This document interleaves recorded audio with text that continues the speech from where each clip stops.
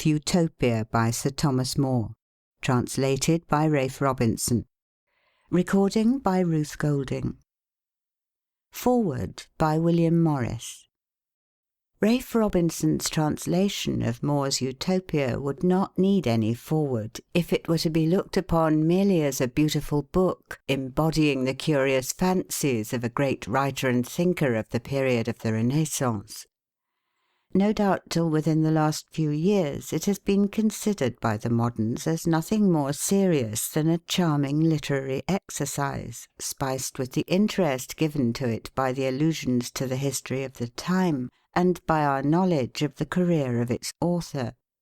But the change of ideas concerning the best state of a public weal, which, I will venture to say, is the great event of the end of this century, has thrown a fresh light upon the book, so that now to some it seems not so much a regret for days which might have been, as, in its essence, a prediction of a state of society which will be. In short, this work of the scholar and Catholic, of the man who resisted what has seemed to most the progressive movement of his own time, has in our days become a socialist tract, familiar to the meetings and debating rooms of the political party which was but lately like the cloud as big as a man's hand.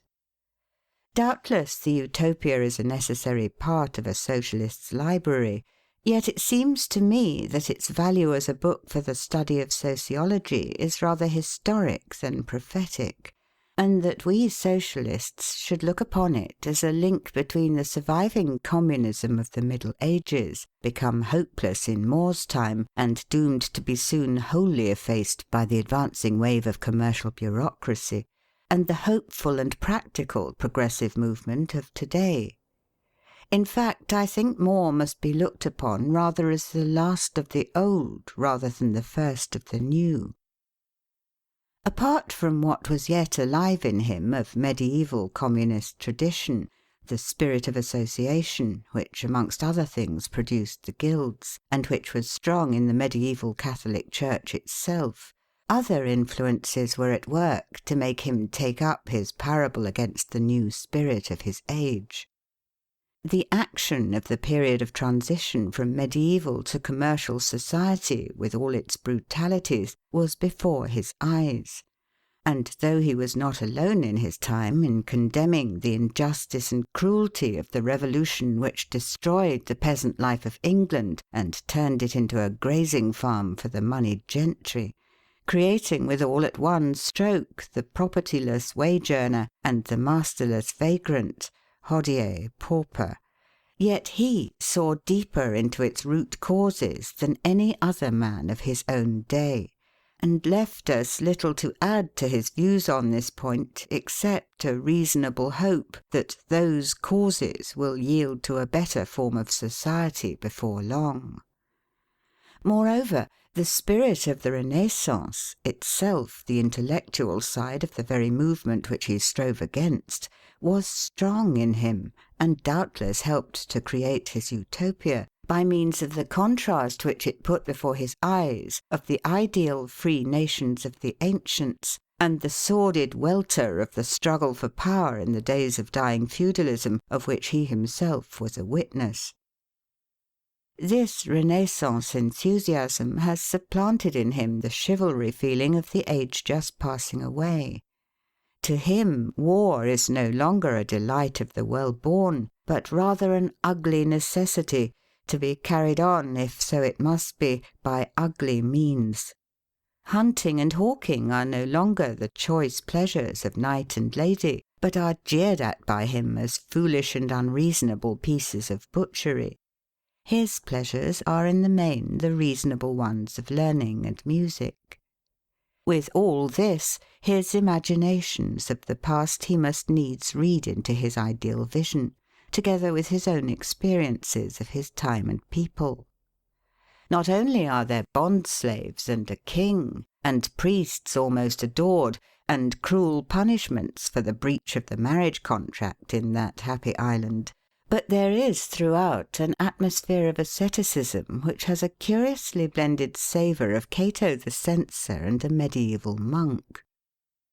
On the subject of war, on capital punishment, the responsibility to the public of kings and other official personages, and such like matters, More speaks words that would not be out of place in the mouth of an 18th century Jacobin, and at first sight this seems rather to show sympathy with what is now mere Whiggism than with Communism.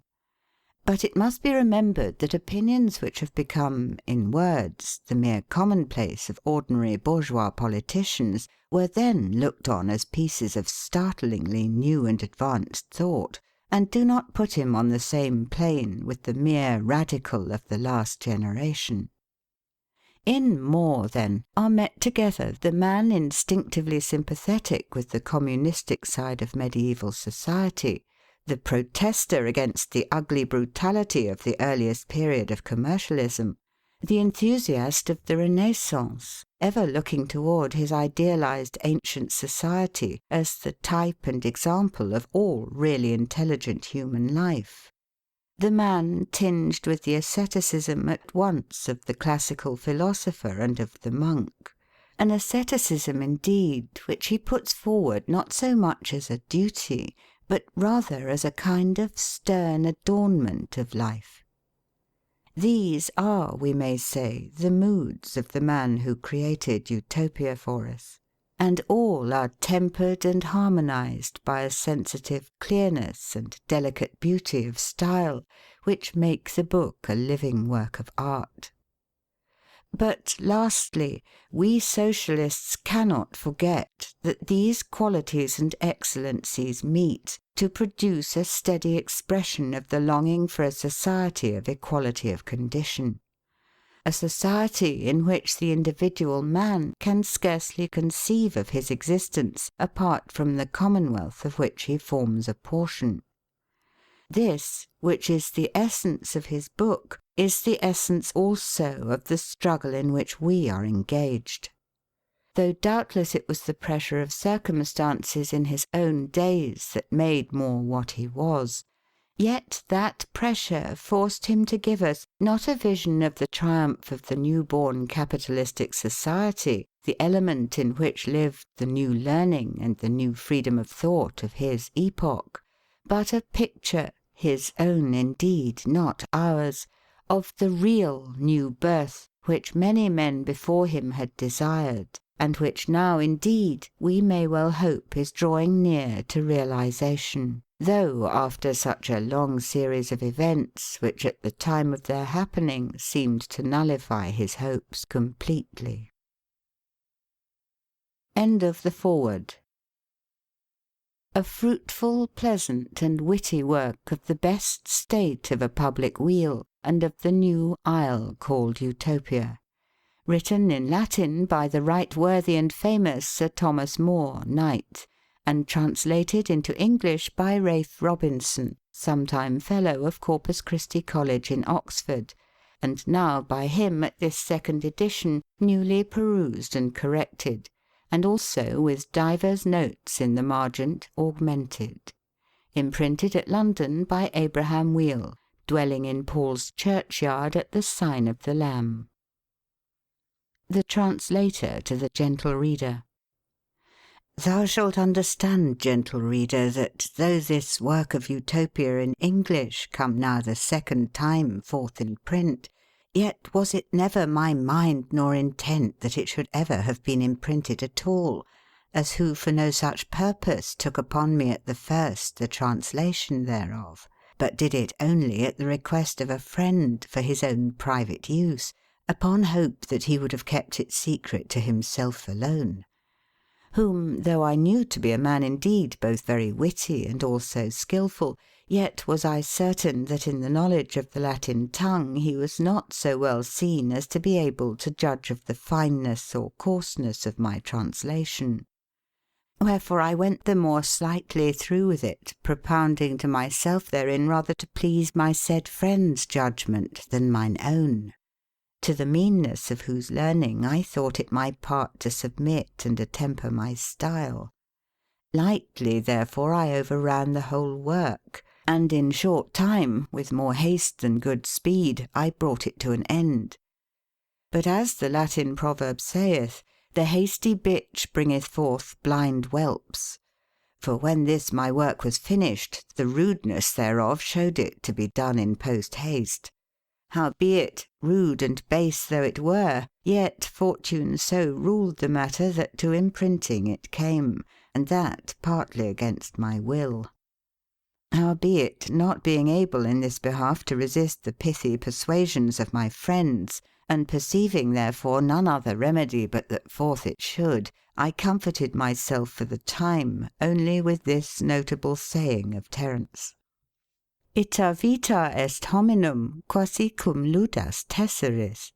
Si illud quod est maxime opus iactu non cadit, illud quod cecidit forte, id arte ut corrigas. In which verses the poet likeneth or compareth the life of man to a dice playing or a game at the tables, meaning therein, if that chance rise not which is most for the player's advantage, that then the chance which fortune hath sent ought so cunningly to be played as may be to the player least damage. By the which worthy similitude surely the witty poet giveth us to understand that though in any of our acts and doings, as it oft chanceth, we happen to fail and miss of our good pretenced purpose, so that the success and our intent prove things far odd, yet so we ought with witty circumspection to handle the matter, that no evil or incommodity, as far forth as may be, and as in us lieth, do thereof ensue.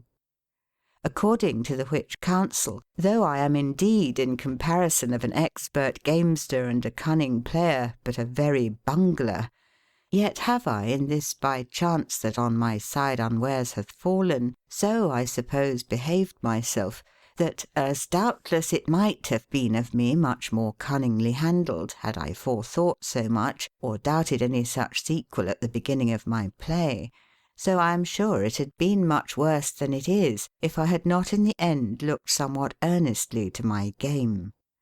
For though this work came not from me so fine, so perfect, and so exact, that at first as surely for my small learning it should have done if I had then meant the publishing thereof in print, yet I trust I have now in this second edition taken about it such pains that very few great faults and notable errors are in it to be found.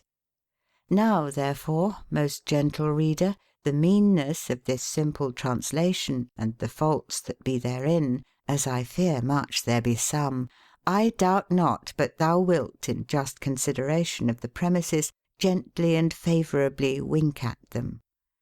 So doing, thou shalt minister unto me good cause to think my labour and pains herein not altogether bestowed in vain. Farley. End of foreword and translator's note. The Epistle. Thomas Moore to Peter Giles sendeth greeting.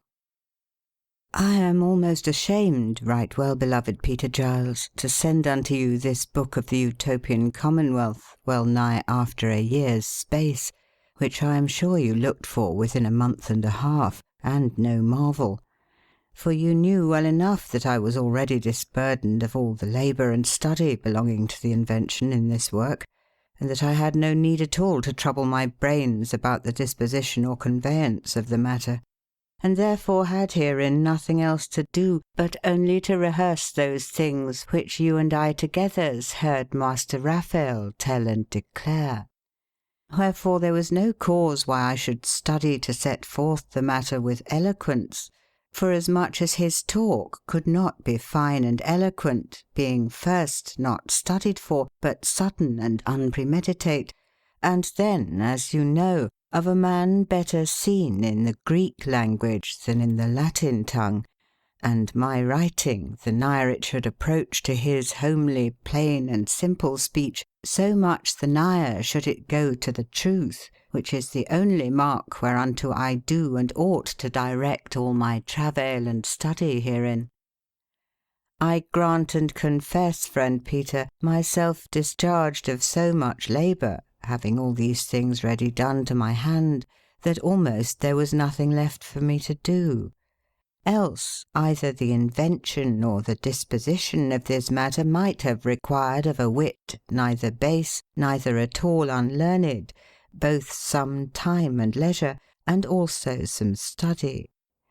But if it were requisite and necessary that the matter should also have been written eloquently and not alone truly, of a surety that thing could I have performed by no time nor study.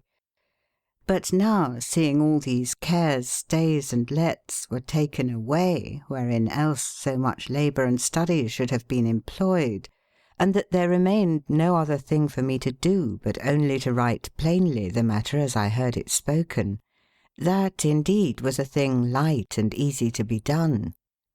Howbeit, to the dispatching of this so little business, my other cares and troubles did leave almost less than no leisure.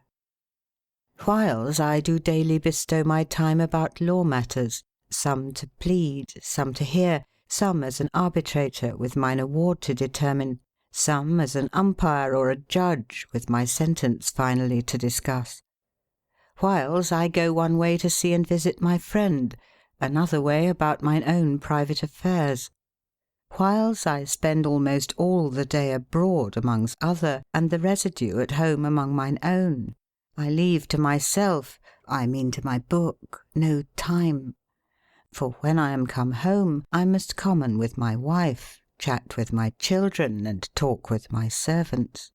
All the which things I reckon and account among business, for as much as they must of necessity be done, and done must they needs be, unless a man will be stranger in his own house.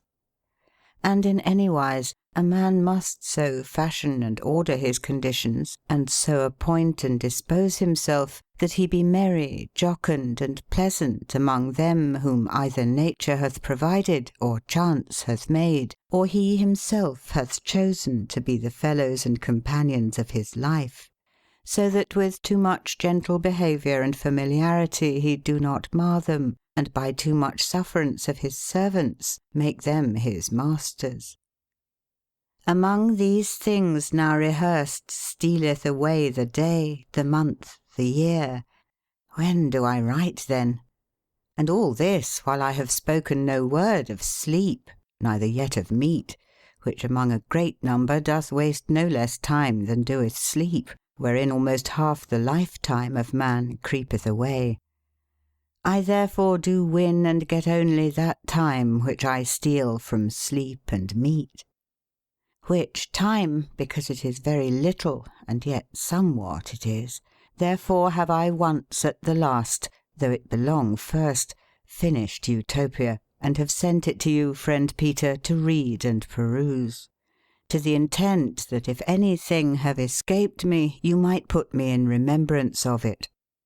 For though in this behalf I do not greatly mistrust myself, which would God I was somewhat in wit and learning, as I am not all of the worst and dullest memory, yet have I not so great trust and confidence in it, that I think nothing could fall out of my mind.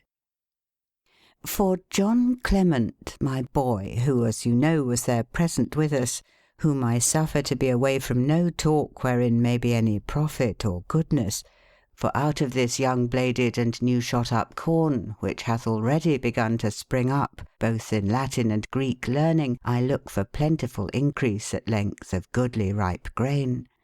He, I say, hath brought me into a great doubt. For whereas Hythloday, unless my memory fail me, said that the bridge of Amorot, which goeth over the river of Anida, is 500 paces, that is to say half a mile in length, my John saith that 200 of those paces must be plucked away, for that the river containeth there not above 300 paces in breadth. I pray you heartily call the matter to your remembrance. For if you agree with him, I also will say as you say, and confess myself deceived. But if you cannot remember the thing, then surely I will write as I have done, and as mine own remembrance serveth me. For as I will take good heed that there be in my book nothing false, so if there be anything doubtful, I will rather tell a lie than make a lie, because I had rather be good than wily. Howbeit, this matter may easily be remedied, if you will take the pains to ask the question of Raphael himself, by word of mouth, if he be now with you, or else by your letters. Which you must needs do for another doubt also that hath chanced, through whose fault I cannot tell, whether through mine or yours or Raphael's, for neither we remembered to inquire of him, nor he to tell us, in what part of the new world Utopia is situate. The which thing I had rather have spent no small sum of money than that it should thus have escaped us. As well for that I am ashamed to be ignorant in what sea that island standeth whereof I write so long a treatise, as also because there be with us certain men, and especially one virtuous and godly man, and a professor of divinity, who is exceeding desirous to go unto Utopia. Not for a vain and curious desire to see news, but to the intent he may further and increase our religion, which is there already luckily begun. And that he may the better accomplish and perform this his good intent, he is minded to procure that he may be sent thither by the High Bishop. Yea, and that he himself may be made Bishop of Utopia, being nothing scrupulous herein, that he must obtain this bishopric with suit. For he counteth that a godly suit which proceedeth not of the desire of honour or lucre, but only of a godly zeal. Wherefore I most earnestly desire you, friend Peter, to talk with Hythloday, if you can, face to face, or else to write your letters to him, and so to work in this matter, that in this my book there may neither anything be found which is untrue, neither anything be lacking which is true. And I think verily it shall be well done that you show unto him the book itself. For if I have missed or failed in any point, or if any fault have escaped me, no man can so well correct and amend it as he can. And yet that can he not do unless he peruse and read over my book written. Moreover, by this means shall you perceive whether he be well willing and content that I should undertake to put this work in writing. For if he be minded to publish and put forth his own labours and travels himself, perchance he would be loath, and so would I also, that in publishing the Utopian Wheel public I should prevent him, and take from him the flower and grace of the novelty of this his history. Howbeit, to say the very truth, I am not yet fully determined with myself whether I will put forth my book or no. For the natures of men be so divers, the fantasies of some so wayward, their minds so unkind, their judgments so corrupt, that they which lead a merry and a jocund life, following their own sensual pleasures and carnal lusts, may seem to be in a much better state or case than they that vex and unquiet themselves with cares and study for the putting forth and publishing of something that may be either profit or pleasure to others, which others nevertheless will disdainfully, scornfully, and unkindly accept the same. The most part of all be unlearned, and a great number hath learning in contempt. The rude and barbarous alloweth nothing but that which is very barbarous indeed. If it be one that hath a little smack of learning, he rejecteth as homely gear and common wear whatsoever is not stuffed full of old moth-eaten terms, and that be worn out of use. Some there be that have pleasure only in old rustic antiquities, and some only in their own doings. One is so sour, so crabbed, and so unpleasant that he can away with no mirth nor sport. Another is so narrow between the shoulders that he can bear no jests nor taunts. Some silly poor souls be so afeard that at every snappish word their nose shall be bitten off, that they stand in no less dread of every quick and sharp word than he that is bitten of a mad dog feareth water. Some be so mutable and wavering that every hour they be in a new mind, saying one thing sitting and another thing standing. Another sort sitteth upon their ale-benches, and there among their cups they give judgment of the wits of writers, and with great authority they condemn, even as pleaseth them, every writer according to his writing, in most spiteful manner mocking, louting, and flouting them, being themselves in the mean season safe, and, as saith the proverb, out of all danger of gunshot. For why, they be so smug and smooth that they have not so much as one ear of an honest man whereby one may take hold of them. There be, moreover, some so unkind and ungentle that though they take great pleasure and delectation in the work, yet for all that they cannot find in their hearts to love the author thereof, nor to afford him a good word, being much like uncourteous, unthankful, and churlish guests, which when they have with good and dainty meats well filled their bellies, depart home, giving no thanks to the feast-maker. Go your ways now, and make a costly feast at your own charges, for guests so dainty-mouthed, so divers in taste, and besides that, of so unkind and unthankful natures. But, nevertheless, friend Peter, do I pray you with Hythloday, as I willed you before. And as for this matter, I shall be at my liberty afterwards to take new advisement. Howbeit, seeing I have taken great pains and labour in writing the matter, if it may stand with his mind and pleasure, I will, as touching the edition or publishing of the book, follow the counsel and advice of my friends, and specially yours. Thus fare you well, right heartily beloved friend Peter, with your gentle wife, and love me as you have ever done, for I love you better than ever I did. End of the Epistle. The first book of the Communication of Raphael Hythloday, concerning the best state of a Commonwealth. The most victorious and triumphant King of England, Henry VIII of that name, in all royal virtues a prince most peerless, had of late, in controversy with Charles, the right high and mighty King of Castile, weighty matters and of great importance.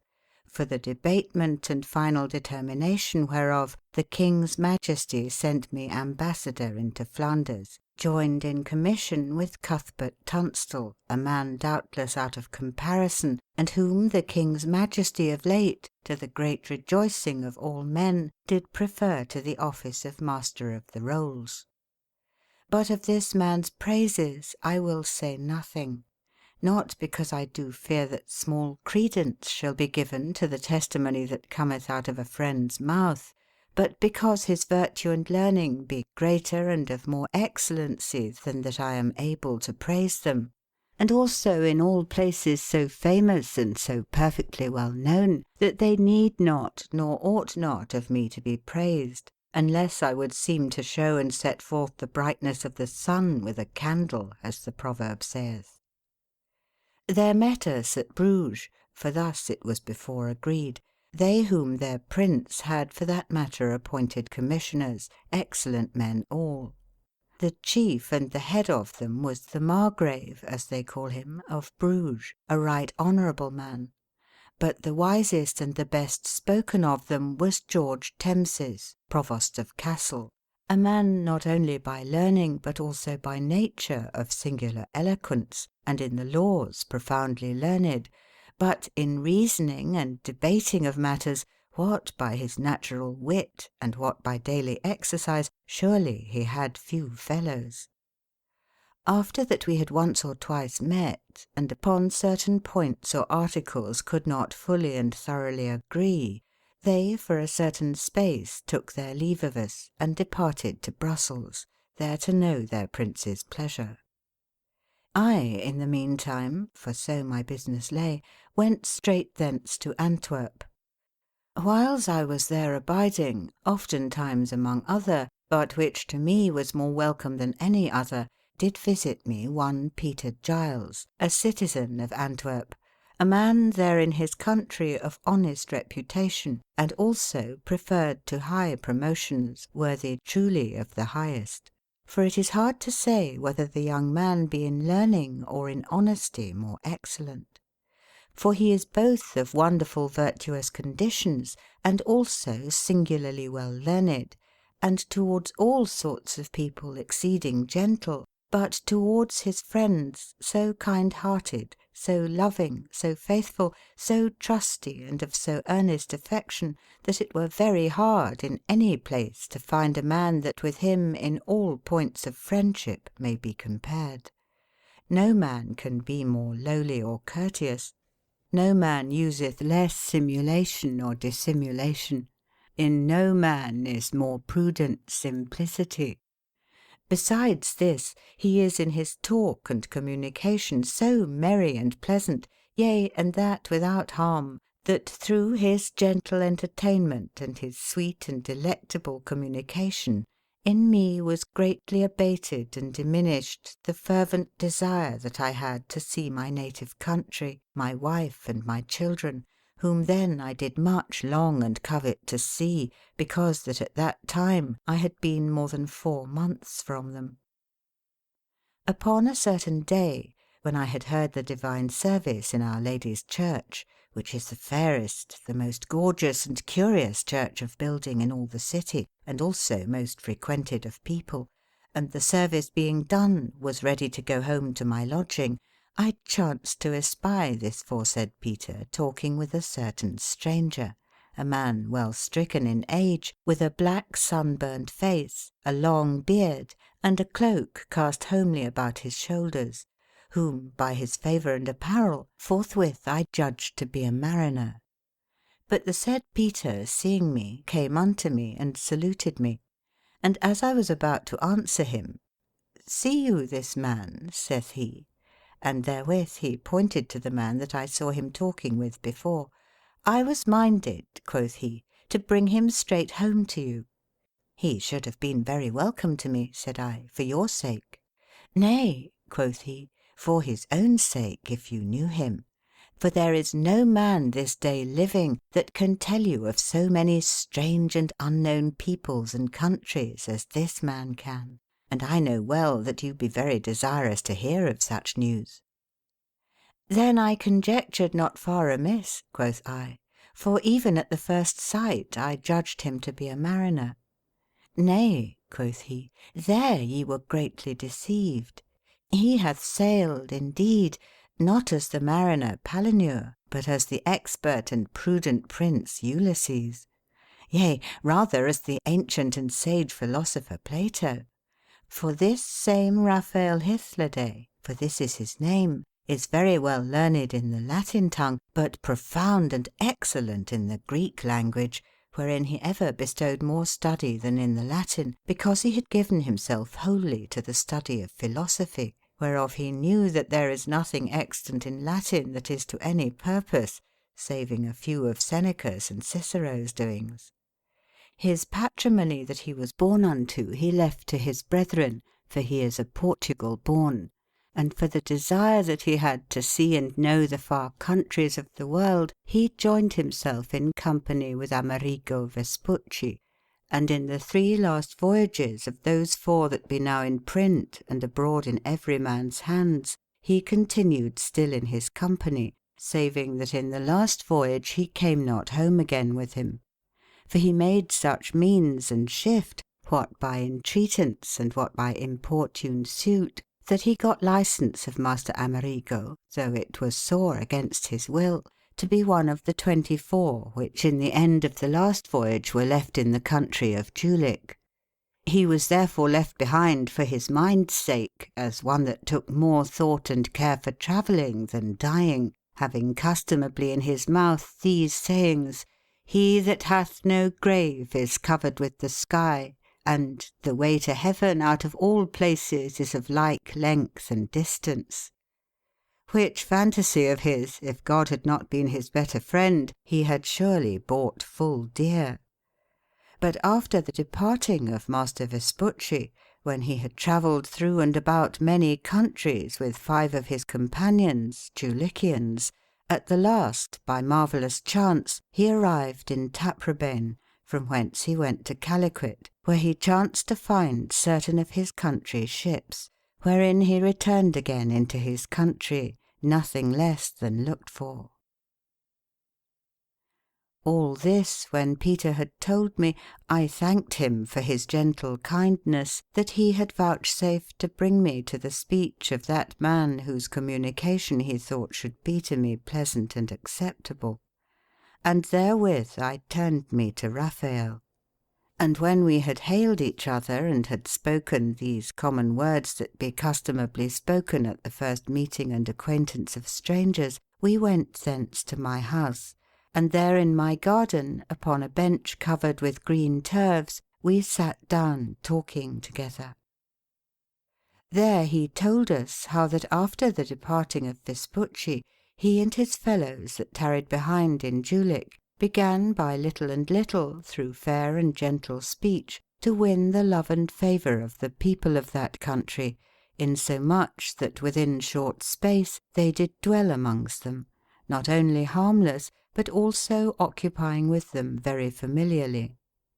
He told us also that they were in high reputation and favour with a certain great man, whose name and country is now quite out of my remembrance, which of his mere liberality did bear the costs and charges of him and his 5 companions, and besides that gave them a trusty guide to conduct them in their journey, which by water was in boats, and by land in waggons, and to bring them to other princes with very friendly commendations. Thus, after many days' journeys, he said, they found towns and cities and weal publics, full of people governed by good and wholesome laws. For under the line equinoctial, and on both sides of the same, as far as the sun doth extend his course, lieth, quoth he, great and wide deserts and wildernesses, parched, burned, and dried up with continual and intolerable heat. All things be hideous, terrible, loathsome, and unpleasant to behold. All things out of fashion and comeliness, inhabited with wild beasts and serpents, or at the leastwise with people that be no less savage, wild, and noisome than the very beasts themselves be. But a little farther beyond that, all things begin by little and little to wax pleasant, the air soft, temperate, and gentle, the ground covered with green grass, less wildness in the beasts. At the last shall ye come again to people, cities, and towns, wherein is continual intercourse and occupying of merchandise and chaffer, not only among themselves and with their borderers, but also with merchants of far countries, both by land and water. There I had occasion, said he, to go to many countries on every side, for there was no ship ready to any voyage or journey, but I and my fellows were into it very gladly received. The ships that they found first were made plain, flat, and broad in the bottom, trough-wise. The sails were made of great rushes or of wickers, and in some places of leather. Afterward they found ships with ridged keels and sails of canvas, yea, and shortly after having all things like ours. The shipmen also very expert and cunning both in the sea and in the weather. But he said that he found great favour and friendship among them for teaching them the feat and use of the lodestone, which to them before that time was unknown, and therefore they were wont to be very timorous and fearful upon the sea, nor to venture upon it but only in the summer time. But now they have such a confidence in that stone that they fear not stormy winter, in so doing farther from care than danger, insomuch that it is greatly to be doubted lest that thing through their own foolish hardiness shall turn them to evil and harm, which at the first was supposed should be to them good and commodious.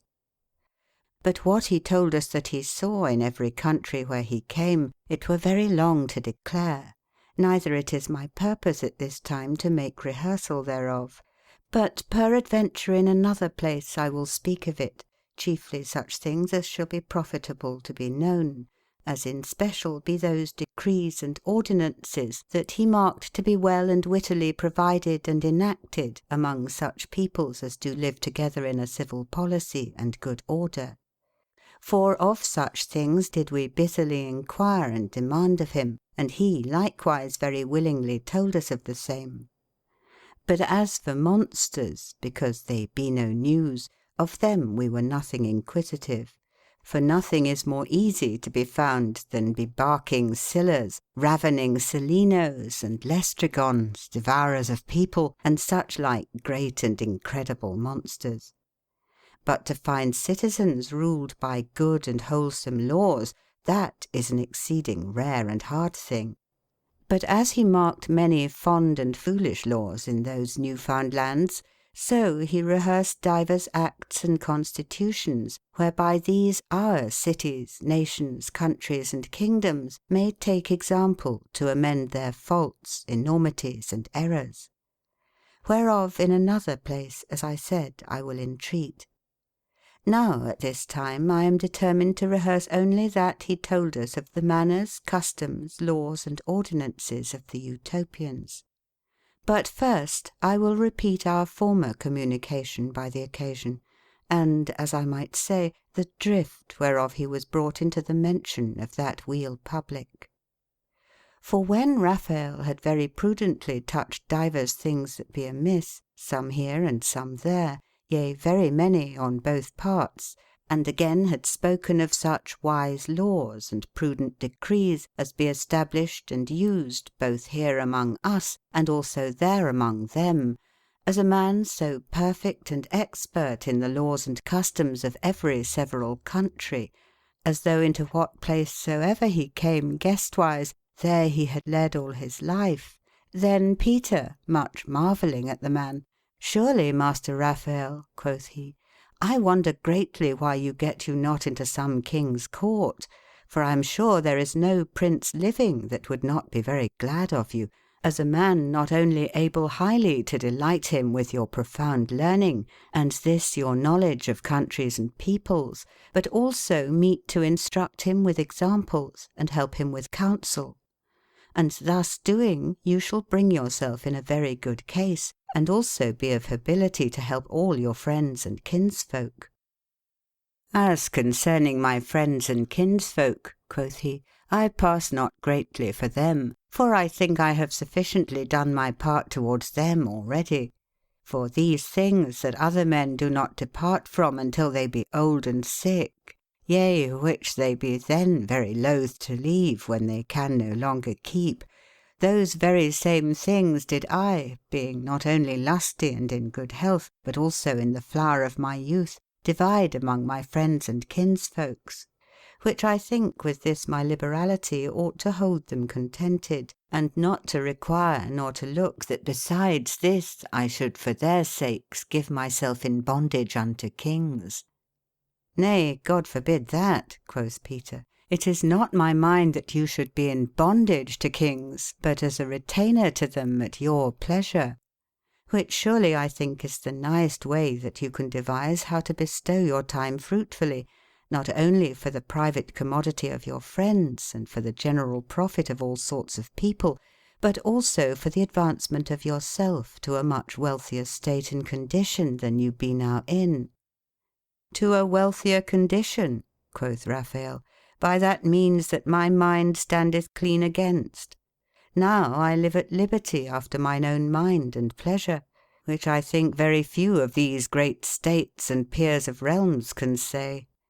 Yea, and there be enough of them that sue for great men's friendships, and therefore think it no great hurt if they have not me, nor 3 or 4 such other as I am." "Well, I perceive plainly, friend Raphael," quoth I, "that you be desirous neither of riches nor of power, And truly I have in no less reverence and estimation a man of your mind than any of them all that be so high in power and authority. But you shall do as it becometh you. Yea, and according to this wisdom, to this high and free courage of yours, if you can find in your heart so to appoint and dispose yourself that you may apply your wit and diligence to the profit of the weal public, though it be somewhat to your own pain and hindrance. And this shall you never so well do, nor with so great profit perform, as if you be of some great prince's counsel, and put into his head, as I doubt not but you will, honest opinions and virtuous persuasions. For from the prince, as from a perpetual well-spring, cometh among the people the flood of all that is good or evil. But in you is so perfect learning, that without any experience, and again so great experience, that without any learning ye may well be any king's counsellor. You be twice deceived, Master More, quoth he, first in me, and again in the thing itself. For neither is in me the hability that you force upon me, and if it were never so much, yet in disquieting mine own quietness, I should nothing further the weal public. For first of all, the most part of all princes have more delight in warlike matters and feats of chivalry, the knowledge whereof I neither have nor desire, than in the good feats of peace, and employ much more study how by right or by wrong to enlarge their dominions, than how well and peaceably to rule and govern that they have already. Moreover, they that be counsellors to kings, every one of them either is of himself so wise indeed that he needeth not, or else he thinketh himself so wise that he will not allow another man's counsel, saving that they do shamefully and flatteringly give assent to the fond and foolish sayings of certain great men, whose favours, because they be in high authority with their prince, by assentation and flattery they labour to obtain. And verily it is naturally given to all men to esteem their own inventions best. So both the raven and the ape think their own young ones fairest.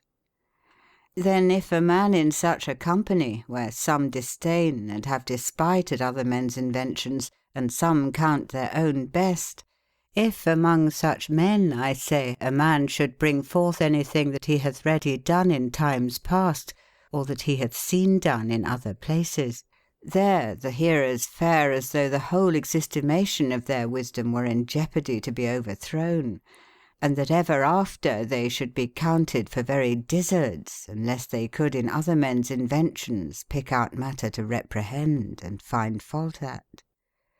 If all other poor helps fail, then this is their extreme refuge. These things, say they, pleased our forefathers and ancestors. Would God we could be so wise as they were! And as though they had wittily concluded the matter, and with this answer stopped every man's mouth, they sit down again, as who should say, it were a very dangerous matter if a man in any point should be found wiser than his forefathers were. And yet be we content to suffer the best and wittiest of their decrees to lie unexecuted. But if in anything a better order might have been taken than by them was, there we take fast hold, finding therein many faults. Many times have I chanced upon such proud, lewd, overthwart, and wayward judgments, yea, and once in England. I pray you, sir, quoth I, have you been in our country? Yea, forsooth, quoth he. And there I tarried for the space of 4 or 5 months together, not long after the insurrection that the Western Englishmen made against their king, which by their own miserable and pitiful slaughter was suppressed and ended. In the mean season I was much bound and beholding to the Right Reverend Father John Morton, Archbishop and Cardinal of Canterbury, and at that time also Lord Chancellor of England. A man, Master Peter, for Master More knoweth already that I will say, not more honourable for his authority than for his prudence and virtue. He was of a mean stature, and though stricken in age, yet bare he his body upright. In his face did shine such an amiable reverence as was pleasant to behold, gentle in communication, yet earnest and sage. He had great delight many times with rough speech to his suitors, to prove, but without harm, what prompt wit and what bold spirit were in every man, in the which, as in a virtue much agreeing with his nature, so that therewith were not joined impudency, he took great delectation. And the same person, as apt and meet to have an administration in the weal public, he did lovingly embrace. In his speech he was fine, eloquent, and pithy. In the law he had profound knowledge. In wit he was incomparable, and in memory wonderful excellent. These qualities, which in him were by nature singular, he by learning and use had made perfect. The king put much trust in his counsel. The weal public also in a manner leaned unto him when I was there. For even in the chief of his youth he was taken from school into the court, and there passed all his time in much trouble and business, being continually tumbled and tossed in the waves of divers misfortunes and adversities. And so by many and great dangers he learned the experience of the world, which so being learned cannot easily be forgotten. End of section 2. Section 3 of Utopia by Sir Thomas More. It chanced on a certain day when I sat at his table, there was also a certain layman cunning in the laws of your realm, who, I cannot tell whereof taking occasion, began diligently and earnestly to praise that straight and rigorous justice which at that time was there executed upon felons, who, as he said, were for the most part 20 hanged together upon one gallows.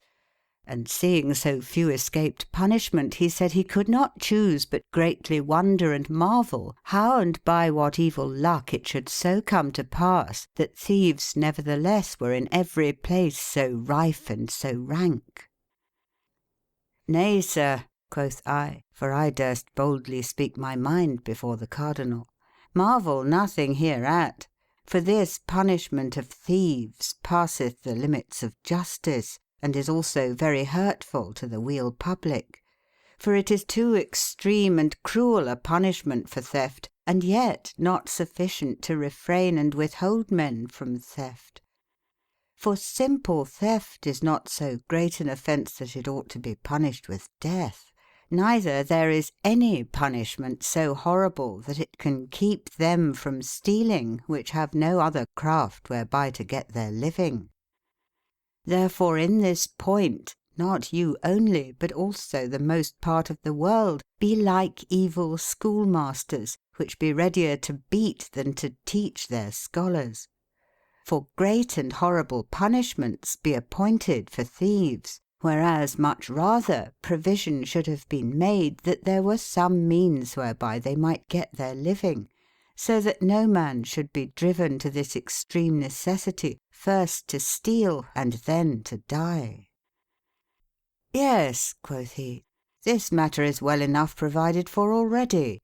There be handicrafts, there is husbandry to get their living by, if they would not willingly be naught." "Nay," quoth I, "you shall not scape so.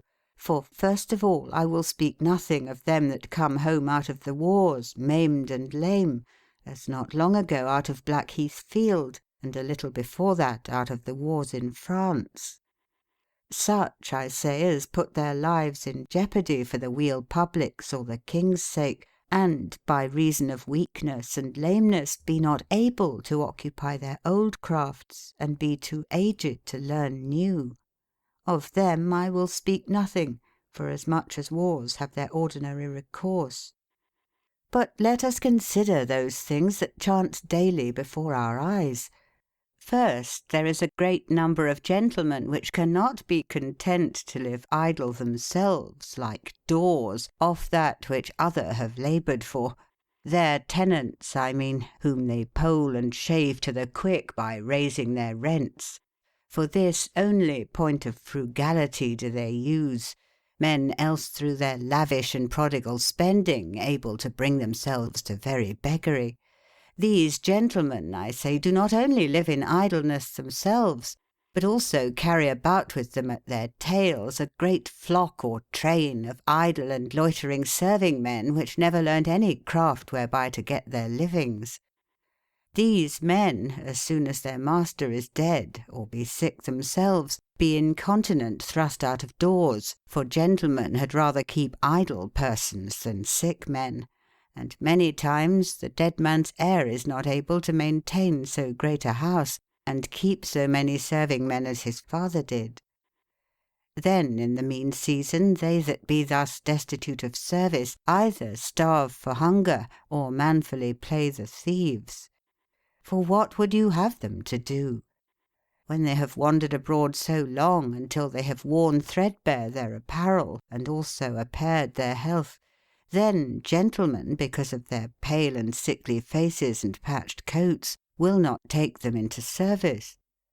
And husbandmen dare not set them a work, knowing well enough that he is nothing meet to do true and faithful service to a poor man with a spade and a mattock for small wages and hard fare, which, being daintily and tenderly pampered up in idleness and pleasure, was wont with a sword and a buckler by his side to jet through the street with a bragging look, and to think himself too good to be any man's mate.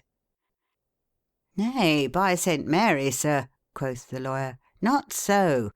For this kind of men must we make most of. For in them, as men of stouter stomachs, bolder spirits, and manlier courages than handicraftsmen and ploughmen be, doth consist the whole power, strength, and puissance of our army, when we must fight in battle. Forsooth, sir, as well you might say," quoth I, "that for war's sake you must cherish thieves, for surely you shall never lack thieves while you have them. No, nor thieves be not the most false and faint-hearted soldiers, nor soldiers be not the cowardliest thieves, so well these two crafts agree together. But this fault, though it be much used among you, yet is it not peculiar to you only, but common also almost to all nations.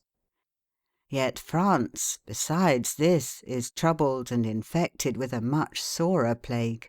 The whole realm is filled and besieged with hired soldiers in peacetime, if that be peace, which be brought in under the same colour and pretence that hath persuaded you to keep these idle serving men. For these wise fools and very archdolts thought the wealth of the whole country herein to consist, if there were ever in a readiness a strong and a sure garrison, specially of old practised soldiers, for they put no trust at all in men unexercised.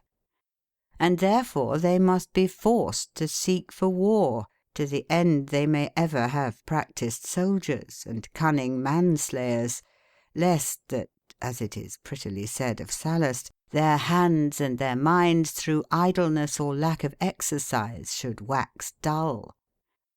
But how pernicious and pestilent a thing it is to maintain such beasts, the Frenchmen by their own harms have learned, and the examples of the Romans, Carthaginians, Syrians, and of many other countries do manifestly declare. For not only the empire, but also the fields and cities of all these, by divers occasions, have been overrun and destroyed of their own armies beforehand had in a readiness. Now how unnecessary a thing this is, hereby it may appear. That the French soldiers, which from their youth have been practised and inured in feats of arms, do not crack, nor advance themselves to have very often got the upper hand and mastery of your new-made and unpractised soldiers. But in this point I will not use many words, lest perchance I may seem to flatter you. No, nor those same handicraft men of yours in cities, nor yet the rude and uplandish ploughmen of the country, are not supposed to be greatly afraid of your gentlemen's idle serving men, unless it be such as be not of body or stature correspondent to their strength and courage, or else whose bold stomachs be discouraged through poverty. Thus you may see that it is not to be feared lest they should be effeminated if they were brought up in good crafts and laboursome works whereby to get their livings, whose stout and sturdy bodies, for gentlemen vouchsafe to corrupt and spill none but picked and chosen men, now either by reason of rest and idleness be brought to weakness, or else by too easy and womanly exercises be made feeble and unable to endure hardness. Truly, howsoever the case standeth, this methinketh is nothing available to the weal public for war's sake, which you never have but when you will yourselves, to keep and maintain an innumerable flock of that sort of men that be so troublesome and noyous in peace, whereof you ought to have 1,000 times more regard than of war. But yet this is not only the necessary cause of stealing. There is another, which, as I suppose, is proper and peculiar to you Englishmen alone. What is that? Quoth the Cardinal.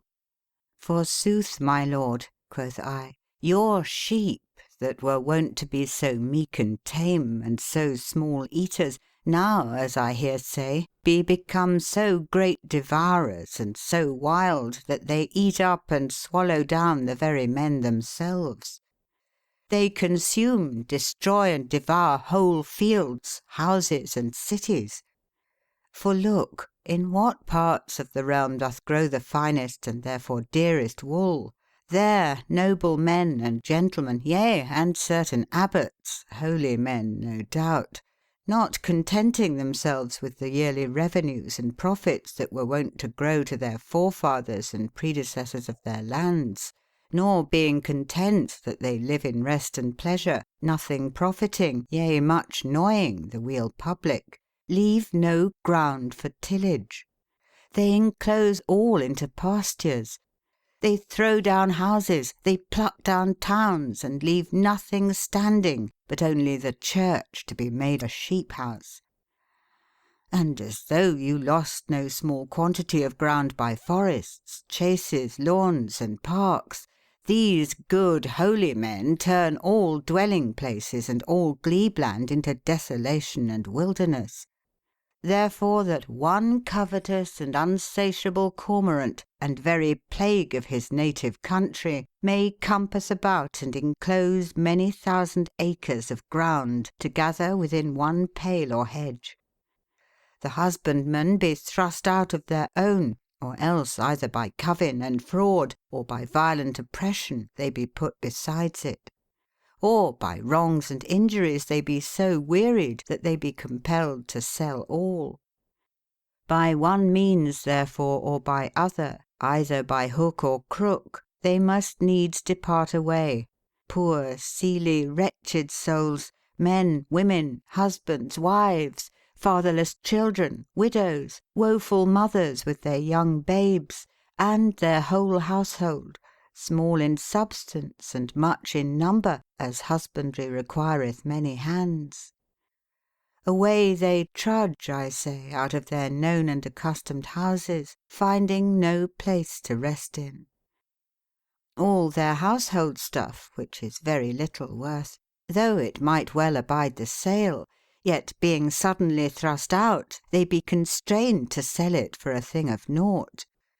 And when they have wandered abroad till that be spent, what can they then else do but steal, and then justly, pardie, be hanged, or else go about a begging? And yet then also they be cast in prison as vagabonds, because they go about and work not, whom no man will set a work, though they never so willingly proffer themselves thereto. For one shepherd or herdman is enough to eat up that ground with cattle, to the occupying whereof about husbandry many hands were requisite. And this is also the cause why victuals be now in many places dearer. Yea, besides this, The price of wool is so risen that poor folks, which were wont to work it and make cloth thereof, be now able to buy none at all. And by this means very many be forced to forsake work, and to give themselves to idleness. For after that so much ground was enclosed for pasture, an infinite multitude of sheep died of the rot, such vengeance God took of their inordinate and unsatiable covetousness, sending among the sheep that pestiferous murrain, which much more justly should have fallen on the sheepmasters' own heads. And though the number of sheep increase never so fast, yet the price falleth not one mite, because there be so few sellers. For they be almost all comen into a few rich men's hands, whom no need forceth to sell before they lust, and they lust not before they may sell as dear as they lust. Now the same cause bringeth in like dearth of the other kinds of cattle, yea, and that so much the more, because that after farms plucked down, and husbandry decayed, there is no man that passeth for the breeding of young store. For these rich men bring not up the young ones of great cattle as they do lambs.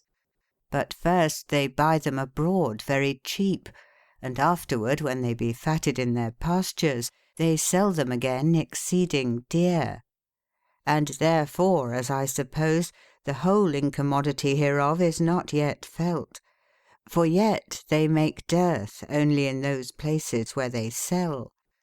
But when they shall fetch them away from thence where they be bred faster than they can be brought up, then shall there also be felt great dearth, store beginning there to fail where the ware is bought. Thus the unreasonable covetousness of a few hath turned that thing to the utter undoing of your island, in the which thing the chief felicity of your realm did consist. For this great dearth of victuals causeth men to keep as little houses and as small hospitality as they possible may, and to put away their servants, whither, I pray you, but a begging? Or else, which these gentle bloods and stout stomachs will sooner set their minds unto, a stealing. Now to amend the matter, to this wretched beggary and miserable poverty is joined great wantonness, importunate superfluity, and excessive riot. For not only gentlemen's servants, but also handicraftmen, yea, and almost the ploughmen of the country, with all other sorts of people, use much strange and proud new-fangledness in their apparel, and too much prodigal riot and sumptuous fare at their table. Now bawds, queens, whores, harlots, strumpets, brothel-houses, stews, and yet another stews, wine-taverns, ale-houses, and tippling-houses, with so many naughty, lewd, and unlawful games as dice, cards, tables, tennis, bowls, quoits, do not all these send the haunters of them straight a stealing when their money is gone? Cast out these pernicious abominations. Make a law that they which plucked down farms and towns of husbandry shall re-edify them, or else yield and uprender the possession thereof to such as will go to the cost of building them anew.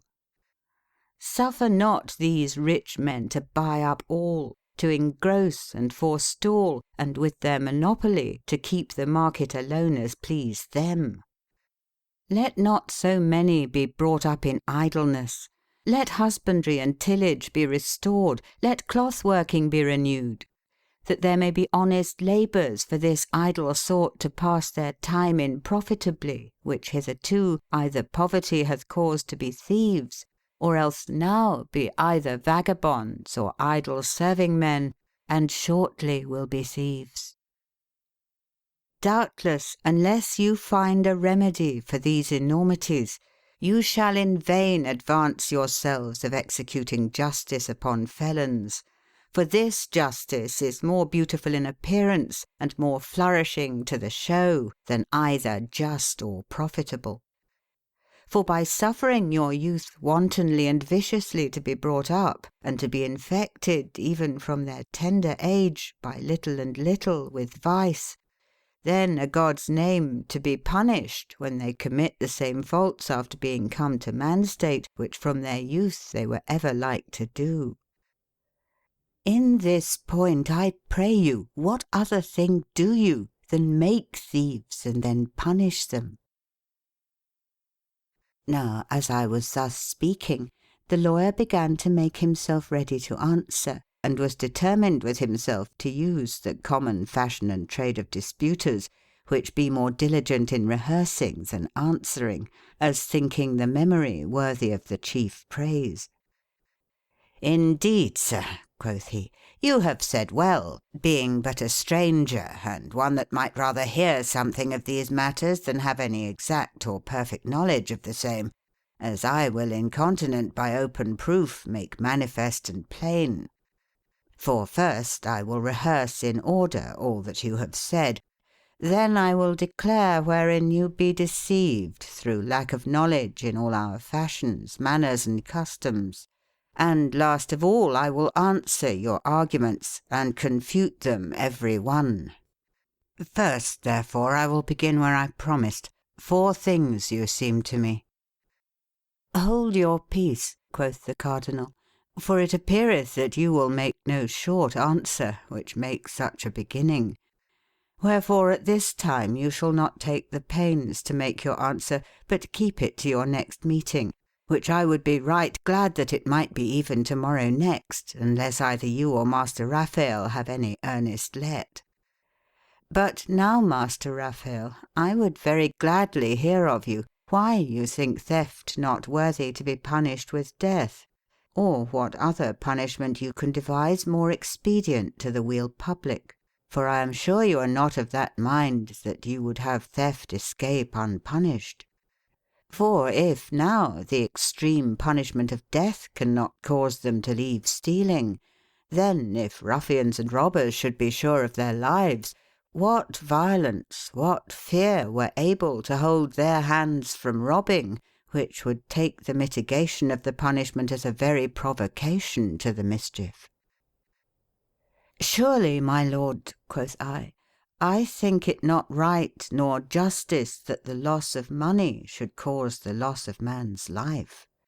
For mine opinion is, that all the goods in the world are not able to countervail man's life.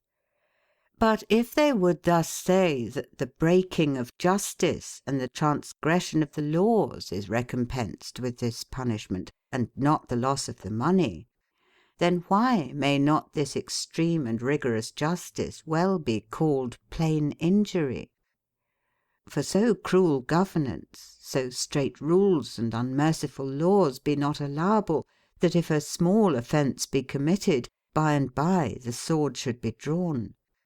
Nor so stoical ordinances are to be borne withal, as to count all offences of such equality, that the killing of a man or the taking of his money from him were both a matter, and the one no more heinous offence than the other.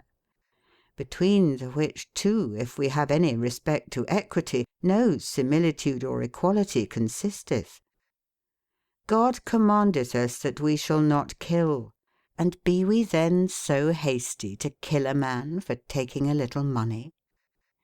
And if any man would understand killing by this commandment of God to be forbidden, after no larger wise than man's constitutions define killing to be lawful, then why may it not likewise by man's constitutions be determined after what sort whoredom, fornication, and perjury may be lawful? For whereas by the permission of God no man hath power to kill neither himself nor yet any other man, then if a law made by the consent of men concerning slaughter of men ought to be of such strength, force, and virtue, that they which contrary to the commandment of God have killed those whom this constitution of man commanded to be killed, be clean quit and exempt out of the bonds and danger of God's commandment. Shall it not then by this reason follow, that the power of God's commandment shall extend no further than man's law doeth define and permit. And so shall it come to pass, that in like manner man's constitutions in all things shall determine how far the observation of all God's commandments shall extend. To be short, Moses' law, though it were ungentle and sharp, as a law that was given to bondmen, yea, and them very obstinate, stubborn, and stiff-necked, yet it punished theft by the purse, and not with death. And let us not think that God, in the new law of clemency and mercy under the which he ruleth us with fatherly gentleness, as his dear children, hath given us greater scope and licence to the execution of cruelty one upon another. Now ye have heard the reasons whereby I am persuaded that this punishment is unlawful. Furthermore, I think there is nobody that knoweth not how unreasonable, yea, how pernicious a thing it is to the weal public, that a thief and an homicide or murderer should suffer equal and like punishment. For the thief seeing that man is condemned for theft in no less jeopardy, nor judged to no less punishment, than him that is convict of manslaughter, through this cogitation only he is strongly and forcibly provoked, and in a manner constrained to kill him whom else he would have but robbed. For the murder being once done, he is in less fear, and in more hope that the deed shall not be bewrayed or known, seeing the party is now dead and rid out of the way, which only might have uttered and disclosed it. But if he chance to be taken and described, yet he is in no more danger and jeopardy than if he had committed but single felony.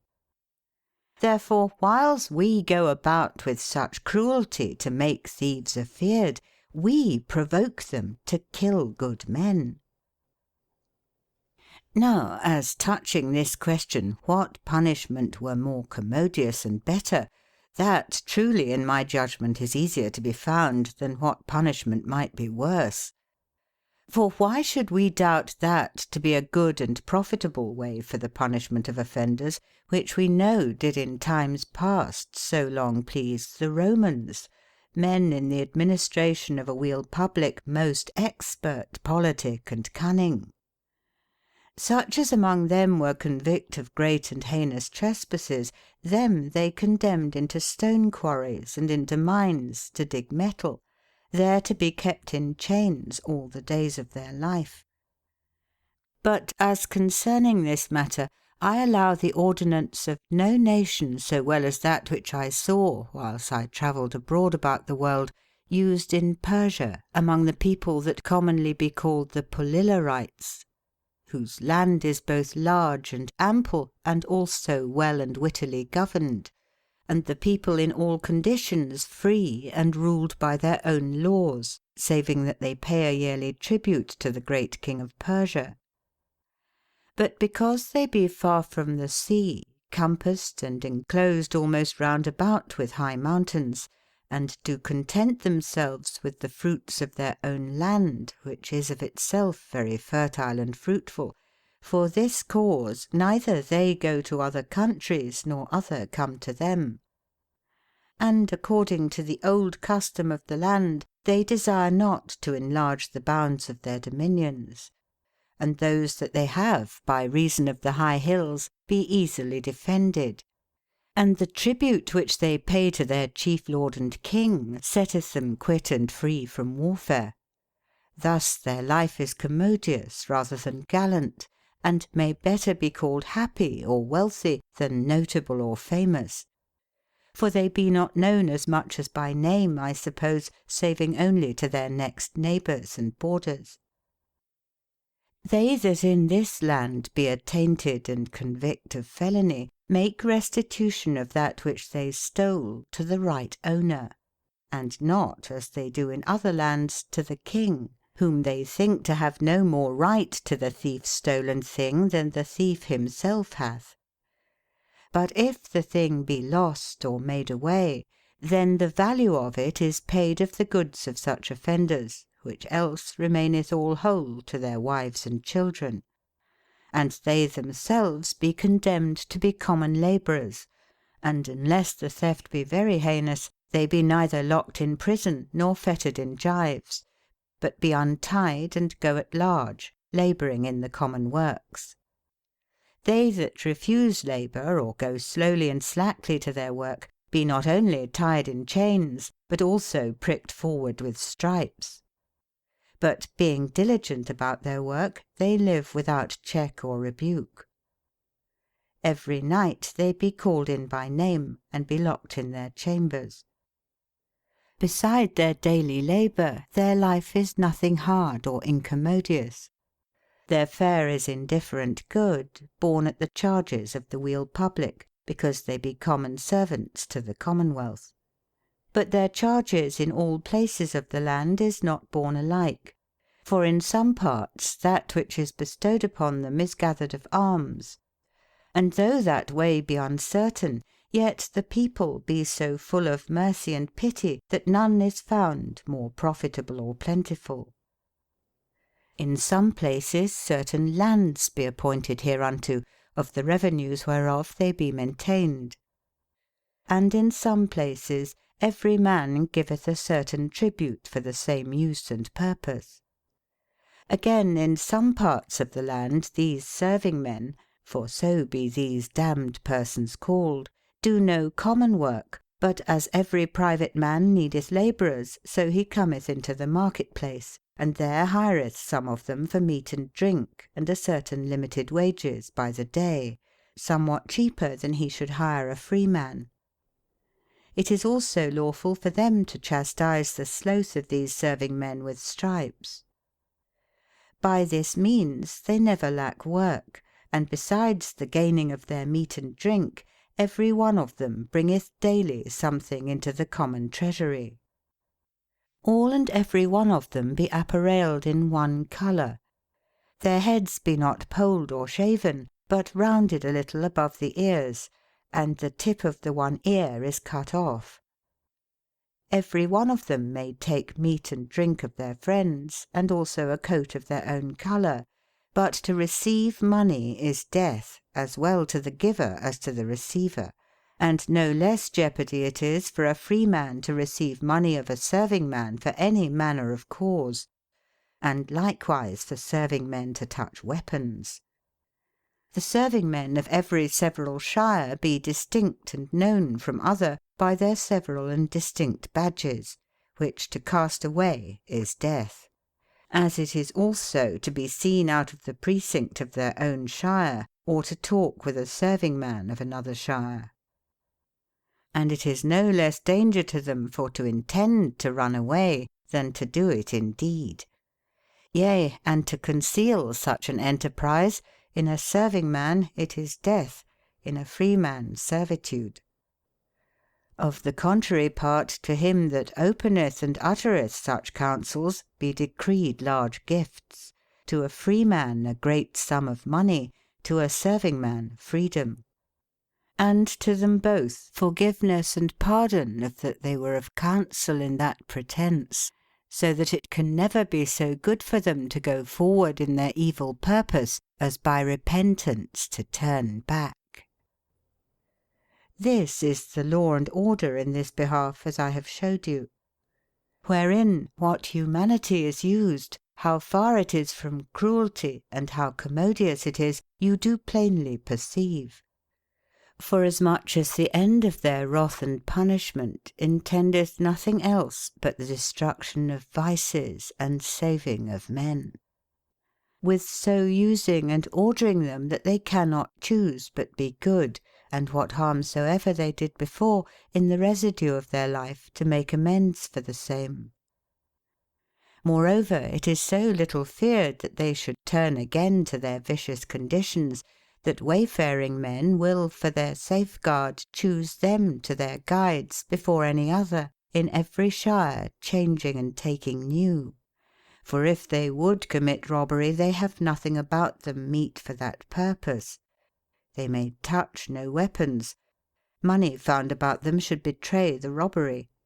they should be no sooner taken with the manner, but forthwith they should be punished. Neither they can have any hope at all to scape away by flying. For how should a man, that in no part of his apparel is like other men, fly privily and unknown, unless he would run away naked?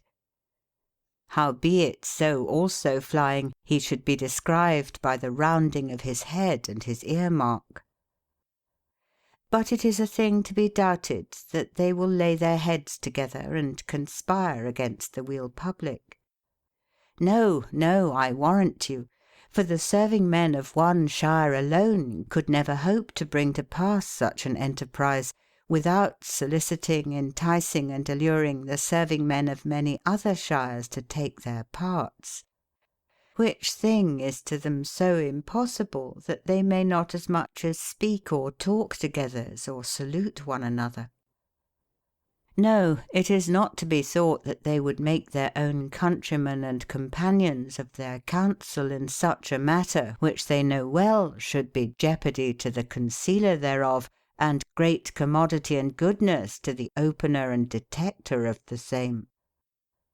Whereas, on the other part, there is none of them all hopeless or in despair to recover again his former estate of freedom, by humble obedience, by patient suffering, and by giving good tokens and likelihood of himself that he will ever after that live like a true and an honest man.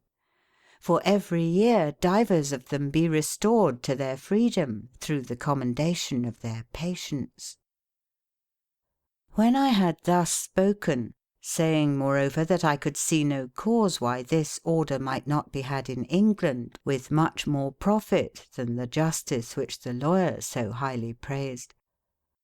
Nay, quoth the lawyer, this could never be so stablished in England but that it must needs bring the weal public into great jeopardy and hazard. And as he was thus saying, he shaked his head and made a wry mouth, and so he held his peace. And all that were there present with one assent agreed to his saying. Well, quoth the cardinal, yet it were hard to judge without a proof whether this order would do well here or no. But when the sentence of death is given, if then the king should command execution to be deferred and spared, and would prove this order and fashion, taking away the privileges of all sanctuaries, if then the proof should declare the thing to be good and profitable, then it were well done that it were stablished. Else the condemned and reprieved persons may as well and as justly be put to death after this proof as when they were first cast. Neither any jeopardy can in the mean space grow hereof. Yea, and methinketh that these vagabonds may very well be ordered after the same fashion, against whom we have hitherto made so many laws and so little prevailed. When the cardinal had thus said, then every man gave great praise to my sayings, which a little before they had disallowed. But most of all was esteemed that which was spoken of vagabonds, because it was the cardinal's own addition. End of section 3. Section 4 of Utopia by Sir Thomas More. I cannot tell whether it were best to rehearse the communication that followed, for it was not very sad. But yet you shall hear it, for there was no evil in it, and partly it pertained to the matter before said. There chanced to stand by a certain jesting parasite or scoffer, which would seem to resemble and counterfeit the fool. But he did in such wise counterfeit that he was almost the very same indeed that he laboured to represent. He so studied with words and sayings brought forth so out of time and place to make sport and move laughter, that he himself was oftener laughed at than his jests were. Yet the foolish fellow brought out now and then such indifferent and reasonable stuff that he made the proverb true which saith, "He that shooteth oft at the last shall hit the mark." so that when one of the company said that through my communication a good order was found for thieves, and that the cardinal also had well provided for vagabonds, so that only remained some good provision to be made for them that through sickness and age were fallen into poverty and were become so impotent and unwieldy that they were not able to work for their living. "Tush," quoth he, "let me alone with them, you shall see me do well enough with them. For I had rather than any good that this kind of people were driven somewhere out of my sight. They have so sore troubled me many times and oft, when they have with their lamentable tears begged money of me. And yet they could never to my mind so tune their song that thereby they ever got of me one farthing. For evermore the one of these two chanced, either that I would not, or else that I could not, because I had it not. Therefore now they be waxed wise, for when they see me go by, because they will not lose their labour, they let me pass and say not one word to me. So they look for nothing of me, no, in good sooth, no more than if I were a priest or a monk. But I will make a law that all these beggars shall be distributed and bestowed into houses of religion. The men shall be made lay brethren, as they call them, and the women nuns." Hereat the cardinal smiled and allowed it in jest, yea, and all the residue in good earnest. But a certain friar, graduate in divinity, took such pleasure and delight in this jest of priests and monks, that he also, being else a man of grisly and stern gravity, began merrily and wantonly to jest and taunt. "Nay," quoth he, "you shall not so be rid and dispatched of beggars, unless you make some provision also for us friars." "Why," quoth the jester, "that is done already. For my lord himself set a very good order for you, when he decreed that vagabonds should be kept straight and set to work. For you be the greatest and veriest vagabonds that be." This jest also, when they saw the cardinal not disprove it, every man took it gladly, saving only the friar. For he, and that no marvel, being thus touched on the quick and hit on the gall, so fret, so fumed and chafed at it, and was in such a rage, that he could not refrain himself from chiding, scolding, railing, and reviling. He called the fellow ribald, villain, javil, backbiter, slanderer, and the child of perdition, citing therewith terrible threatenings out of Holy Scripture. Then the jesting scoffer began to play the scoffer indeed, and verily he was good at that, for he could play a part in that play no man better. "Patient yourself, good master friar," quoth he, "and be not angry, for Scripture saith, in your patience you shall save your souls." Then the friar, for I will rehearse his own very words, "No, gallows wretch, I am not angry," quoth he, "or at the least wise I do not sin. For the psalmist saith, Be you angry and sin not."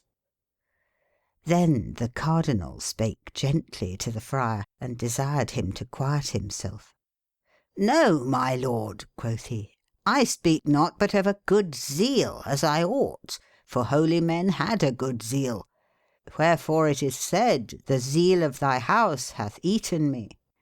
And it is sung in the church, The scorners of Hilesius, whiles he went up into the house of God, felt the zeal of the bald, as peradventure this scorning villain ribald shall feel." "You do it," quoth the cardinal, "perchance of a good mind and affection. But methinketh you should do, I can not tell whether more holily, certes more wisely, if you would not set your wit to a fool's wit, and with a fool take in hand a foolish contention." "No, forsooth, my lord," quoth he, "I should not do more wisely. For Solomon the wise saith, Answer a fool according to his folly, like as I do now, and do show him the pit that he shall fall into if he take not heed. For if many scorners of Hilesius, which was but one bald man, felt the zeal of the bald, how much more shall one scorner of many friars feel, among whom be many bald men? And we have also the Pope's bulls, whereby all that mock and scorn us be excommunicate, suspended, and accursed." The cardinal, seeing that none end would be made, sent away the jester by a privy beck, and turned the communication to another matter. Shortly after, when he was risen from the table, he went to hear his suitors, and so dismissed us. "Look, Master More, with how long and tedious a tale I have kept you, which surely I would have been ashamed to have done, but that you so earnestly desired me, and did after such a sort give ear unto it, as though you would not that any parcel of that communication should be left out. Which, though I have done somewhat briefly, yet could I not choose but rehearse it, for the judgment of them, which, when they had improved and disallowed my sayings, yet incontinent hearing the cardinal allow them, did themselves also approve the same. So impudently flattering him that they were nothing ashamed to admit, yea, almost in good earnest, his jester's foolish inventions, because that he himself by smiling at them did seem not to disprove them. So that hereby you may right well perceive how little the courtiers would regard and esteem me and my sayings." "I ensure you, Master Raphael," quoth I took great delectation in hearing you, all things that you said were spoken so wittily and so pleasantly. And methought myself to be in the meantime not only at home in my country, but also through the pleasant remembrance of the cardinal, in whose house I was brought up of a child, to wax a child again. And, friend Raphael, though I did bear very great love towards you before, yet seeing you do so earnestly favour this man, you will not believe how much my love towards you is now increased. But yet, all this notwithstanding, I can by no means change my mind, but that I must needs believe that you, if you be disposed, and can find in your heart to follow some prince's court, shall, with your good counsels, greatly help and further the commonwealth. Wherefore there is nothing more appertaining to your duty, that is to say, to the duty of a good man. For whereas your Plato judgeth that weal publics shall by this means attain perfect felicity, either if philosophers be kings, or else if kings give themselves to the study of philosophy, how far, I pray you, shall commonwealths then be from this felicity, if philosophers will vouchsafe to instruct kings with their good counsel? "They be not so unkind," quoth he, "but they would gladly do it, yea, many have done it already in books that they have put forth, if kings and princes would be willing and ready to follow good counsel. But Plato doubtless did well foresee, unless kings themselves would apply their minds to the study of philosophy, that else they would never thoroughly allow the counsel of philosophers, being themselves before even from their tender age infected and corrupt with perverse and evil opinions, which thing Plato himself proved true in King Dionysius. If I should propose to any king wholesome decrees, doing my endeavour to pluck out of his mind the pernicious original causes of vice and naughtiness, think you not that I should forthwith either be driven away or else made a laughing stock? Well, suppose I were with the French king, and there sitting in his council, whiles in that most secret consultation, the king himself there being present in his own person, they beat their brains and search the very bottoms of their wits to discuss by what craft and means the king may still keep Milan and draw to him again fugitive Naples, and then how to conquer the Venetians, and how to bring under his jurisdiction all Italy, then how to win the dominion of Flanders, Brabant, and of all Burgundy, with divers other lands whose kingdoms he hath long ago in mind and purpose invaded. Here whiles one counselleth to conclude a league of peace with the Venetians, so long to endure as shall be thought meet and expedient for their purpose, and to make them also of their counsel, yea, and besides that to give them part of the prey, which afterward, when they have brought their purpose about after their own minds, they may require and claim again. Another think it best to hear the Germans. Another would have the favour of the Switchers won with money. Another's advice is to appease the puissant power of the Emperor's Majesty with gold, as with a most pleasant and acceptable sacrifice. Whiles another giveth counsel to make peace with the King of Aragon, and to restore unto him his own kingdom of Navarre, as a full assurance of peace. Another cometh in with his 5 eggs, and adviseth to hook in the King of Castile with some hope of affinity or alliance, and to bring to their part certain peers of his court for great pensions. Whilst they all stay at the chiefest doubt of all, what to do in the meantime with England, and yet agree all in this, to make peace with the Englishmen, and with most sure and strong bands to bind that weak and feeble friendship, so that they must be called friends, and had in suspicion as enemies. And that therefore the Scots must be had in a readiness, as it were in a standing, ready at all occasions, in aught as the Englishmen should stir never so little, incontinent to set upon them.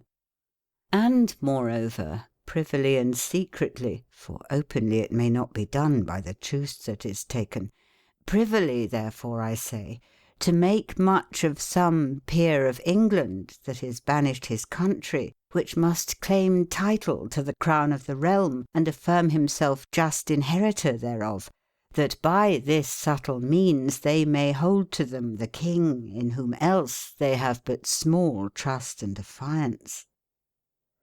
Here, I say, where so great and high matters be in consultation, where so many noble and wise men counsel their king only to war, here, if I, Seely man, should rise up and will them to turn over the leaf and learn a new lesson, saying that my counsel is not to meddle with Italy, but to tarry still at home, and that the kingdom of France alone is almost greater than that it may well be governed of one man, so that the king should not need to study how to get more, and then should propose unto them the decrees of the people that be called the Icorians, which be situate over against the island of Utopia on the southeast side.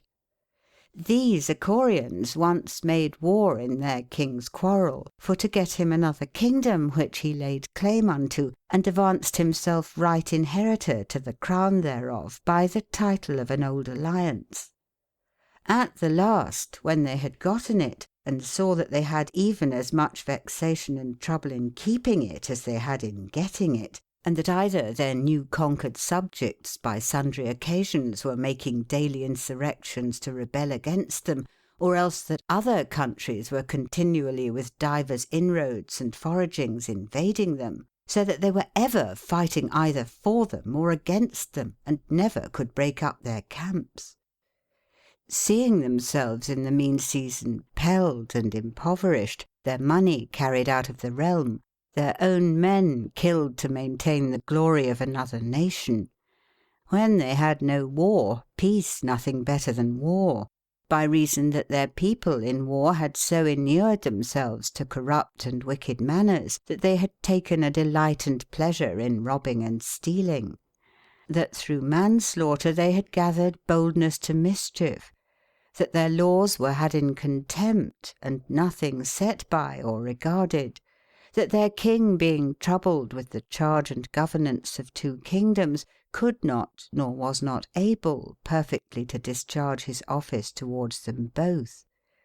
Seeing again that all these evils and troubles were endless, at the last laid their heads together, and like faithful and loving subjects, gave to their king free choice and liberty to keep still the one of these 2 kingdoms, whether he would, alleging that he was not able to keep both, and that they were more than might well be governed of half a king.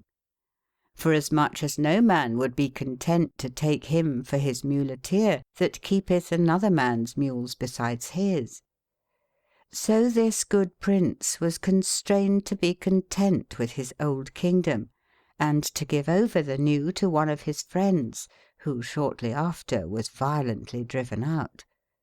Furthermore, if I should declare unto them that all this busy preparance to war, whereby so many nations for his sake should be brought into a troublesome hurly-burly, when all his coffers were emptied, his treasures wasted, and his people destroyed, should at the length through some mischance be in vain and to none effect, and that therefore it were best for him to content himself with his own kingdom of France, as his forefathers and predecessors did before him, to make much of it, to enrich it, and to make it as flourishing as he could, to endeavour himself to love his subjects, and again to be beloved of them, willingly to live with them, peaceably to govern them, and with other kingdoms not to meddle, seeing that which he hath already is even enough for him, yea, and more than he can well turn him to.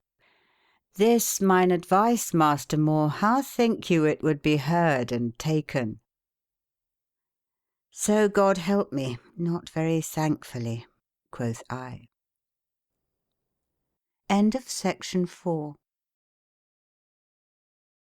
Section 5 of Utopia by Sir Thomas More. "Well, let us proceed then," quoth he. "Suppose that some king and his council were together whetting their wits, and devising what subtle craft they might invent to enrich the king with great treasures of money. First, one counselleth to raise and enhance the valuation of money when the king must pay any, and again to call down the value of coin to less than it is worth when he must receive or gather any. For thus great sums shall be paid with a little money, and where little is due, much shall be received. Another counselleth to feign war, that when, under this colour and pretence, the king hath gathered great abundance of money, he may, when it shall please him, make peace, with great solemnity and holy ceremonies, to blind the eyes of the poor communality, as taking pity and compassion, forsooth, upon man's blood, like a loving and a merciful prince. Another putteth the king in remembrance of certain old and moth-eaten laws that of long time have not been put in execution, which, because no man can remember that they were made, every man hath transgressed. The fines of these laws he counselleth the king to require, for there is no way so profitable nor more honourable as the which hath a show and colour of justice. Another adviseth him to forbid many things under great penalties and fines, especially such things as is for the people's profit not to be used, and afterward to dispense for money with them which by this prohibition sustain loss and damage. For by this means the favour of the people is won, and profit riseth two ways. First, by taking forfeits of them whom covetousness of gains hath brought in danger of this statute, and also by selling privileges and licenses, which the better that the prince is, forsooth, the dearer he selleth them, as one that is loath to grant to any private person anything that is against the profit of his people, and therefore may sell none but at an exceeding dear price. Another giveth the king counsel to endanger unto his grace the judges of the realm, that he may have them ever on his side, and that they may in every matter dispute and reason for the king's right. Yea, and further, to call them into his palace, and to require them there to argue and discuss his matters in his own presence. So there shall be no matter of his so openly wrong and unjust, wherein one or other of them, either because he will have something to allege and object, or that he is ashamed to say that which is said already, or else to pick a thank with his prince, will not find some hole open to set a snare in, wherewith to take the contrary part in a trip. Thus, whilst the judges cannot agree amongst themselves, reasoning and arguing of that which is plain enough, and bringing the manifest truth in doubt, in the mean season the king may take a fit occasion to understand the law as shall most make for his advantage, whereunto all other, for shame or for fear, will agree. Then the judges may be bold to pronounce on the king's side, for he that giveth sentence for the king cannot be without a good excuse. For it shall be sufficient for him to have equity on his part, or the bare words of the law, or a written and rested understanding of the same, or else, which with good and just judges is of greater force than all laws be, the king's indisputable prerogative. To conclude, all the counsellors agree and consent together with the rich Crassus that no abundance of gold can be sufficient for a prince which must keep and maintain an army. Furthermore, that a king, though he would, can do nothing unjustly, for all that all men have, yea, also the men themselves, be all his, and that every man hath so much of his own as the king's gentleness hath not taken from him. And that it shall be most for the king's advantage that his subjects have very little or nothing in their possession, as whose safeguard doth herein consist, that his people do not wax wanton and wealthy through riches and liberty. Because where these things be, there men be not wont patiently to obey hard, unjust, and unlawful commandments. Whereas on the other part, need and poverty doth hold down and keep under stout courages, and maketh them patient perforce, taking from them bold and rebelling stomachs. Here again, if I should rise up and boldly affirm that all these counsels be to the king dishonour and reproach, whose honour and safety is more and rather supported and upholden by the wealth and riches of his people than by his own treasures, and if I should declare that the communality chooseth their king for their own sake and not for his sake, to the intent that through his labour and study they might all live wealthily, safe from wrongs and injuries, and that therefore the king ought to take more care for the wealth of his people than for his own wealth, even as the office and duty of a shepherd is, in that he is a shepherd, to feed his sheep rather than himself. For as touching this, that they think the defence and maintenance of peace to consist in the poverty of the people, the thing itself showeth that they be far out of the way. For where shall a man find more wrangling, quarrelling, brawling, and chiding than among beggars? Who be more desirous of new mutations and alterations than they that be not content with the present state of their life? Or finally, who be bolder stomached to bring all in a hurly-burly, thereby trusting to get some windfall, than they that have now nothing to lose?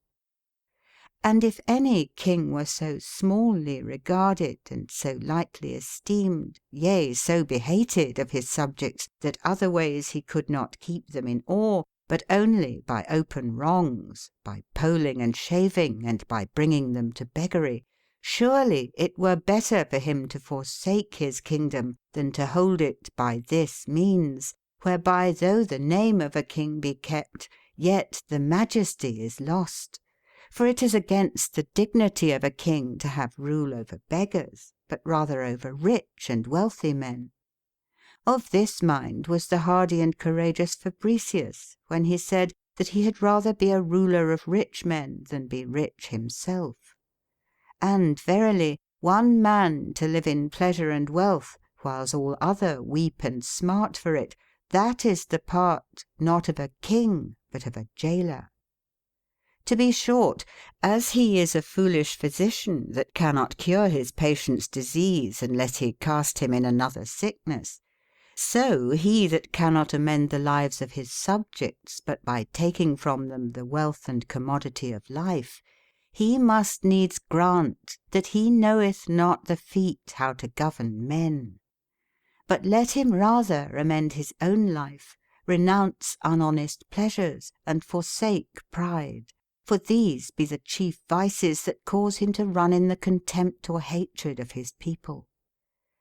Let him live of his own, hurting no man. Let him do cost not above his power. Let him restrain wickedness. Let him prevent vices, and take away the occasions of offences, by well ordering his subjects, and not by suffering wickedness to increase, afterward to be punished. Let him not be too hasty in calling again laws which a custom hath abrogated, specially such as have been long forgotten, and never lacked nor needed. And let him never, under the cloak and pretence of transgression, take such fines and forfeits as no judge will suffer a private person to take, as unjust and full of guile. Here if I should bring forth before them the law of the Macareans, which be not far distant from Utopia, whose king the day of his coronation is bound by a solemn oath that he shall never at any time have in his treasure above £1,000 of gold or silver.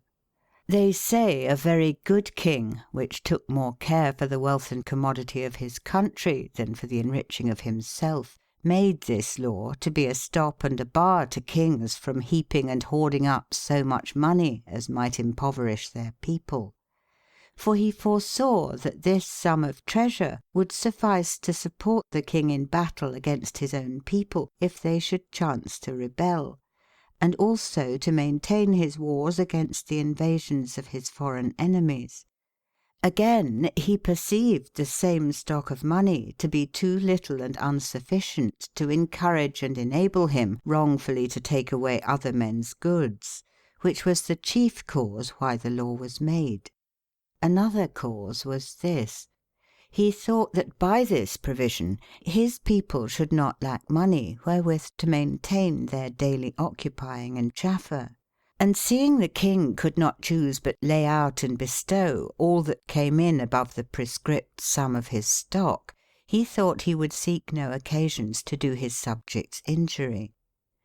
Such a king shall be feared of evil men and loved of good men. These, and such other informations, if I should use among men wholly inclined and given to the contrary part, how deaf hearers, think you, should I have? Deaf hearers, doubtless, quoth I, and in good faith, no marvel. And to be plain with you, truly I cannot allow that such communication shall be used, or such counsel given, as you be sure shall never be regarded nor received. For how can so strange informations be profitable, or how can they be beaten into their heads, whose minds be already prevented with clean contrary persuasions? This school philosophy is not unpleasant among friends in familiar communication, but in the councils of kings, where great matters be debated and reasoned with great authority, these things have no place. That is it which I meant, quoth he, when I said philosophy had no place among kings. Indeed, quoth I, this school philosophy hath not, which thinketh all things meet for every place. But there is another philosophy more civil, which knoweth, as you would say, her own stage, and thereafter ordering and behaving herself in the play that she hath in hand, playeth her part accordingly with comeliness, uttering nothing out of due order and fashion. And this is the philosophy that you must use. Or else, whiles a comedy of Plautus is playing, and the vile bondmen scoffing and trifling among themselves, if you should suddenly come upon the stage in a philosopher's apparel, and rehearse out of Octavia the place wherein Seneca disputeth with Nero, had it not been better for you to have played the dumb person, than by rehearsing that which served neither for the time nor place, to have made such a tragical comedy or gallimaufry. For by bringing in other stuff that nothing appertaineth to the present matter, you must needs mar and pervert the play that is in hand, though the stuff that you bring be much better. What part soever you have taken upon you, play that as well as you can, and make the best of it. And do not therefore disturb and bring out of order the whole matter, because that another which is merrier and better cometh to your remembrance. So the case standeth in a commonwealth, and so it is in the consultations of kings and princes. If evil opinions and naughty persuasions cannot be utterly and quite plucked out of their hearts, if you cannot, even as you would, remedy vices which use and custom hath confirmed, yet for this cause you must not leave and forsake the commonwealth.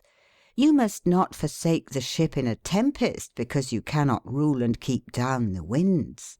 No, nor you must not labour to drive into their heads new and strange informations, which you know well shall be nothing regarded with them that be of clean contrary minds. But you must with a crafty wile and a subtle train study and endeavour yourself, as much as in you lieth, to handle the matter wittily and handsomely for the purpose, and that which you cannot turn to good, so to order it that it be not very bad. For it is not possible for all things to be well, unless all men were good, which I think will not be yet this good many years. By this means, quoth he, nothing else will be brought to pass, but whiles that I go about to remedy the madness of others, I should be even as mad as they. For if I would speak things that be true, I must needs speak such things. But as for to speak false things, whether that be a philosopher's part or no, I cannot tell. Truly it is not my part. Howbeit, this communication of mine, though peradventure it may seem unpleasant to them, yet can I not see why it should seem strange or foolishly newfangled. If so be that I should speak those things that Plato feigneth in his real public, or that the Utopians do in theirs, these things, though they were, as they be indeed, better, yet they might seem spoken out of place. Forasmuch as here amongs us every man hath his possessions several to himself, and there all things be common. But what was in my communication contained, that might not and ought not in any place to be spoken? Saving that to them which have thoroughly decreed and determined with themselves to run headlongs the contrary way, it cannot be acceptable and pleasant, because it calleth them back and showeth them the jeopardies. Verily, if all things that evil and vicious manners have caused to seem inconvenient and naughty should be refused as things unmeet and reproachful, then we must among Christian people wink at the most part of all those things which Christ taught us, and so straitly forbade them to be winked at, that those things also which he whispered in the ears of his disciples he commanded to be proclaimed in open houses. And yet the most part of them is more dissident from the manners of the world nowadays than my communication was. But preachers, sly and wily men, following your counsel, as I suppose, because they saw men evil willing to frame their manners to Christ's rule, they have wrested and ried his doctrine, and like a rule of lead have applied it to men's manners, that by some means at the least way they might agree together. Whereby I cannot see what good they have done, but that men may more sickily be evil. And I truly should prevail even as little in kings' counsels. For either I must say other ways than they say, and then I were as good to say nothing, or else I must say the same that they say, and, as Mitio saith in Terence, help to further their madness. For that crafty wile and subtle train of yours, I cannot perceive to what purpose it serveth, wherewith you would have me to study and endeavour myself, if all things cannot be made good, yet to handle them wittily and handsomely for the purpose that, as far forth as is possible, they may not be very evil. For there is no place to dissemble in, nor to wink in. Naughty counsels must be openly allowed, and very pestilent decrees must be approved. He shall be counted worse than a spy, yea, almost as evil as a traitor, that with a faint heart doth praise evil and noisome decrees. Moreover, a man can have no occasion to do good, chancing into the company of them which will sooner pervert a good man than be made good themselves, through whose evil company he shall be marred, or else, if he remain good and innocent, yet the wickedness and folly of others shall be imputed to him, and laid in his neck. So that it is impossible with that crafty wile and subtle train to turn anything to better. Wherefore Plato, by a goodly similitude, declareth why wise men refrain to meddle in the commonwealth. For when they see the people swarm into the streets, and daily wet to the skin with rain, and yet cannot persuade them to go out of the rain and to take their houses, knowing well that if they should go out to them they should nothing prevail, nor win aught by it, but with them be wet also in the rain, they do keep themselves within their houses, being content that they be safe themselves, seeing they cannot remedy the folly of the people. Howbeit, doubtless, Master More, to speak truly as my mind giveth me, where possessions be private, where money beareth all the stroke, it is hard and almost impossible that there the weal public may justly be governed and prosperously flourish. Unless you think thus, that justice is there executed where all things come into the hands of evil men, or that prosperity there flourisheth where all is divided among a few. Which few nevertheless do not lead their lives very wealthily, and the residue live miserably, wretchedly, and beggarly. Wherefore, when I consider with myself, and weigh in my mind the wise and godly ordinances of the Utopians, among whom with very few laws all things be so well and wealthily ordered, that virtue is had in price and estimation, and yet all things being there common, every man hath abundance of everything. Again, on the other part, when I compare with them so many nations ever making new laws, yet none of them all well and sufficiently furnished with laws, where every man calleth that he hath gotten his own proper and private goods, where so many new laws daily made be not sufficient for every man to enjoy, defend, and know from another man's that which he calleth his own, which thing the infinite controversies in the law, daily rising, never to be ended, plainly declare to be true.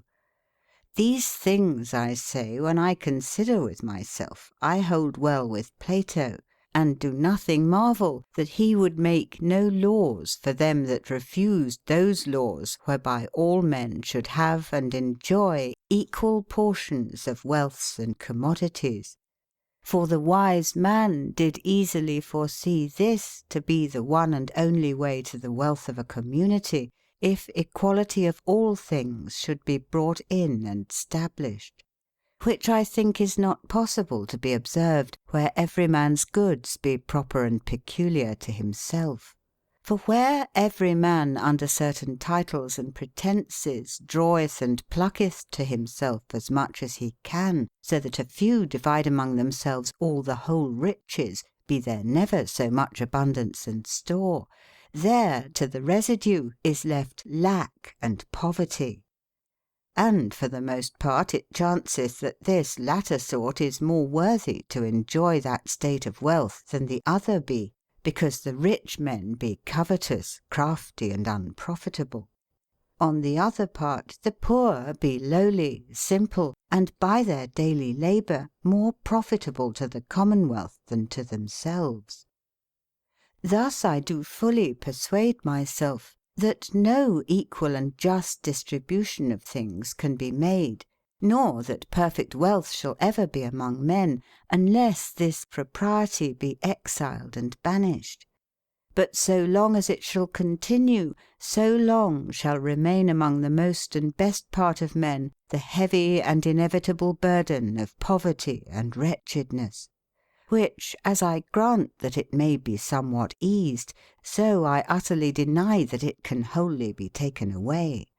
For if there were a statute made that no man should possess above a certain measure of ground, and that no man should have in his stock above a prescript and appointed sum of money; if it were by certain laws decreed that neither the king should be of too great power, neither the people too haught and wealthy, and that offices should not be obtained by inordinate suit, or by bribes and gifts; that they should neither be bought nor sold, nor that it should be needful for the officers to be at any cost or charge in their offices, for so occasion is given to them by fraud and ravin to gather up their money again, and by reason of gifts and bribes the offices be given to rich men, which should rather have been executed of wise men.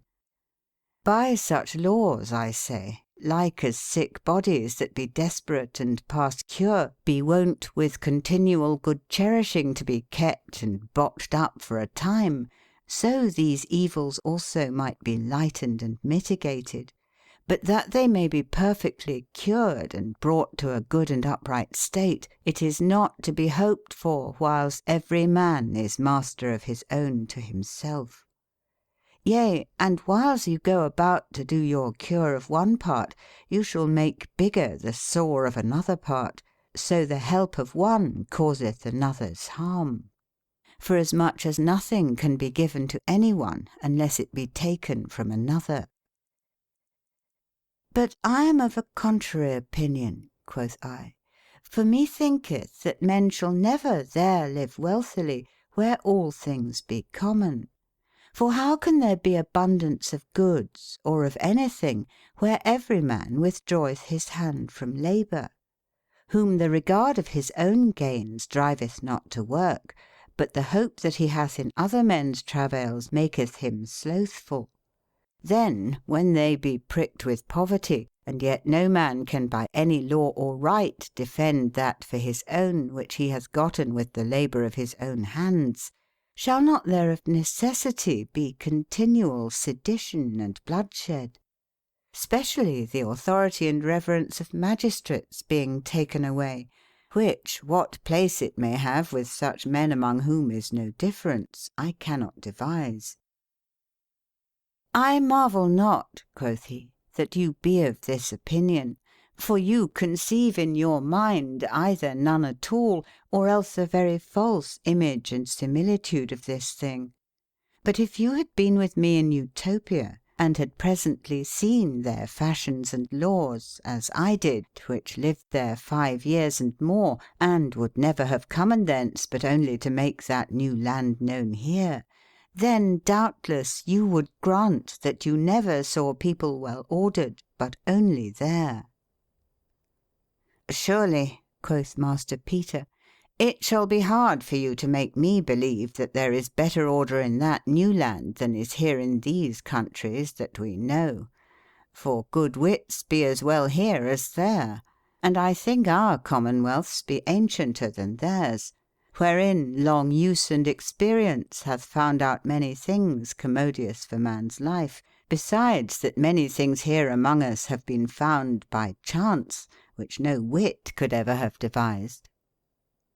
As touching the ancientness, quoth he, of commonwealths, then you might better judge if you had read the histories and chronicles of that land, which, if we may believe, cities were there before men were here. Now what thing soever hitherto by wit hath been devised, or found by chance, that might be as well there as here.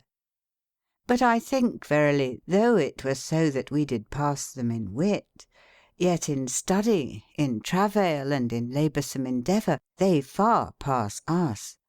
For, as their chronicles testify, before our arrival there, they never heard anything of us, whom they call the ultra equinoctials, saving that once, about 1200 years ago, a certain ship was lost by the Isle of Utopia, which was driven thither by tempest.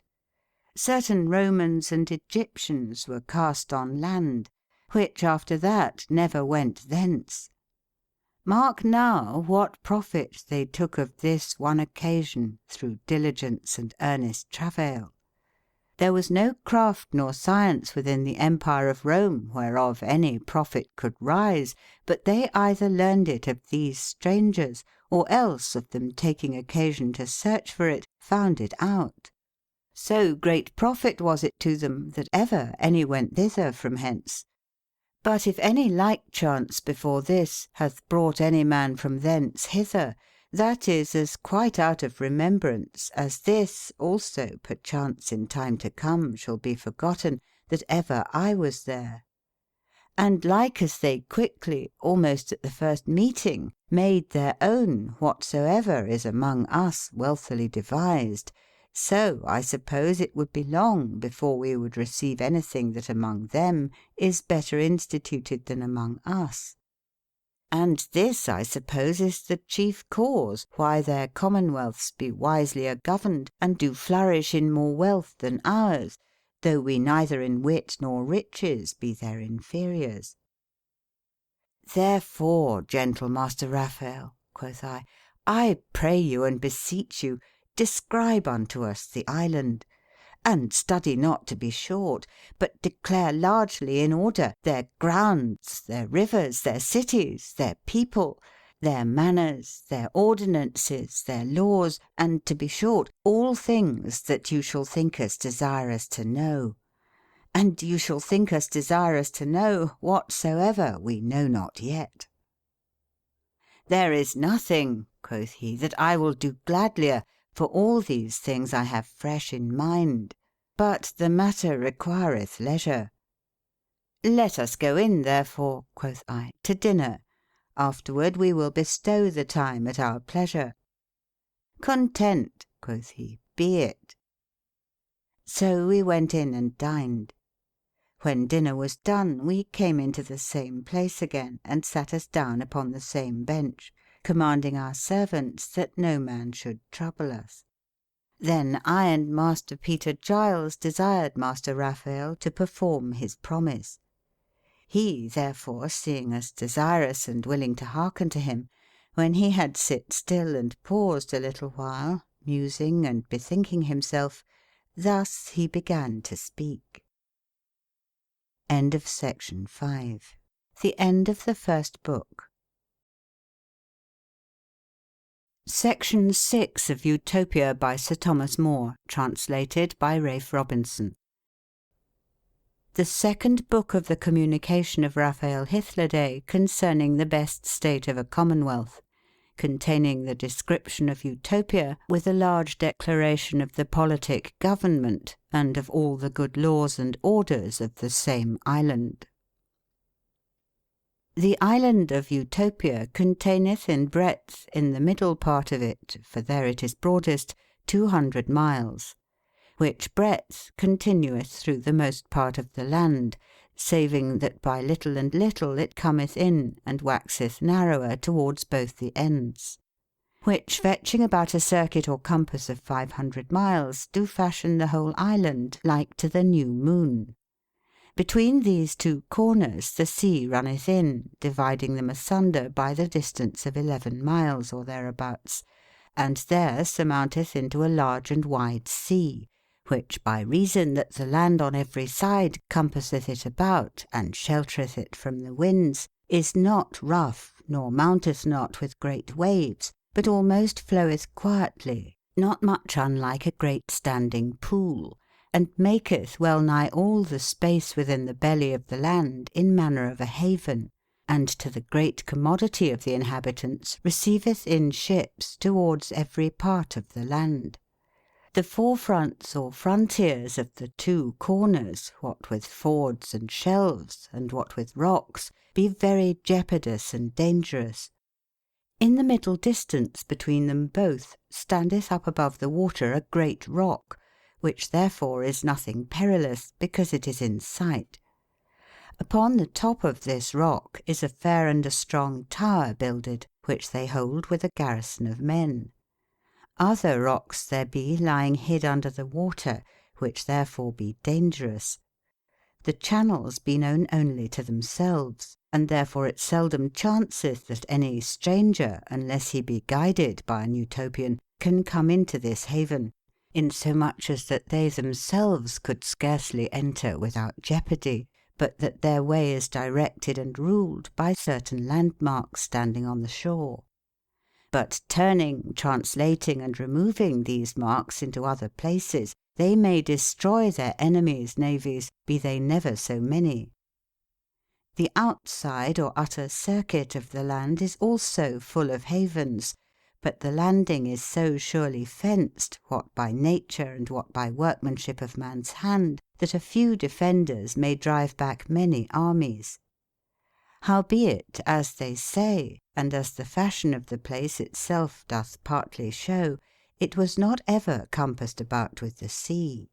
But King Utopus, whose name as conqueror the island beareth, for before his time it was called Abraxa, which also brought the rude and wild people to that excellent perfection in all good fashions, humanity, and civil gentleness, wherein they now go beyond all the people of the world, even at his first arriving and entering upon the land, forthwith obtaining the victory, caused 15 miles space of uplandish ground, where the sea had no passage, to be cut and digged up, and so brought the sea round about the land. He set to this work not only the inhabitants of the island, because they should not think it done in contumely and despite, but also his own soldiers. Thus the work, being divided into so great a number of workmen, was with exceeding marvellous speed dispatched. Insomuch that the borderers, which at the first began to mock and to jest at this vain enterprise, then turned their derision to marvel at the success, and to fear. There be in the island 54 large and fair cities or shire towns, agreeing all together in one tongue, in like manners, institutions, and laws. They be all set and situate alike, and in all points fashioned alike, as far forth as the place or plot suffereth. Of these cities they that be nighest together be 24 miles asunder. Again, there is none of them distant from the next above 1 day's journey afoot. There come yearly to a Morote out of every city 3 old men, wise and well experienced, there to entreat and debate of the common matters of the land. For this city, because it standeth just in the midst of the island, and is therefore most meet for the ambassadors of all parts of the realm, is taken for the chief and head city. The precincts and bounds of the shires be so commodiously appointed out and set forth for the cities, that none of them all hath any side less than 20 miles of ground, and of some side also much more, as of that part where the cities be of farther distance asunder. None of the cities desire to enlarge the bounds and limits of their shires, for they count themselves rather the good husbands than the owners of their lands. They have in the country, in all parts of the shire, houses or farms builded, well appointed and furnished with all sorts of instruments and tools belonging to husbandry. These houses be inhabited of the citizens, which come thither to dwell by course. No household or farm in the country hath fewer than 40 persons, men and women, besides 2 bondmen, which be all under the rule and order of the good man and the good wife of the house, being both very sage, discreet, and ancient persons. And every 30 farms or families have one head ruler, which is called a phylarch, being as it were a head bailiff. Out of every one of these families or farms cometh every year into the city 20 persons which have continued 2 years before in the country. In their place so many fresh be sent thither out of the city, who of them that have been there a year already, and be therefore expert and cunning in husbandry, shall be instructed and taught, and they the next year shall teach other. This order is used for fear that either scarceness of victuals or some other liking commodity should chance, through lack of knowledge, if they should be altogether new and fresh, and unexpert in husbandry. This manner and fashion of yearly changing and renewing the occupiers of husbandry, though it be solemn and customably used, to the intent that no man shall be constrained against his will to continue long in that hard and sharp kind of life, yet many of them have such a pleasure and delight in husbandry that they obtain a longer space of years. These husbandmen plough and till the ground, and breed up cattle, and provide and make ready wood, which they carry to the city either by land or by water, as they may most conveniently. They bring up a great multitude of pullen, and that by a marvellous policy. For the hens do not sit upon the eggs, but by keeping them in a certain equal heat, they bring life into them, and hatch them. The chickens, as soon as they come out of the shell, follow men and women instead of the hens. They bring up very few horses, nor none but very fierce ones, and that for none other use or purpose but only to exercise their youth in riding and feats of arms. For oxen be put to all the labour of ploughing and drawing, which they grant to be not so good as horses at a sudden brunt, and, as we say, at a dead lift, but yet they hold opinion that oxen will abide and suffer much more labour, pain, and hardness than horses will. And they think that oxen be not in danger and subject unto so many diseases, and that they be kept and maintained with much less cost and charge. And finally, that they be good for meat when they be past labour. They sow corn only for bread, for their drink is either wine made of grapes, or else of apples or pears, or else it is clear water, and many times mead, made of honey or liquorice sod in water, for thereof they have great store. And though they know certainly, for they know it perfectly indeed, how much victuals the city with the whole country or shire round about it doth spend, yet they sow much more corn, and breed up much more cattle, than serveth for their own use, parting the overplus among their borderers. Whatsoever necessary things be lacking in the country, all such stuff they fetch out of the city, where without any exchange they easily obtain it of the magistrates of the city. For every month many of them go into the city on the holy day. When their harvest day draweth near and is at hand, then the phylarchs, which be the head officers and bailiffs of husbandry, send word to the magistrates of the city, what number of harvestmen is needful to be sent to them out of the city, the which company of harvestmen, being ready at the day appointed, almost in one fair day dispatcheth all the harvest work.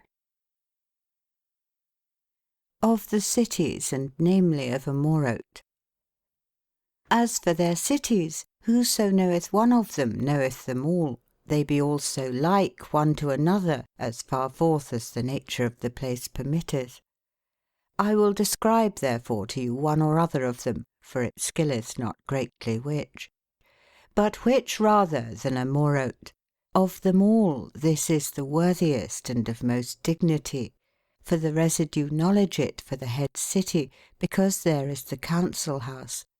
Nor to me any of them all is better beloved, as wherein I lived 5 whole years together.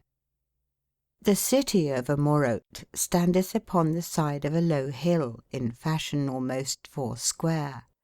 For the breadth of it beginneth a little beneath the top of the hill, and still continueth by the space of 2 miles, until it come to the river of Anida. The length of it, which lieth by the river's side, is somewhat more. The river of Anida riseth 24 miles above Amorote, out of a little spring. But being increased by other small rivers and brooks that run into it, and among other 2 somewhat big ones, before the city it is 1/2 mile broad, and farther broader. and 40 miles beyond the city it falleth into the ocean sea. By all that space that lieth between the sea and the city, and certain miles also above the city, the water ebbeth and floweth 6 hours together with a swift tide. When the sea floweth in, for the length of 30 miles it filleth all the anida with salt water, and driveth back the fresh water of the river. And somewhat further it changeth the sweetness of the fresh water with saltness. But a little beyond that the river waxeth sweet, and runneth for by the city fresh and pleasant. And when the sea ebbeth and goeth back again, the fresh water followeth it almost even to the very fall into the sea. There goeth a bridge over the river, made not of piles or of timber, but of stonework with gorgeous and substantial arches, at that part of the city that is farthest from the sea, to the intent that ships may pass along forby all the side of the city without let. They have also another river, which indeed is not very great, but it runneth gently and pleasantly. For it riseth even out of the same hill that the city standeth upon, and runneth down a slope through the midst of the city into Anida. And because it riseth a little without the city, the Amorotians have enclosed the head spring of it with strong fences and bulwarks, and so have joined it to the city. This is done to the intent that the water should not be stopped, nor turned away, or poisoned, if their enemies should chance to come upon them. From thence the water is derived and conveyed down in canals of brick divers ways into the lower parts of the city.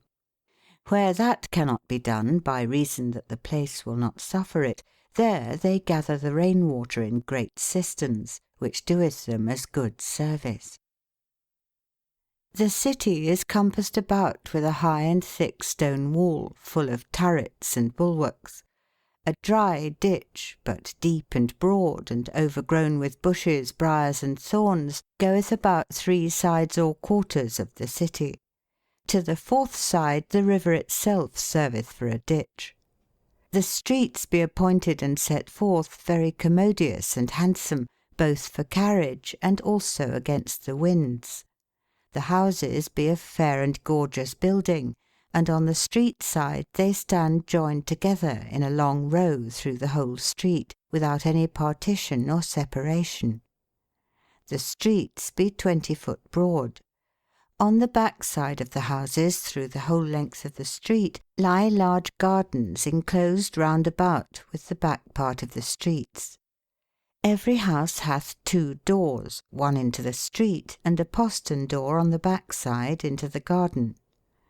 These doors be made with 2 leaves, never locked nor bolted, so easy to be opened that they will follow the least drawing of a finger, and shut again alone.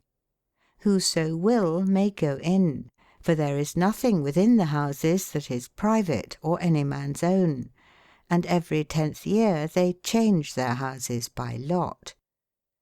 They set great store by their gardens. In them they have vineyards, all manner of fruit, herbs, and flowers, so pleasant, so well furnished, and so finely kept, that I never saw thing more fruitful nor better trimmed in any place. Their study and diligence herein cometh not only of pleasure, but also of a certain strife and contention that is between street and street, concerning the trimming, husbanding, and furnishing of their gardens, every man for his own part. And verily you shall not lightly find in all the city anything that is more commodious either for the profit of the citizens or for pleasure. And therefore it may seem that the first founder of the city minded nothing so much as these gardens. For they say that King Utopus himself, even at the first beginning, appointed and drew forth the platform of the city into this fashion and figure that it hath now, but the gallant garnishing and the beautiful setting forth of it, whereunto he saw that one man's age would not suffice, that he left to his posterity. For their chronicles, which they keep written with all diligent circumspection, containing the history of 1760 years, even from the first conquest of the island, record and witness that the houses in the beginning were very low, and, like homely cottages or poor shepherd houses, made at all adventures of every rude piece of timber that came first to hand, with mud walls and ridged roofs thatched over with straw.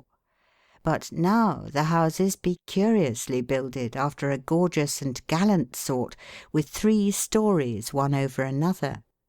The outsides of the walls be made either of hard flint or of plaster, or else of brick, and the inner sides be well strengthened with timber work. The roofs be plain and flat, covered with a certain kind of plaster that is of no cost, and yet so tempered that no fire can hurt or perish it, and withstandeth the violence of the weather better than any lead. They keep the wind out of their windows with glass, for it is there much used, and somewhere also with fine linen cloth dipped in oil or amber, and that for 2 commodities, for by this means more light cometh in, and the wind is better kept out. End of section 6. Section 7 of Utopia by Sir Thomas More. Of the Magistrates. Every 30 families or farms choose them yearly an officer, which in their old language is called the Ciphogrant, and by a newer name the Phylarch. Every 10 Ciphogrants, with all their 30 families, be under an officer which was once called the Tranibore, now the Chief Phylarch. Moreover, as concerning the election of the Prince, all the Ciphogrants, which be in number 200, first be sworn to choose him whom they think most meet and expedient. Then, by a secret election, they name Prince one of those 4 whom the people before named unto them. For out of the 4 quarters of the city there be 4 chosen, out of every quarter 1, to stand for the election, which be put up to the council. The Prince's office continueth all his lifetime, unless he be deposed or put down for suspicion of tyranny. They choose the Tranibores yearly, but lightly they change them not. All the other officers be but for 1 year. The Tranibores every 3rd day, and sometimes, if need be, oftener, come into the council house with the Prince. Their counsel is concerning the Commonwealth. If there be any controversies among the commoners, which be very few, they dispatch and end them by and by. They take ever 2 Ciphogrants to them in council, and every day a new couple. And it is provided that nothing touching the Commonwealth shall be confirmed and ratified, unless it have been reasoned of and debated 3 days in the council before it be decreed. It is death to have any consultation for the Commonwealth out of the council, or the place of the common election.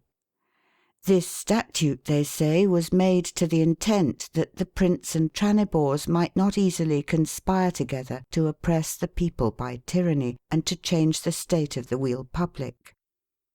Therefore matters of great weight and importance be brought to the election house of the Ciphogrants, which open the matter to their families. And afterward, when they have consulted among themselves, they show their devise to the council. Sometime the matter is brought before the council of the whole island. Furthermore, this custom also the council useth, to dispute or reason of no matter the same day that it is first proposed or put forth, but to defer it to the next sitting of the council. Because that no man, when he hath rashly there spoken, that cometh to his tongue's end, shall then afterward rather study for reasons wherewith to defend and maintain his first foolish sentence, than for the commodity of the Commonwealth, as one rather willing the harm or hindrance of the weal public than any loss or diminution of his own existimation, and as one that would be ashamed, which is a very foolish shame, to be counted anything at the first overseen in the matter, who at the first ought to have spoken rather wisely than hastily or rashly. Of Sciences, Crafts, and Occupations. Husbandry is a science common to them all in general, both men and women, wherein they be all expert and cunning. In this they be all instructed even from their youth, partly in their schools with traditions and precepts, and partly in the country nigh the city, brought up as it were in playing, not only beholding the use of it, but by occasion of exercising their bodies, practising it also. Besides husbandry, which, as I said, is common to them all, every one of them learneth one or other several and particular science, as his own proper craft. That is most commonly either cloth working in wool or flax, or masonry, or the smith's craft, or the carpenter's science. For there is none other occupation that any number to speak of doth use there. For their garments, which throughout all the island be of one fashion, saving that there is a difference between the man's garment and the woman's, between the married and the unmarried, and this one continueth for evermore unchanged, seemly and comely to the eye, no let to the moving and welding of the body, also fit both for winter and summer. As for these garments, I say, every family maketh their own. But of the other foresaid crafts every man learneth one, and not only the men, but also the women. But the women, as the weaker sort, be put to the easier crafts, as to work wool and flax. The more laboursome sciences be committed to the men. For the most part every man is brought up in his father's craft, for most commonly they be naturally thereto bent and inclined. But if a man's mind stand to any other, he is by adoption put into a family of that occupation which he doth most phantasy. Whom not only his father, but also the magistrates do diligently look to, that he be put to a discreet and an honest householder. Yea, and if any person, when he hath learned one craft, be desirous to learn also another, he is likewise suffered and permitted. When he hath learnt both, he occupieth whether he will, unless the city hath more need of the one than of the other. The chief and almost the only office of the Syphogrants is to see and take heed that no man sit idle, but that every one applies his own craft with earnest diligence, and yet for all that not to be wearied from early in the morning to late in the evening with continual work, like labouring and toiling beasts. For this is worse than the miserable and wretched condition of bondmen, which nevertheless is almost everywhere the life of workmen and artificers, saving in Utopia. For they, dividing the day and the night into 24 just hours, appoint and assign only 6 of those hours to work before noon, upon the which they go straight to dinner, and after dinner, when they have rested 2 hours, then they work 3 hours, and upon that they go to supper. About 8 of the clock in the evening, counting 1 of the clock at the first hour after noon, they go to bed. 8 hours they give to sleep. All the void time, that is between the hours of work, sleep, and meat, that they be suffered to bestow every man as he liketh best himself. Not to the intent that they should misspend this time in riot or slothfulness, but being then licensed from the labour of their own occupations, to bestow the time well and thriftily upon some other science as shall please them. For it is a solemn custom there to have lectures daily, early in the morning, where to be present they only be constrained that be namely chosen and appointed to learning. Howbeit a great multitude of every sort of people, both men and women, go to hear lectures, some one and some another, as every man's nature is inclined. Yet this notwithstanding, if any man had rather bestow this time upon his own occupation, as it chanceth in many whose minds rise not in the contemplation of any science liberal, he is not letted nor prohibited, but is also praised and commended as profitable to the commonwealth. After supper they bestow 1 hour in play, in summer in their gardens, in winter in their common halls where they dine and sup. There they exercise themselves in music, or else in honest and wholesome communication. Dice play and such other foolish and pernicious games they know not, but they use two games not much unlike the chess. The one is the battle of numbers, wherein one number stealeth away another. The other is wherein vices fight with virtues, as it were in battle array or a set field. In the which game is very properly shewed both the strife and discord that vices have among themselves, and again their unity and concord against virtues, and also what vices be repugnant to what virtues, with what power and strength they assail them openly, by what wiles and subtlety they assault them secretly, with what help and aid the virtues resist and overcome the puissance of the vices, by what craft they frustrate their purposes, and finally by what sleight or means the one getteth the victory.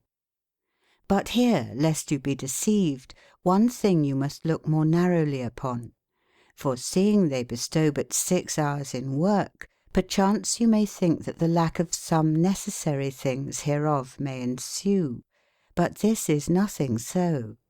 For that small time is not only enough, but also too much for the store and abundance of all things that be requisite, either for the necessity or commodity of life. The which thing you also shall perceive, if you weigh and consider with yourselves how great a part of the people in other countries liveth idle. First, almost all women, which be the half of the whole number. Or else, if the women be somewhere occupied, there most commonly in their stead the men be idle. Besides this, how great and how idle a company is there of priests and religious men, as they call them. Put thereto all rich men, specially all landed men, which commonly be called gentlemen and noblemen. Take into this number also their servants, I mean all that flock of stout bragging rushbucklers. Join to them also sturdy and valiant beggars, cloaking their idle life under the colour of some disease or sickness, and truly you shall find them much fewer than you thought, by whose labour all these things are wrought that in men's affairs are now daily used and frequented. Now consider with yourself, of these few that do work, how few be occupied in necessary works. For where money beareth all the swinge, there many vain and superfluous occupations must needs be used, to serve only for riotous superfluity and unhonest pleasure. For the same multitude that now is occupied in work, if they were divided into so few occupations as the necessary use of nature requireth, in so great plenty of things as then of necessity would ensue, doubtless the prices would be too little for the artificers to maintain their livings. But if all these that be now busied about unprofitable occupations, with all the whole flock of them that live idly and slothfully, which consume and waste every one of them more of these things that come by other men's labour than 2 of the workmen themselves do, if all these, I say, were set to profitable occupations, you easily perceive how little time would be enough, yea, and too much, to store us with all things that may be requisite, either for necessity or for commodity, yea, or for pleasure, so that the same pleasure be true and natural. And this in Utopia the thing itself maketh manifest and plain. For there in all the city, with the whole country or shire adjoining to it, scarcely 500 persons of all the whole number of men and women, that be neither too old nor too weak to work, be licensed and discharged from labour. Among them be the ciphogrants, who, though they be by the laws exempt and privileged from labour, yet they exempt not themselves, to the intent they may the rather by their example provoke other to work. The same vacation from labour do they also enjoy, to whom the people, persuaded by the commendation of the priests and secret election of the ciphogrants, have given a perpetual licence from labour to learning. But if any one of them prove not according to the expectation and hope of him conceived, he is forthwith plucked back to the company of artificers. And contrariwise, often it chanceth that a handicraftsman doth so earnestly bestow his vacant and spare hours in learning, and through diligence so profiteth therein, that he is taken from his handy occupation and promoted to the company of the learned. Out of this order of the learned be chosen ambassadors, priests, tranibors, and finally the prince himself, whom they in their old tongue called Barzanes, and by a newer name Adamus. The residue of the people being neither idle nor yet occupied about unprofitable exercises, it may be easily judged in how few hours how much good work by them may be done and dispatched towards those things that I have spoken of. This commodity they have also above other, that in the most part of necessary occupations they need not so much work as other nations do. For first of all, the building or repairing of houses asketh everywhere so many men's continual labour, because that the unthrifty heir suffereth the houses that his father builded in continuance of time to fall in decay. So that which he might have upholden with little cost, his successor is constrained to build it again anew to his great charge. Yea, many times also the house that stood one man in much money, another is of so nice and so delicate a mind that he setteth nothing by it, and it being neglected, and therefore shortly falling into ruin, he buildeth up another in another place with no less cost and charge. But among the Utopians, where all things be set in a good order, and the commonwealth in a good stay, it very seldom chanceth that they choose a new plot to build an house upon. And they do not only find speedy and quick remedies for present faults, but also prevent them that be like to fall, and by this means their houses continue and last very long, with little labour and small reparations. Insomuch that this kind of workmen sometimes have almost nothing to do, but that they be commanded to hew timber at home, and to square and trim up stones, to the intent that if any work chance, it may the speedilier rise. Now, sir, in their apparel mark, I pray you, how few workmen they need. First of all, whiles they be at work, they be covered homely with leather or skins that will last 7 years. When they go further abroad, they cast upon them a cloak, which hideth the other homely apparel. These cloaks throughout the whole island be all of one colour, and that is the natural colour of the wool. They therefore do not only spend much less woollen cloth than is spent in other countries, but also the same standeth them in much less cost. But linen cloth is made with less labour, and is therefore had more in use. But in linen cloth only whiteness, in woollen only cleanliness is regarded. As for the smallness or fineness of the thread, that is no thing passed for. And this is the cause wherefore in other places 4 or 5 cloth gowns of divers colours and as many silk coats be not enough for one man. Yea, and if he be of the delicate and nice sort, 10 be too few. Whereas there one garment will serve a man most commonly 2 years.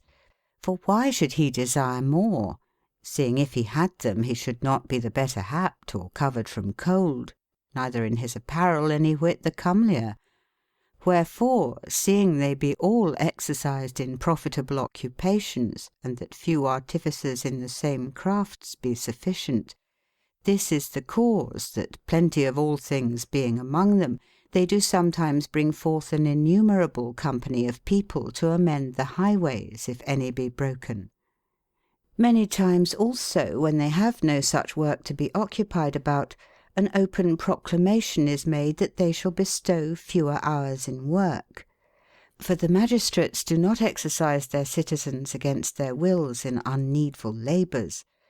For why, in the institution of that weal public, this end is only and chiefly pretended and minded, that what time may possibly be spared from the necessary occupations and affairs of the Commonwealth, all that the citizens should withdraw from the bodily service to the free liberty of the mind and garnishing of the same.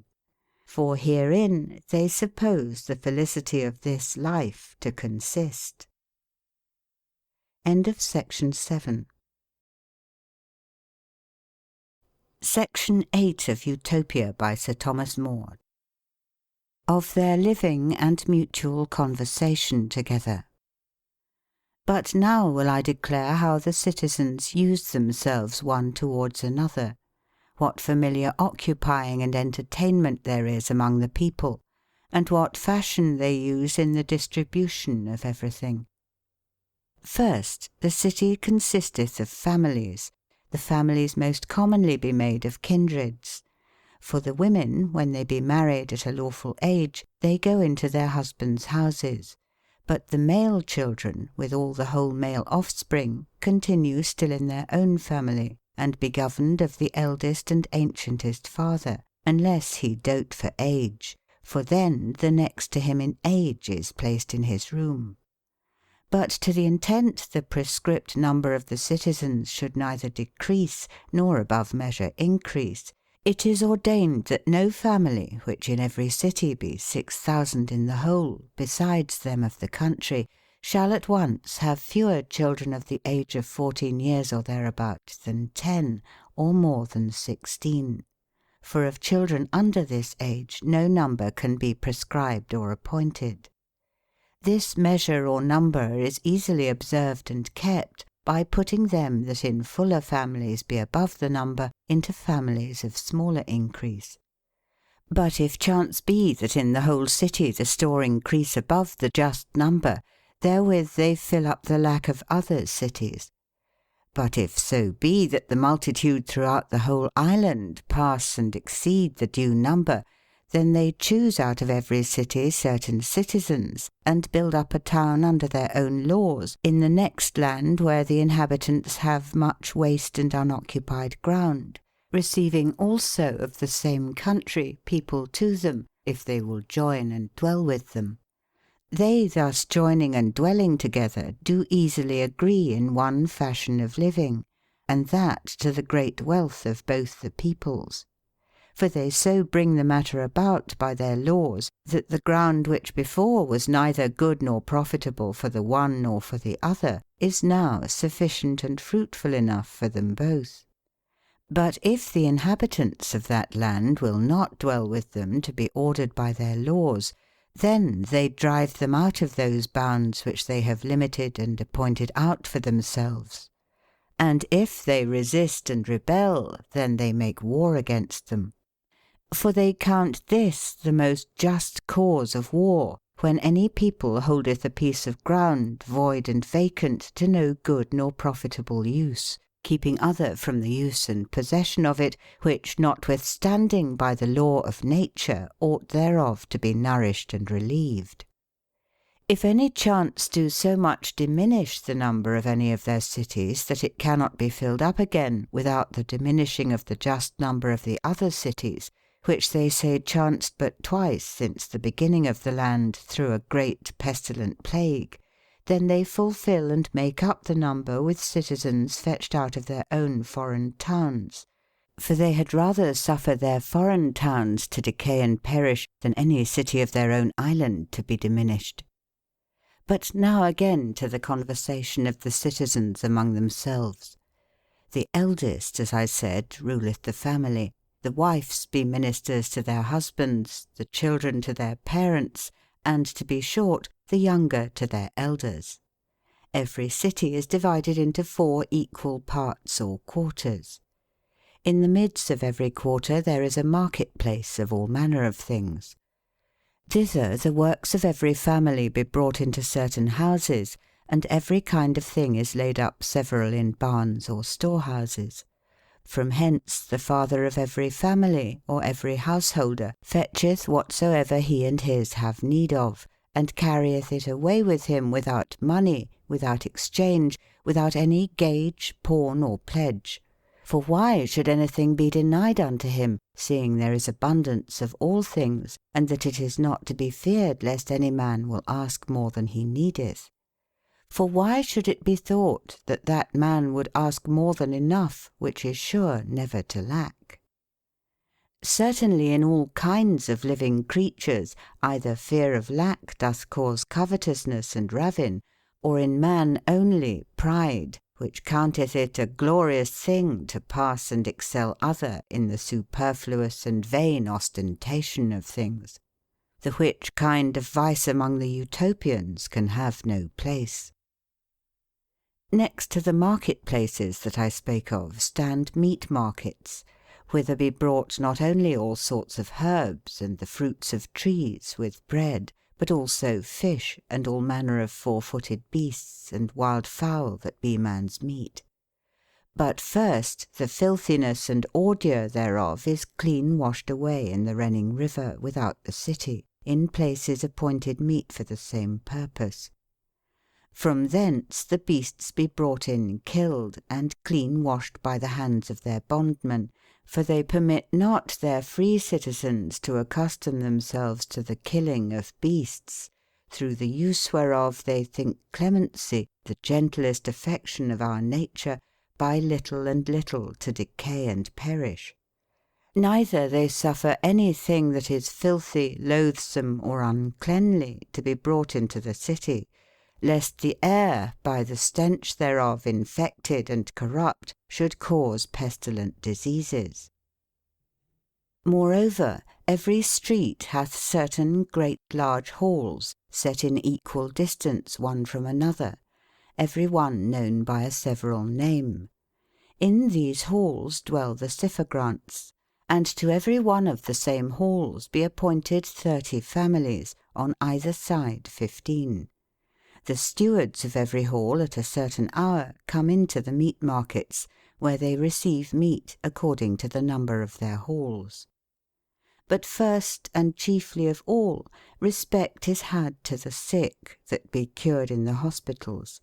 For in the circuit of the city, a little without the walls, they have 4 hospitals, so big, so wide, so ample, and so large, that they may seem 4 little towns, which were devised of that bigness, partly to the intent the sick, be they never so many in number, should not lie too throng or strait, and therefore uneasily and incommodiously, and partly that they which were taken and holden with contagious diseases, such as be wont by infection to creep from one to another, might be laid apart far from the company of the residue.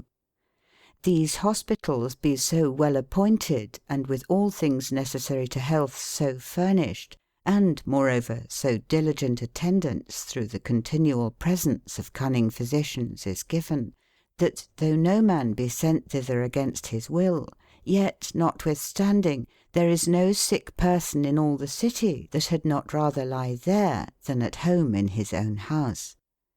When the steward of the sick hath received such meats as the physicians have prescribed, then the best is equally divided among the halls, according to the company of every one, saving that there is had a respect to the prince, the bishop, the tranibors, and to ambassadors and all strangers, if there be any, which be very few and seldom, but they also, when they be there, have certain several houses appointed and prepared for them.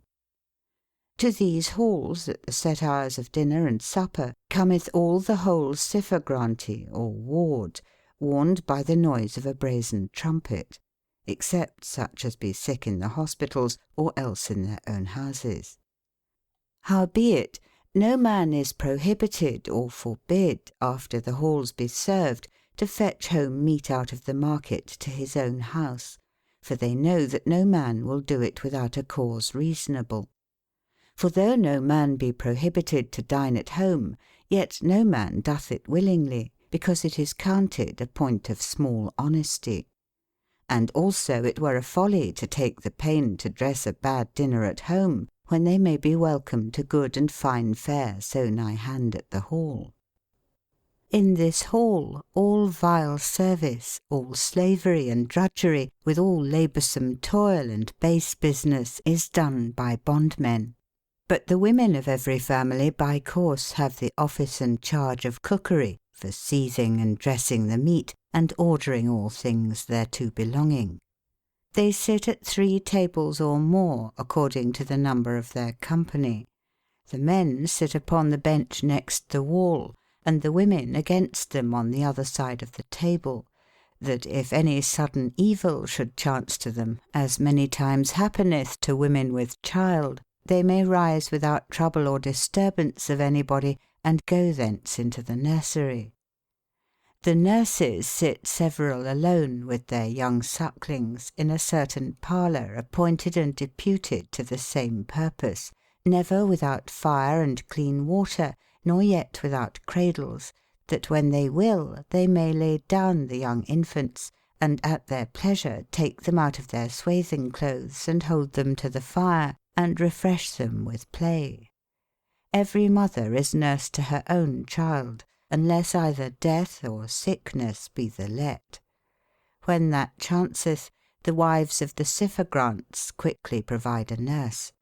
And that is not hard to be done, for they that can do it proffer themselves to no service so gladly as to that, because that there this kind of pity is much praised, and the child that is nourished ever after taketh his nurse for his own natural mother. Also among the nurses sit all the children that be under the age of 5 years. All the other children of both kinds, as well boys as girls, that be under the age of marriage, do either serve at the tables, or else if they be too young thereto, yet they stand by with marvellous silence. That which is given to them from the table they eat, and other several dinner time they have none. The Syphogrant and his wife sit in the midst of the high table, forasmuch as that is counted the honourablest place, and because from thence all the whole company is in their sight, for that table standeth overthwart the over end of the hall. To them be joined 2 of the ancientest and eldest, for at every table they sit 4 at a mess. But if there be a church standing in that Syphogranty or ward, then the priest and his wife sitteth with the Syphogrant as chief in the company. On both sides of them sit young men, and next unto them again old men. And thus throughout all the house equal of age be set together, and yet be mixed and matched with unequal ages. This, they say, was ordained to the intent that the sage gravity and reverence of the elders should keep the youngers from wanton licence of words and behaviour, forasmuch as nothing can be so secretly spoken or done at the table, but either they that sit on the one side or the other must needs perceive it. The dishes be not set down in order from the first place, but all the old men, whose places be marked with some special token to be known, be first served of their meat, and then the residue equally. The old men divide their dainties, as they think best, to the younger on each side of them. Thus the elders be not defrauded of their due honour, and nevertheless equal commodity cometh to every one. They begin every dinner and supper of reading something that pertaineth to good manners and virtue, but it is short, because no man shall be grieved therewith. Hereof the elders take occasion of honest communication, but neither sad nor unpleasant. Howbeit they do not spend all the whole dinner time themselves with long and tedious talks, but they gladly hear also the young men, yea, and purposely provoke them to talk, to the intent that they may have a proof of every man's wit and towardness, or disposition to virtue, which commonly in the liberty of feasting doth show and utter itself. Their dinners be very short, but their suppers be somewhat longer, because that after dinner followeth labour, after supper sleep and natural rest, which they think to be of more strength and efficacy to wholesome and healthful digestion. No supper is passed without music, nor their banquets lack no conceits nor junkets. They burn sweet gums, and spices or perfumes, and pleasant smells, and sprinkle about sweet ointments and waters. Yea, they leave nothing undone that maketh for the cheering of the company. For they be much inclined to this opinion, to think no kind of pleasure forbidden, whereof cometh no harm. Thus, therefore, and after this sort, they live togethers in the city. But in the country they that dwell alone, far from any neighbours, do dine and sup at home in their own houses. For no family there lacketh any kind of victuals, as from whom cometh all that the citizens eat and live by.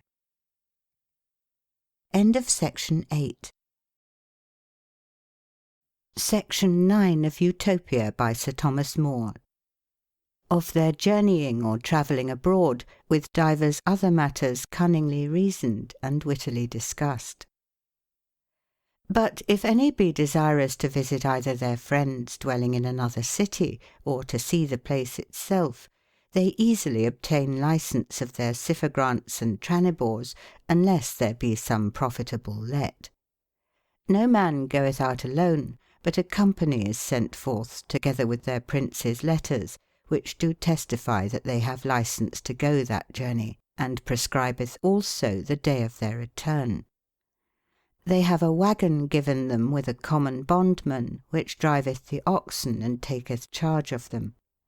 But unless they have women in their company, they send home the waggon again, as an impediment and a let. And though they carry nothing forth with them, yet in all their journey they lack nothing, for wheresoever they come, they be at home. If they tarry in a place longer than one day, then there every one of them falleth to his own occupation, and be very gently entertained of the workmen and companies of the same crafts. If any man of his own head and without leave walk out of his precinct and bounds, taken without the prince's letters, he is brought again for a fugitive or a runaway, with great shame and rebuke, and is sharply punished. If he be taken in that fault again, he is punished with bondage. If any be desirous to walk abroad into the fields, or into the country that belongeth to the same city that he dwelleth in, obtaining the goodwill of his father and the consent of his wife, he is not prohibited. But into what part of the country soever he cometh, he hath no meat given him until he hath wrought out his forenoon's task, or dispatched so much work as there is wont to be wrought before supper. Observing this law and condition, he may go whither he will within the bounds of his own city, for he shall be no less profitable to the city than if he were within it. Now you see how little liberty they have to loiter, how they can have no cloak or pretence to idleness. There be neither wine taverns, nor alehouses, nor stews, nor any occasion of vice or wickedness, no lurking corners, no places of wicked counsels or unlawful assemblies, but they be in the present sight, and under the eyes of every man. So that of necessity they must either apply their accustomed labours, or else recreate themselves with honest and laudable pastimes.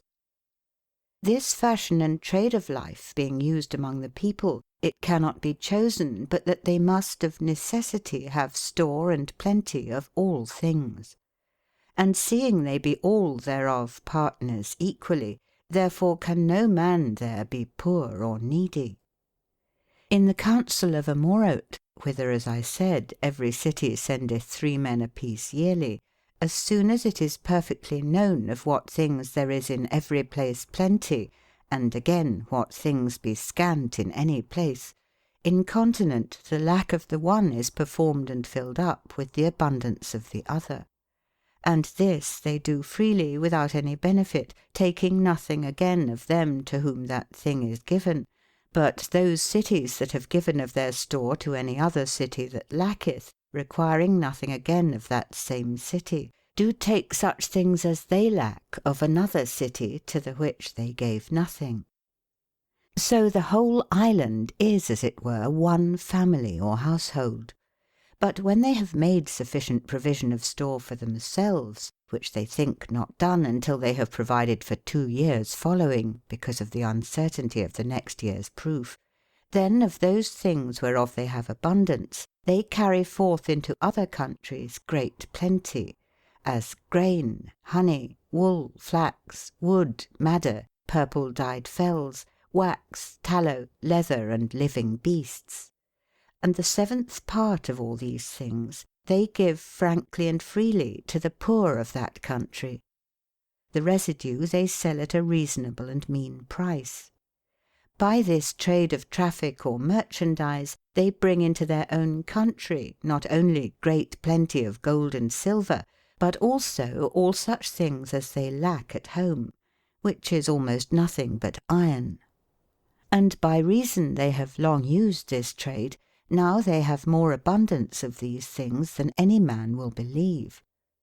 Now therefore they care not whether they sell for ready money, or else upon trust to be paid at a day, and to have the most part in debts. But in so doing they never follow the credence of private men, but the assurance or warranties of the whole city, by instruments and writings made in that behalf accordingly. When the day of payment is come and expired, the city gathereth up the debt of the private debtors, and putteth it into the common box, and so long hath the use and profit of it, until the Utopians, their creditors, demand it. The most part of it they never ask. For that thing which is to them no profit, to take it from other to whom it is profitable, they think it no right nor conscience.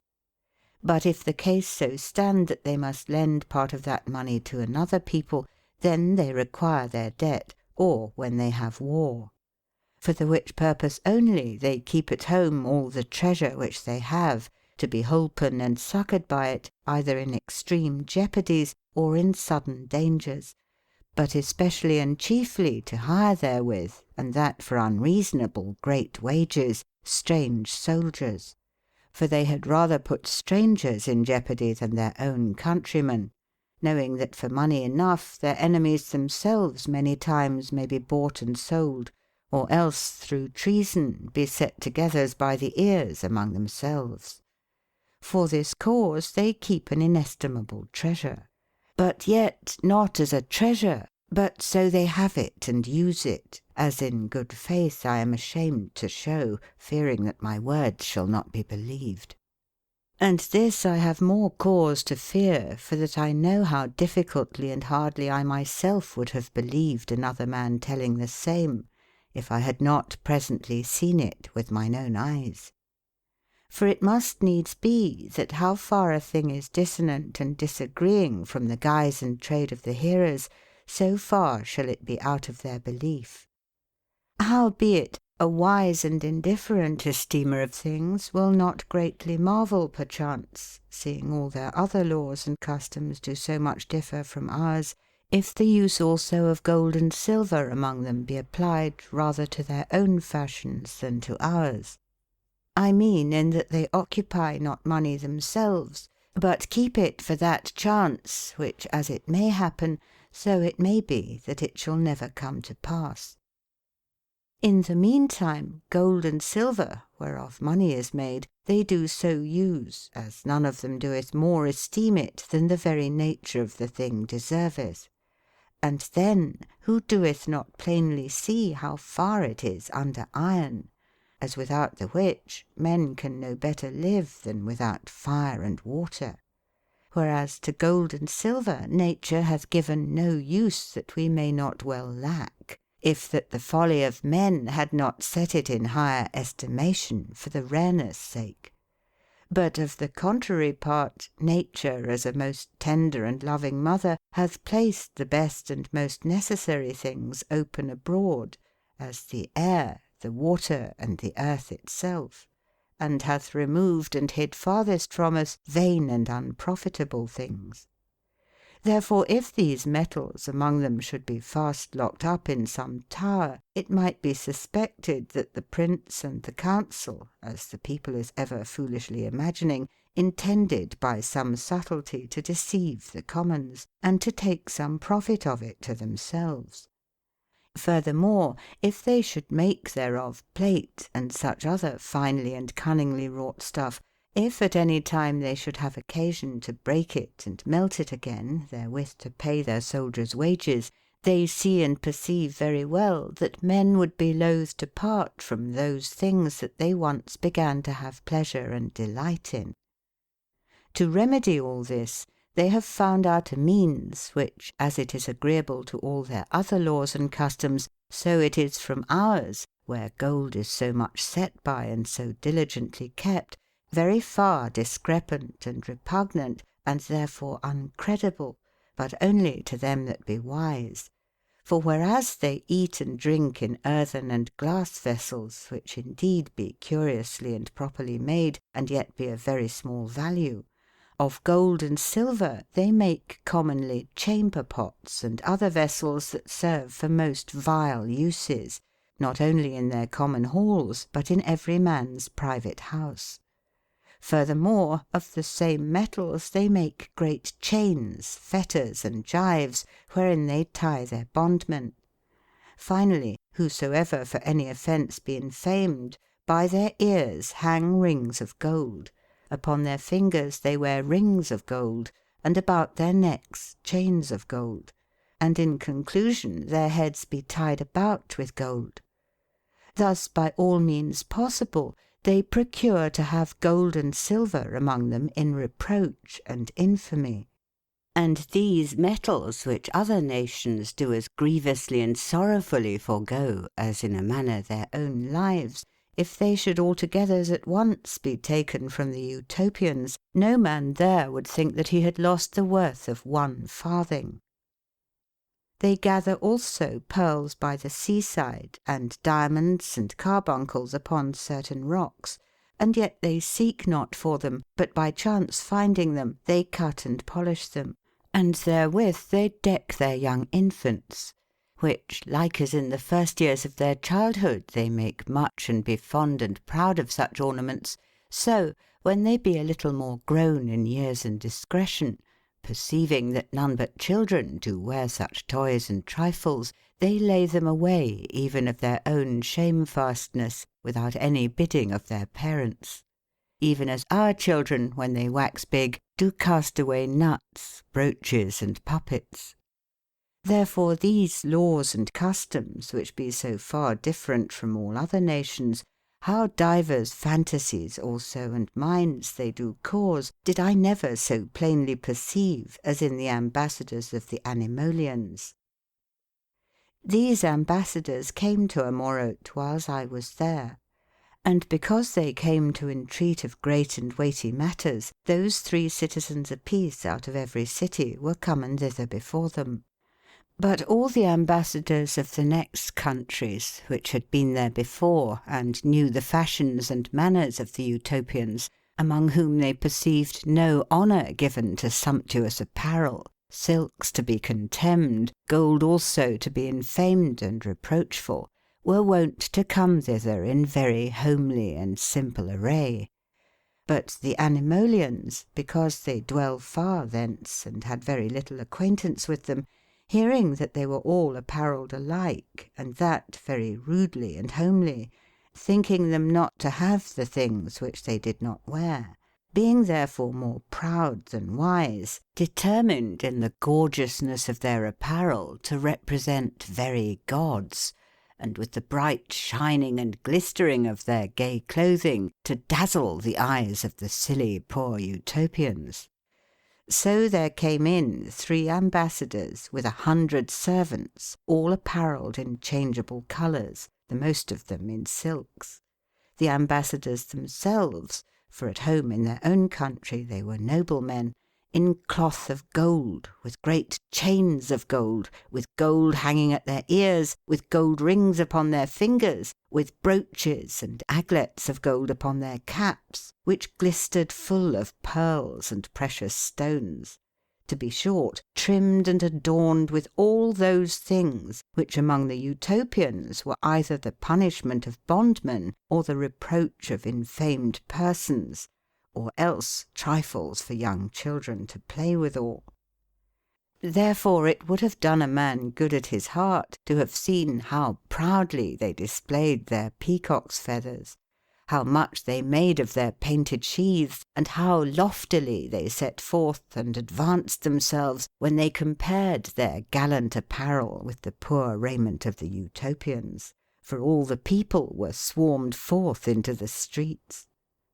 And on the other side, it was no less pleasure to consider how much they were deceived, and how far they missed of their purpose, being contrary ways taken than they thought they should have been. For to the eyes of all the Utopians, except very few which had been in other countries for some reasonable cause, all that gorgeousness of apparel seemed shameful and reproachful, insomuch that they most reverently saluted the vilest and most abject of them for lords, passing over the ambassadors themselves without any honour, judging them by their wearing of golden chains to be bondmen. Yea, you should have seen children also, that had cast away their pearls and precious stones, when they saw the like sticking upon the ambassadors' caps, dig and push their mothers under the sides, saying thus to them, "Look, mother, how great a lubber doth yet wear pearls and precious stones, as though he were a little child still." But the mother, yea, and that also in good earnest, "Peace, son," saith she, "I think he be some of the ambassadors' fools."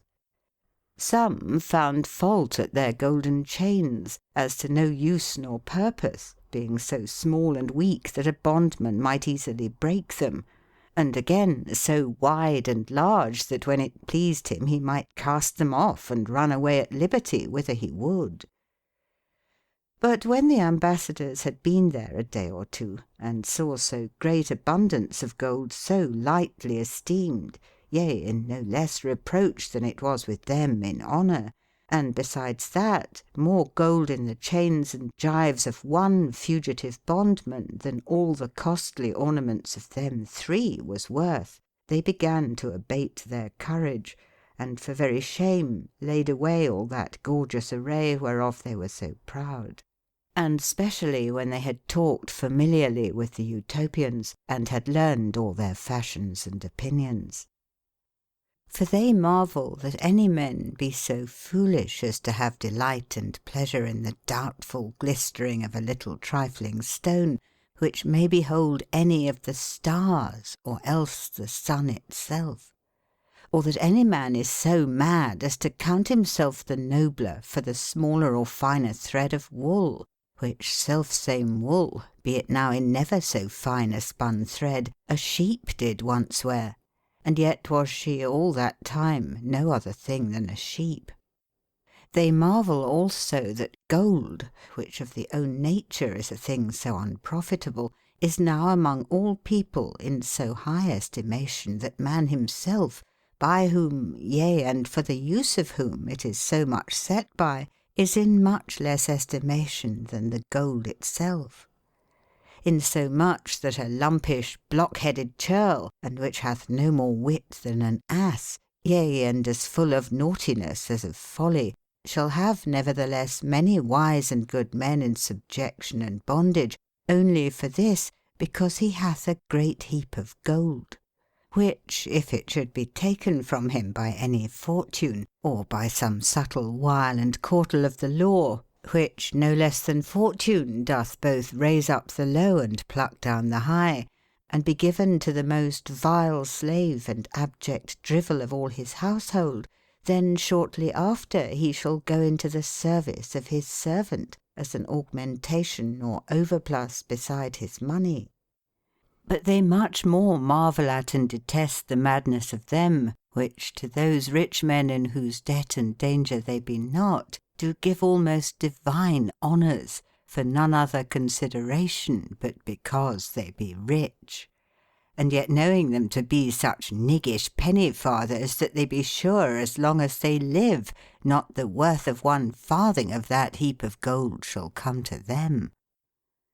These and such like opinions have they conceived, partly by education, being brought up in that commonwealth whose laws and customs be far different from these kinds of folly, and partly by good literature and learning.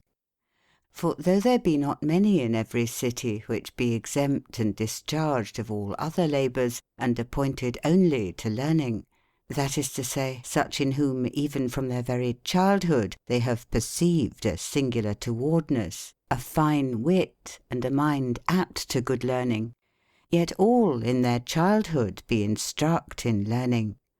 And the better part of the people, both men and women, throughout all their whole life, do bestow in learning those spare hours which we said they have vacant from bodily labours.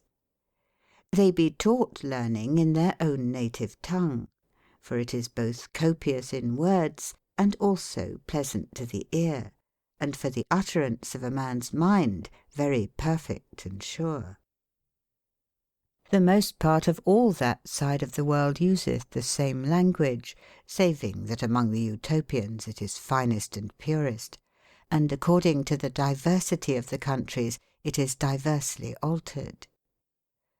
Of all these philosophers whose names be here famous in this part of the world to us known, before our coming thither not as much as the fame of any of them was common among them, and yet in music, logic, arithmetic, and geometry they have found out in a manner all that our ancient philosophers have taught.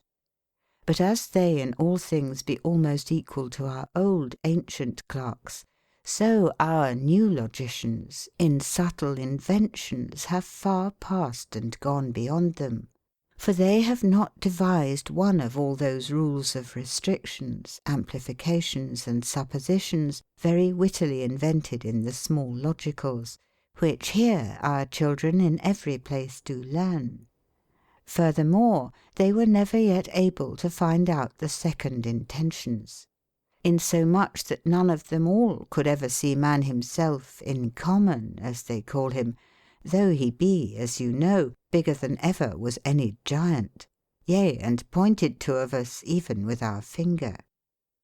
But they be in the course of the stars and the movings of the heavenly spheres very expert and cunning. They have also wittily excogitated and devised instruments of divers fashions, wherein is exactly comprehended and contained the movings and situations of the sun, the moon, and of all the other stars which appear in their horizon. But as for the amities and dissensions of the planets, and all that deceitful divination by the stars, they never as much as dreamed thereof.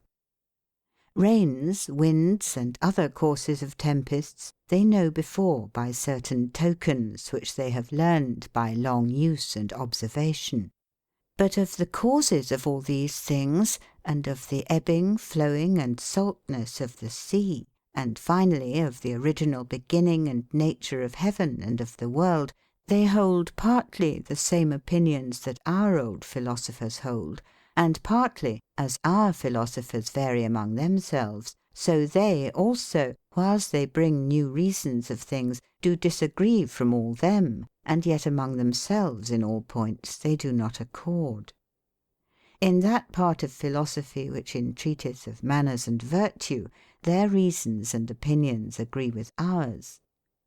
They dispute of the good qualities of the soul, of the body, and of fortune, and whether the name of goodness may be applied to all these, or only to the endowments and gifts of the soul. They reason of virtue and pleasure, but the chief and principal question is in what thing, be it one or more, the felicity of man consisteth. But in this point they seem almost too much given and inclined to the opinion of them which defend pleasure, wherein they determine either all or the chiefest part of man's felicity to rest. And, which is more to be marvelled at, The defence of this so dainty and delicate an opinion they fetch even from their grave, sharp, bitter, and rigorous religion. For they never dispute of felicity or blessedness, but they join unto the reasons of philosophy certain principles taken out of religion. Without the which, to the investigation of true felicity, they think reason of itself weak and unperfect. Those principles be these and such like: that the soul is immortal, and by the bountiful goodness of God ordained to felicity; that to our virtues and good deeds rewards be appointed after this life, and to our evil deeds punishments. Though these be pertaining to religion, yet they think it meet that they should be believed and granted by profess of reason. But if these principles were condemned and disannulled, then without any delay they pronounce no man to be so foolish which would not do all his diligence and endeavour to obtain pleasure by right or wrong, only avoiding this inconvenience, that the less pleasure should not be a let or hindrance to the bigger, or that he laboured not for that pleasure which would bring after it displeasure, grief, and sorrow. For they judge it extreme madness to follow sharp and painful virtue, and not only to banish the pleasure of life, but also willingly to suffer grief without any hope of profit thereof ensuing.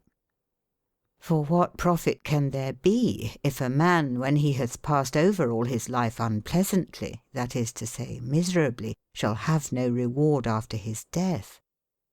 But now, sir, they think not felicity to rest in all pleasure, but only in that pleasure that is good and honest, and that hereto, as to perfect blessedness our nature is allured and drawn, even of virtue, whereto only they that be of the contrary opinion do attribute felicity. For they define virtue to be life ordered according to nature, and that we be hereunto ordained of God, and that he doth follow the course of nature, which in desiring and refusing things is ruled by reason. Furthermore, that reason doth chiefly and principally kindle in men the love and veneration of the divine majesty, of whose goodness it is that we be, and that we be in possibility to attain felicity; and that secondarily it both stirreth and provoketh us to lead our life out of care in joy and mirth, and also moveth us to help and further all other in respect of the society of nature to obtain and enjoy the same. For there was never man so earnest and painful a follower of virtue and hater of pleasure, that would so enjoin you labours, watchings, and fastings, but he would also exhort you to ease, lighten, and relieve, to your power, the lack and misery of others, praising the same as a deed of humanity and pity.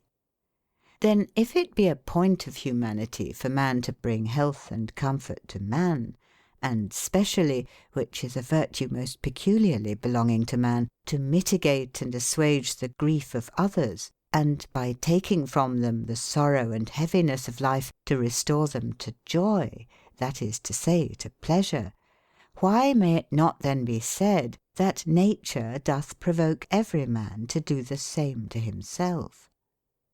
For a joyful life, that is to say, a pleasant life, is either evil, and if it be so, then thou shouldest not only help no man thereto, but rather as much as in thee lieth, withdraw all men from it, as noisome and hurtful.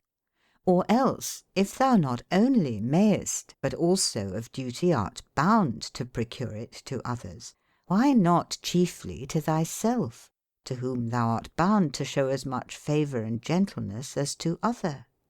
For when nature biddeth thee to be good and gentle to other, she commandeth thee not to be cruel and ungentle to thyself. Therefore even very nature, say they, prescribeth to us a joyful life, that is to say, pleasure as the end of all our operations. And they define virtue to be life ordered according to the prescript of nature. But in that nature doth allure and provoke men one to help another to live merrily, which surely she doth not without a good cause, for no man is so far above the lot of man's state or condition, that nature doth cark and care for him only, which equally favoureth all that be comprehended under the communion of one shape, form, and fashion. Verily she commandeth thee to use diligent circumspection, that thou do not so seek for thine own commodities, that thou procure others' incommodities.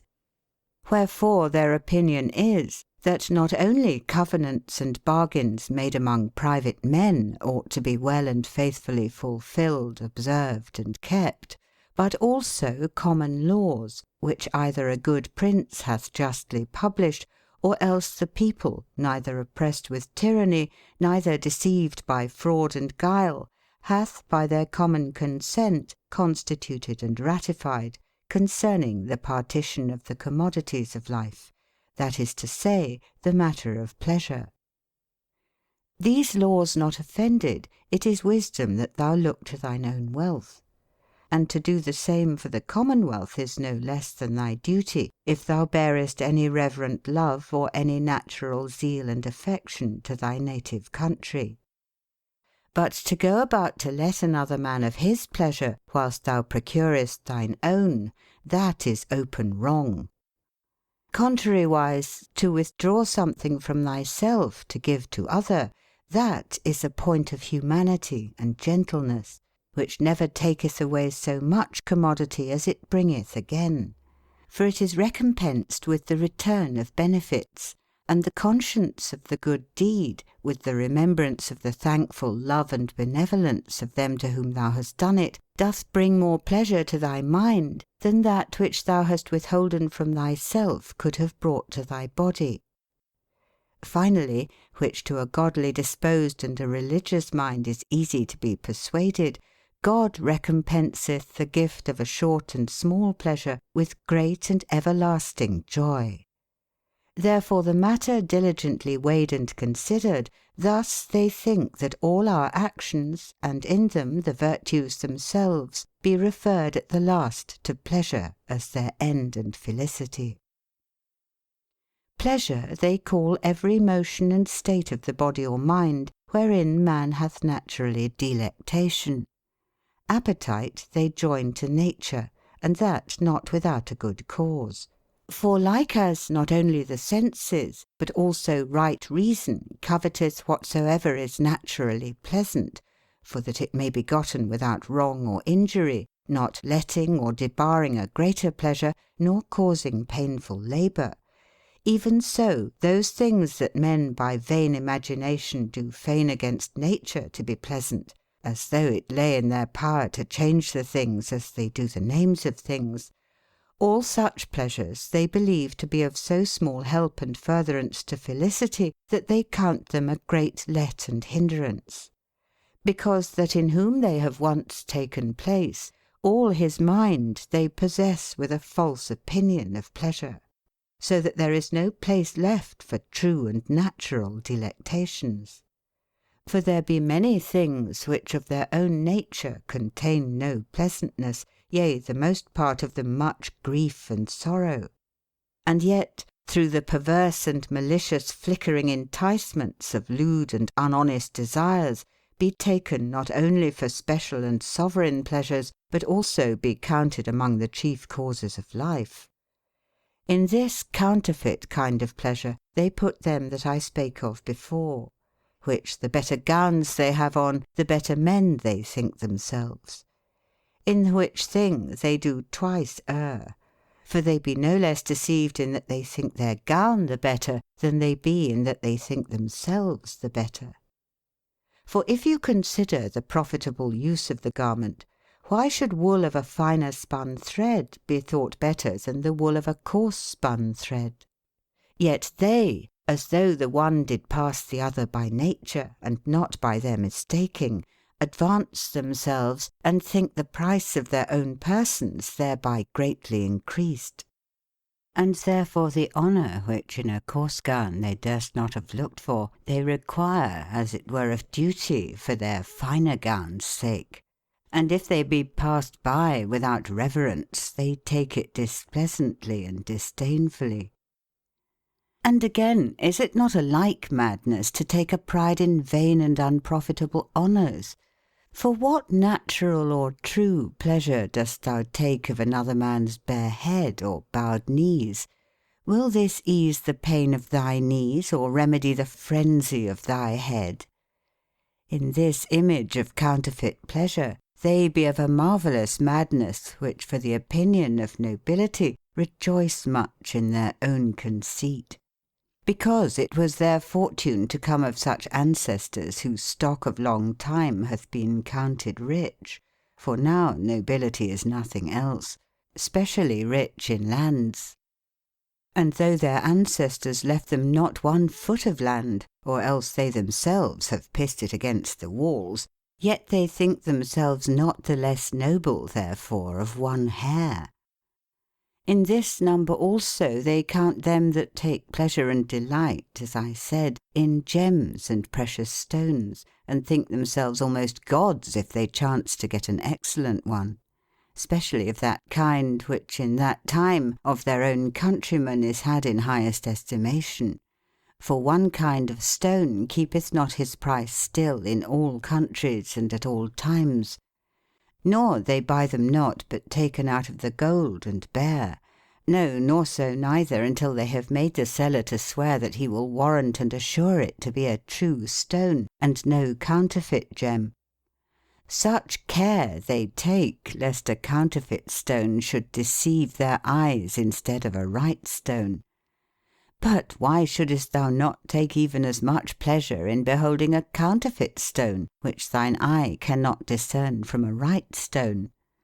They should both be of like value to thee, even as to the blind man. What shall I say of them that keep superfluous riches, to take delectation only in the beholding, and not in the use or occupying thereof? Do they take true pleasure, or else be they deceived with false pleasure?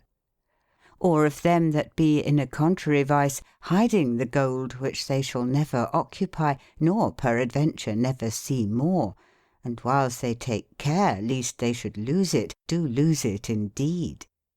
For what is it else when they hide it in the ground, taking it both from their own use, and perchance from all other men's also? And yet thou, when thou hast hid thy treasure, as one out of all care, hoppest for joy. The which treasure, if it should chance to be stolen, and thou, ignorant of the theft, shouldst die 10 years after, all that 10 years' space that thou livedst after thy money was stolen, what matter was it to thee whether it had been taken away, or else safe as thou leftest it? Truly both ways like profit came to thee. To these so foolish pleasures they join dicers, whose madness they know by hearsay, and not by use. Hunters also, and hawkers. For what pleasure is there, say they, in casting the dice upon a table, which thou hast done so often, that if there were any pleasure in it, yet the oft use might make thee weary thereof? Or what delight can there be, and not rather displeasure, in hearing the barking and howling of dogs? Or what greater pleasure is there to be felt when a dog followeth an hare, than when a dog followeth a dog? For 1 thing is done in both, that is to say, running, if thou hast pleasure therein. But if the hope of slaughter, and the expectation of tearing in pieces the beast doth please thee, thou shouldest rather be moved with pity to see a seely innocent hare murdered of a dog. The weak of the stronger, the fearful of the fierce, the innocent of the cruel and unmerciful. Therefore all this exercise of hunting as a thing unworthy to be used of free men, the Utopians have rejected to their butchers, to the which craft, as we said before, they appoint their bondmen. For they count hunting the lowest, the vilest, and most abject part of butchery, and the other parts of it more profitable and more honest, as bringing much more commodity, in that they kill beasts only for necessity, whereas the hunter seeketh nothing but pleasure of the seely and woeful beast's slaughter and murder. The which pleasure in beholding death they think doth arise in the very beasts, either of a cruel affection of mind, or else to be changed in continuance of time into cruelty, by long use of so cruel a pleasure. These therefore, and all such like, which be innumerable, though the common sort of people doth take them for pleasures, yet they, seeing there is no natural pleasantness in them, do plainly determine them to have no affinity with true and right pleasure. For as touching that they do commonly move the sense with delectation, which seemeth to be a work of pleasure, this doth nothing diminish their opinion, for not the nature of the thing, but their perverse and lewd custom is the cause hereof, which causeth them to accept bitter or sour things for sweet things, even as women with child in their vitiate and corrupt taste think pitch and tallow sweeter than any honey. Howbeit no man's judgment, depraved and corrupt, either by sickness or by custom, can change the nature of pleasure more than it can do the nature of other things. They make divers kinds of pleasures, for some they attribute to the soul, and some to the body. To the soul they give intelligence, and that delectation that cometh of the contemplation of truth. Hereunto is joined the pleasant remembrance of the good life past. The pleasure of the body they divide into two parts. The first is when delectation is sensibly felt and perceived, which many times chanceth by the renewing and refreshing of those parts which our natural heat drieth up. This cometh by meat and drink, and sometimes whilst those things be expulsed and voided, whereof is in the body over great abundance. This pleasure is felt when we do our natural easement, or when we be doing the act of generation, or when the itching of any part is eased with rubbing or scratching. Sometimes pleasure riseth exhibiting to any member nothing that it desireth, nor taking from it any pain that it feeleth, which nevertheless tickleth and moveth our senses with a certain secret efficacy, but with a manifest motion turneth them to it, as is that which cometh of music. The second part of bodily pleasure, they say, is that which consisteth and resteth in the quiet and upright state of the body. And that truly is every man's own proper health, intermingled and disturbed with no grief. For this, if it not be letted nor assaulted with no grief, is delectable of itself, though it be moved with no external or outward pleasure. For though it be not so plain and manifest to the sense as the greedy lust of eating and drinking, yet, nevertheless, many take it for the chiefest pleasure. All the Utopians grant it to be a right sovereign pleasure, and, as you would say, the foundation and ground of all pleasures, as which even alone is able to make the state and condition of life delectable and pleasant. And it being once taken away, there is no place left for any pleasure. For to be without grief, not having health, that they call unsensibility, and not pleasure. The Utopians have long ago rejected and condemned the opinion of them which said that steadfast and quiet health, for this question also hath been diligently debated among them, ought not therefore to be counted a pleasure, because they say it cannot be presently and sensibly perceived and felt by some outward motion. But of the contrary part now they agree almost all in this, that health is a most sovereign pleasure. For seeing that in sickness, say they, is grief, which is a mortal enemy to pleasure, even as sickness is to health, why should not then pleasure be in the quietness of health? For they say it maketh nothing to this matter, whether you say that sickness is a grief, or that in sickness is grief, for all cometh to one purpose. For whether health be a pleasure itself, or a necessary cause of pleasure, as fire is of heat, truly both ways it followeth, that they cannot be without pleasure that be in perfect health. Furthermore, whiles we eat, say they, then health, which began to be impaired, fighteth by the help of food against hunger.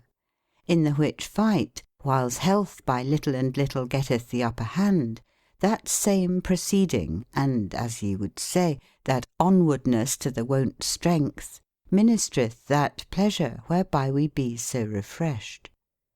Health, therefore, which in the conflict is joyful, shall it not be merry when it hath gotten the victory? But as soon as it hath recovered the pristinate strength, which thing only in all the fight it coveted, shall it incontinent be astonied? Nor shall it not know nor embrace the own wealth and goodness? For where it is said, health cannot be felt, this, they think, is nothing true. For what man waking, say they, feeleth not himself in health, but he that is not? Is there any man so possessed with stonish insensibility, or with lethargy, that is to say, the sleeping sickness, that he will not grant health to be acceptable to him, and delectable? But what other thing is delectation than that which by another name is called pleasure? They embrace chiefly the pleasures of the mind. For them they count the chiefest and most principal of all. The chief part of them they think doth come of the exercise of virtue, and conscience of good life. Of these pleasures that the body ministreth, they give the preeminence to health. For the delight of eating and drinking, and whatsoever hath any like pleasantness, they determine to be pleasures much to be desired, but no other ways than for health's sake. For such things of their own proper nature be not so pleasant, but in that they resist sickness privily stealing on. Therefore, like as it is a wise man's part rather to avoid sickness than to wish for medicines, and rather to drive away and put to flight careful griefs than to call for comfort, so it is much better not to need this kind of pleasure than thereby to be eased of the contrary grief. The which kind of pleasure if any man take for his felicity, that man must needs grant that then he shall be in most felicity, if he live that life which is led in continual hunger, thirst, itching, eating, drinking, scratching, and rubbing. The which life, how not only foul and unhonest, but also how miserable and wretched it is, who perceiveth not? These doubtless be the basest pleasures of all, as unpure and unperfect. For they never come but accompanied with their contrary griefs. As with the pleasure of eating is joined hunger, and that after no very equal sort. For of these two the grief is both the more vehement, and also of longer continuance. For it beginneth before the pleasure, and endeth not until the pleasure die with it. Wherefore such pleasures they think not greatly to be set by, but in that they be necessary. Howbeit they have delight also in these, and thankfully knowledge that tender love of Mother Nature, which with most pleasant delectation allureth her children to that, to the necessary use whereof, they must from time to time continually be forced and driven. For how wretched and miserable should our life be, if these daily griefs of hunger and thirst could not be driven away but with bitter potions and sour medicines, as the other diseases be wherewith we be seldomer troubled. But beauty, strength, nimbleness, these as peculiar and pleasant gifts of nature they make much of. But those pleasures that be received by the ears, the eyes, and the nose, which nature willeth to be proper and peculiar to man, for no other living creature doth behold the fairness and the beauty of the world, or is moved with any respect of favours, but only for the diversity of meats, neither perceiveth the concordant and discordant distances of sounds and tunes. These pleasures, I say, they accept and allow as certain pleasant rejoicings of life. But in all things this cautele they use, that a less pleasure hinder not a bigger, and that the pleasure be no cause of displeasure, which they think to follow of necessity if the pleasure be unhonest.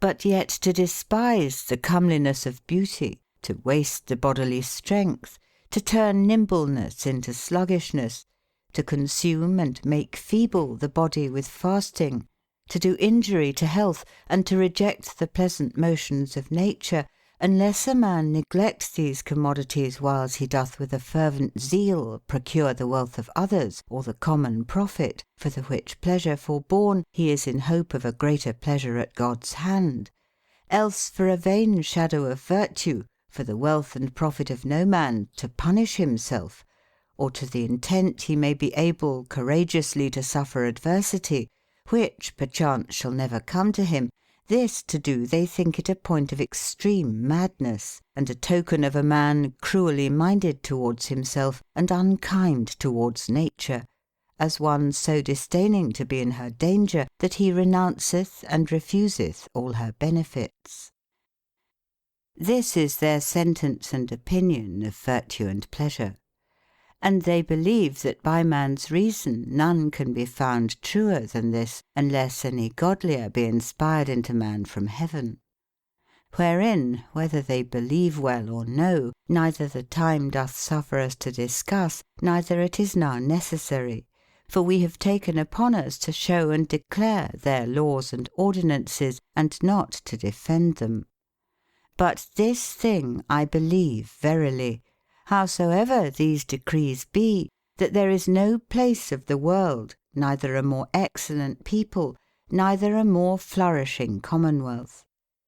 They be light and quick of body, full of activity and nimbleness, and of more strength than a man would judge them by their stature, which, for all that, is not too low.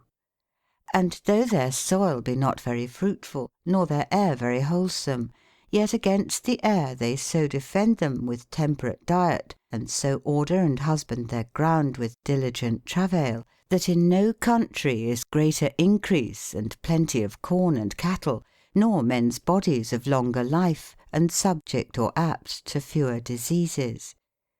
There, therefore, a man may see well and diligently exploited and furnished, not only those things which husbandmen do commonly in other countries, as by craft and cunning to remedy the barrenness of the ground, but also a whole wood by the hands of the people plucked up by the roots in one place, and set again in another place. Wherein was had regard and consideration, not of plenty, but of commodious carriage, that wood and timber might be nigher to the sea, or the rivers, or the cities. For it is less labour and business to carry grain far by land than wood. The people be gentle, merry, quick, and fine-witted, delighting in quietness, and when need requireth, able to abide and suffer much bodily labour. Else they be not greatly desirous and fond of it, but in the exercise and study of the mind they be never weary. When they had heard me speak of the Greek literature or learning, for in Latin there was nothing that I thought they would greatly allow, besides historians and poets, they made wonderful earnest and importunate suit unto me that I would teach and instruct them in that tongue and learning. I began therefore to read unto them. At the first, truly, more because I would not seem to refuse the labour, than that I hoped that they would anything profit therein.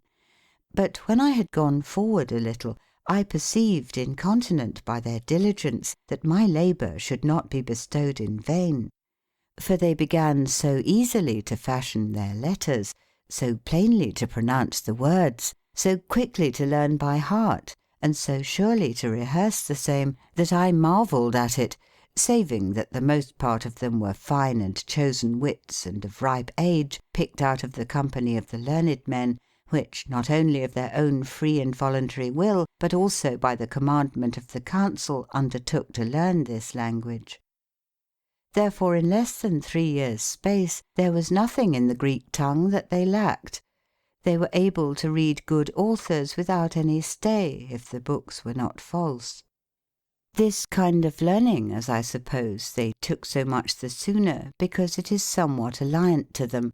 For I think that this nation took their beginning of the Greeks, because their speech, which in all other points is not much unlike the Persian tongue, keepeth divers signs and tokens of the Greek language in the names of their cities and of their magistrates. They have of me, for when I was determined to enter into my 4th voyage, I cast into the ship, instead of merchandise, a pretty fardel of books, because I intended to come again rather never than shortly. They have, I say, of me, the most part of Plato's works, more of Aristotle's, also Theophrastus of plants, but in divers places, which I am sorry for, unperfect. For whiles we were a shipboard, a marmozet chanced upon the book, as it was negligently laid by, which, wantonly playing therewith, plucked out certain leaves and tore them in pieces. Of them that have written the grammar they have only Lascaris, for Theodorus I carried not with me, nor never a dictionary, but Hesychius and Dioscorides. They set great store by Plutarch's books, and they be delighted with Lucian's merry conceits and jests. Of the poets they have Aristophanes, Homer, Euripides, and Sophocles in Aldus small print. Of the historians they have Thucydides, Herodotus, and Herodian. Also my companion, Trisius Apinatus, carried with him physic books, certain small works of Hippocrates and Galene's Microtechni, the which book they have in great estimation. For though there be almost no nation under heaven that hath less need of physic than they, yet this notwithstanding, physic is nowhere in greater honour, because they count the knowledge of it among the goodliest and most profitable parts of philosophy. For whiles they by the help of this philosophy search out the secret mysteries of nature, they think themselves to receive thereby not only wonderful great pleasure, but also to obtain great thanks and favour of the author and maker thereof. Whom they think, according to the fashion of other artificers, to have set forth the marvellous and gorgeous frame of the world, for man with great affection intentively to behold. Whom only he hath made of wit and capacity to consider and understand the excellency of so great a work. And therefore he beareth, say they, more goodwill and love to the curious and diligent beholder and viewer of his work, and marveller at the same, than he doth to him which like a very brute beast without wit and reason, or as one without sense or moving, hath no regard to so great and so wonderful a spectacle.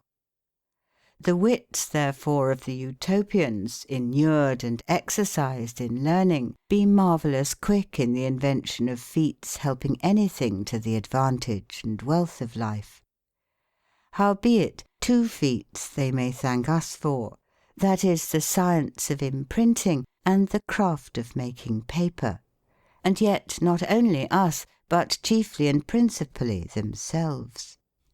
For when we showed to them Aldus his print in books of paper, and told them of the stuff whereof paper is made, and of the feat of graving letters, speaking somewhat more than we could plainly declare, for there was none of us that knew perfectly either the one or the other, they forthwith very wittily conjectured the thing. And whereas before they wrote only in skins, in barks of trees, and in reeds, now they have attempted to make paper, and to imprint letters. And though at the first it proved not all of the best, yet by often assaying the same, they shortly got the feat of both, and have so brought the matter about, that if they had copies of Greek authors, they could lack no books. But now they have no more than I rehearsed before, saving that by printing of books they have multiplied and increased the same into many thousands of copies. Whosoever cometh thither to see the land, being excellent in any gift of wit, or through much and long journeying, well experienced and seen in the knowledge of many countries, for the which cause we were very welcome to them, him they receive and entertain wondrous gently and lovingly. For they have delight to hear what is done in every land. Howbeit very few merchantmen come thither, for what should they bring thither unless it were iron, or else gold and silver, which they had rather carry home again. Also such things as are to be carried out of their land, they think it more wisdom to carry that gear forth themselves, than that other should come thither to fetch it, to the intent they may the better know the outlands on every side of them, and keep inure the feat and knowledge of sailing.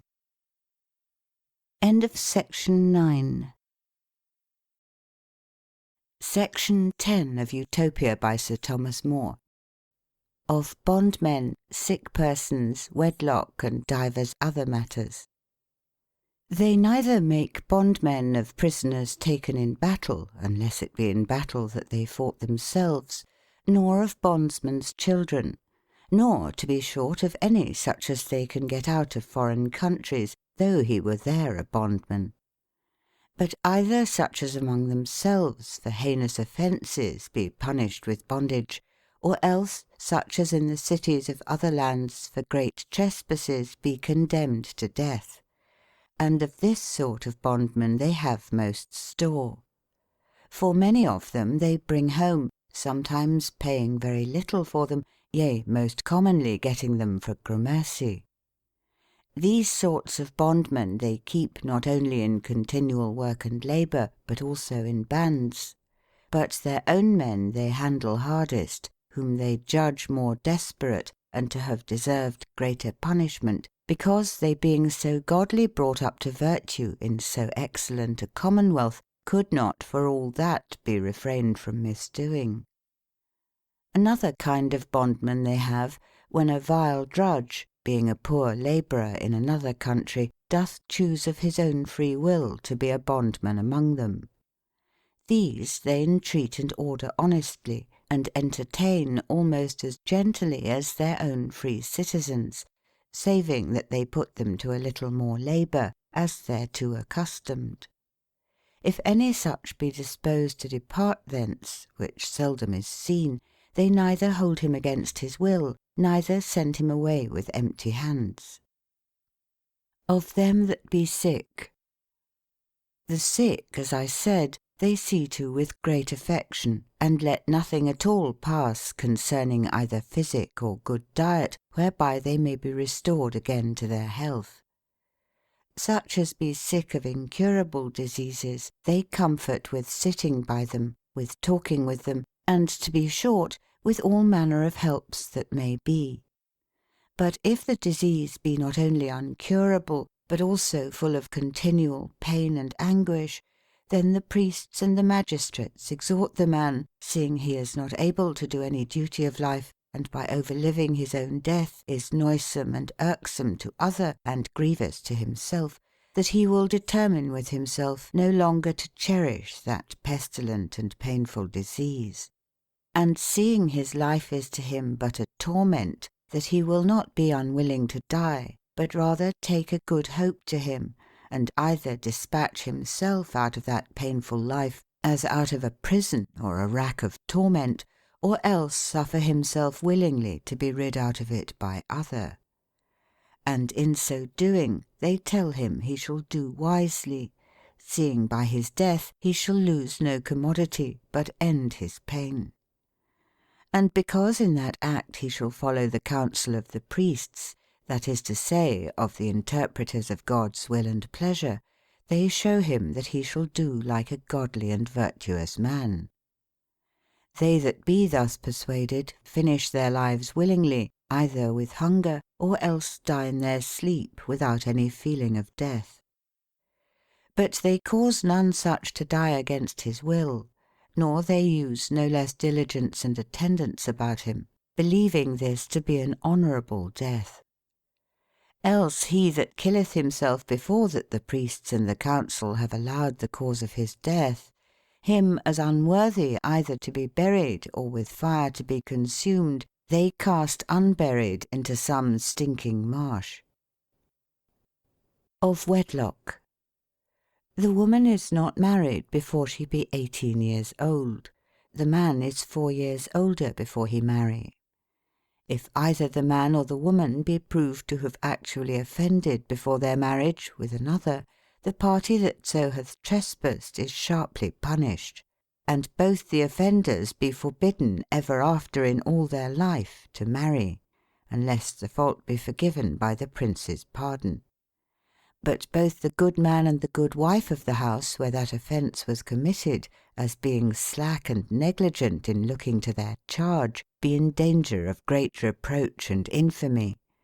That offence is so sharply punished, because they perceive that unless they be diligently kept from the liberty of this vice, few will join together in the love of marriage, wherein all the life must be led with one, and also all the griefs and displeasures coming therewith patiently be taken and borne. Furthermore, in choosing wives and husbands, they observe earnestly and straitly a custom which seemed to us very fond and foolish. For a sad and an honest matron showeth the woman, be she maid or widow, naked to the wooer. And likewise a sage and discreet man exhibiteth the wooer naked to the woman. At this custom we laughed and disallowed it as foolish, but they on the other part do greatly wonder at the folly of all other nations, which in buying a colt, whereas a little money is in hazard, be so chary and circumspect, that though he be almost all bare, yet they will not buy him unless the saddle and all the harness be taken off, lest under those coverings be hid some gall or sore. And yet in choosing a wife, which shall be either pleasure or displeasure to them all their life after, they be so reckless that all the residue of the woman's body being covered with clothes, they esteem her scarcely by one handbreadth, for they can see no more but her face, and so to join her to them, not without great jeopardy of evil, agreeing together, if anything in her body afterward should chance to offend and mislike them, for all men be not so wise as to have respect to the virtuous conditions of the party. And the endowments of the body cause the virtues of the mind more to be esteemed and regarded, yea, even in the marriages of wise men. Verily so foul deformity may be hid under those coverings, that it may quite alienate and take away the man's mind from his wife, when it shall not be lawful for their bodies to be separate again. If such deformity happen by any chance after the marriage is consummate and finished, well, there is no remedy but patience, every man must take his fortune well a-worth. But it were well done that a law were made whereby all such deceits might be eschewed and avoided beforehand. And this were they constrained more earnestly to look upon, because they only of the nations in that part of the world be content every man with one wife apiece.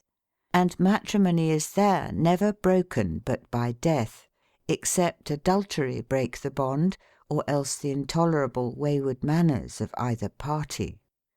For if either of them find themselves for any such cause grieved, they may by the licence of the council change and take another. But the other party liveth ever after in infamy and out of wedlock. Howbeit the husband to put away his wife for no other fault but for that some mishap is fallen to her body, this by no means they will suffer. For they judge it a great point of cruelty that anybody in their most need of help and comfort should be cast off and forsaken, and that old age, which both bringeth sickness with it and is a sickness itself, should unkindly and unfaithfully be dealt withal. But now and then it chanceth, whereas the man and the woman cannot well agree between themselves, both of them finding other with whom they hope to live more quietly and merrily, that they by the full consent of them both be divorced asunder and married again to other, but that not without the authority of the council, which agreeth to no divorces before they and their wives have diligently tried and examined the matter.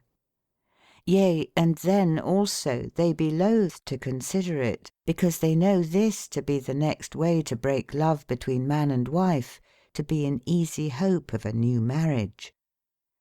Breakers of wedlock be punished with most grievous bondage.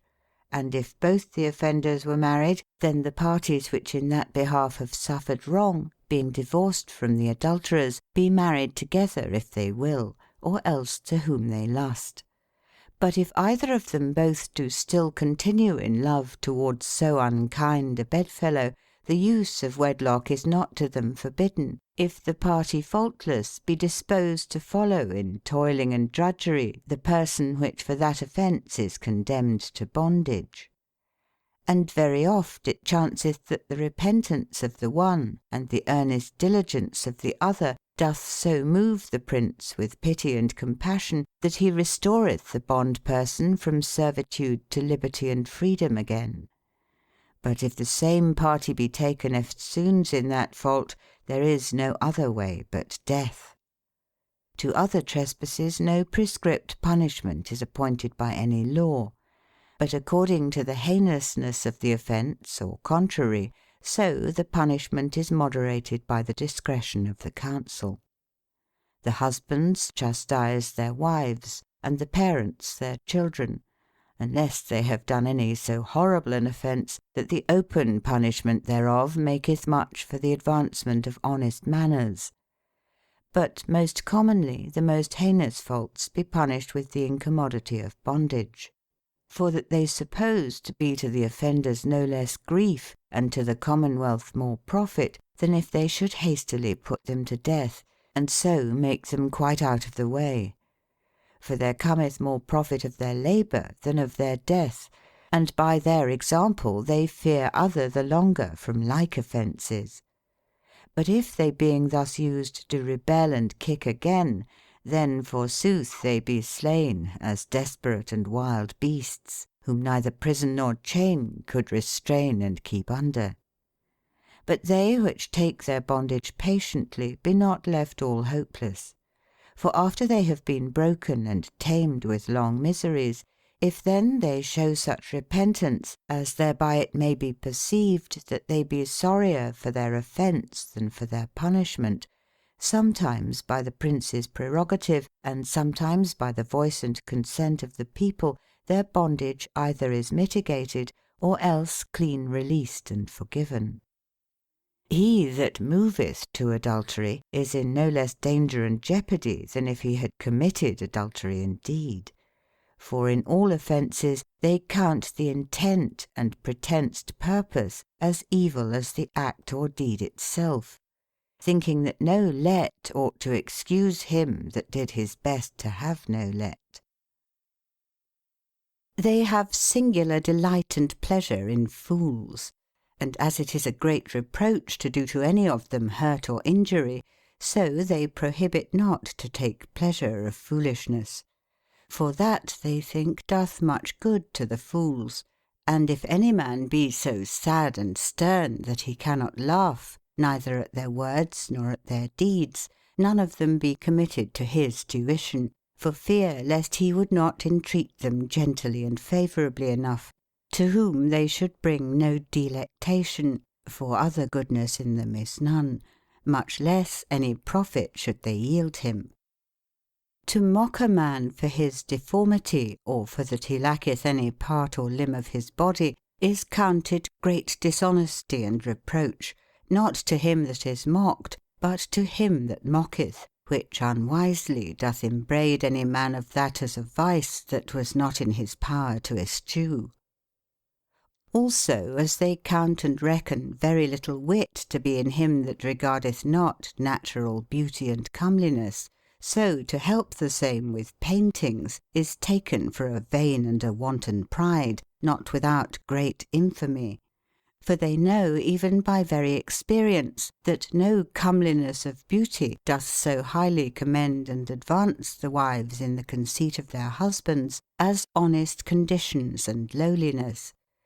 For as love is oftentimes won with beauty, so it is not kept, preserved, and continued, but by virtue and obedience. They do not only fear their people from doing evil by punishments, but also allure them to virtue with rewards of honour. Therefore they set up in the market-place the images of notable men, and of such as have been great and bountiful benefactors to the commonwealth, for the perpetual memory of their good acts, and also that the glory and renown of the ancestors may stir and provoke their posterity to virtue. He that inordinately and ambitiously desireth promotions is left all hopeless for ever attaining any promotion, as long as he liveth. They live together lovingly, for no magistrate is either haughty or fearful. Fathers they be called, and like fathers they use themselves.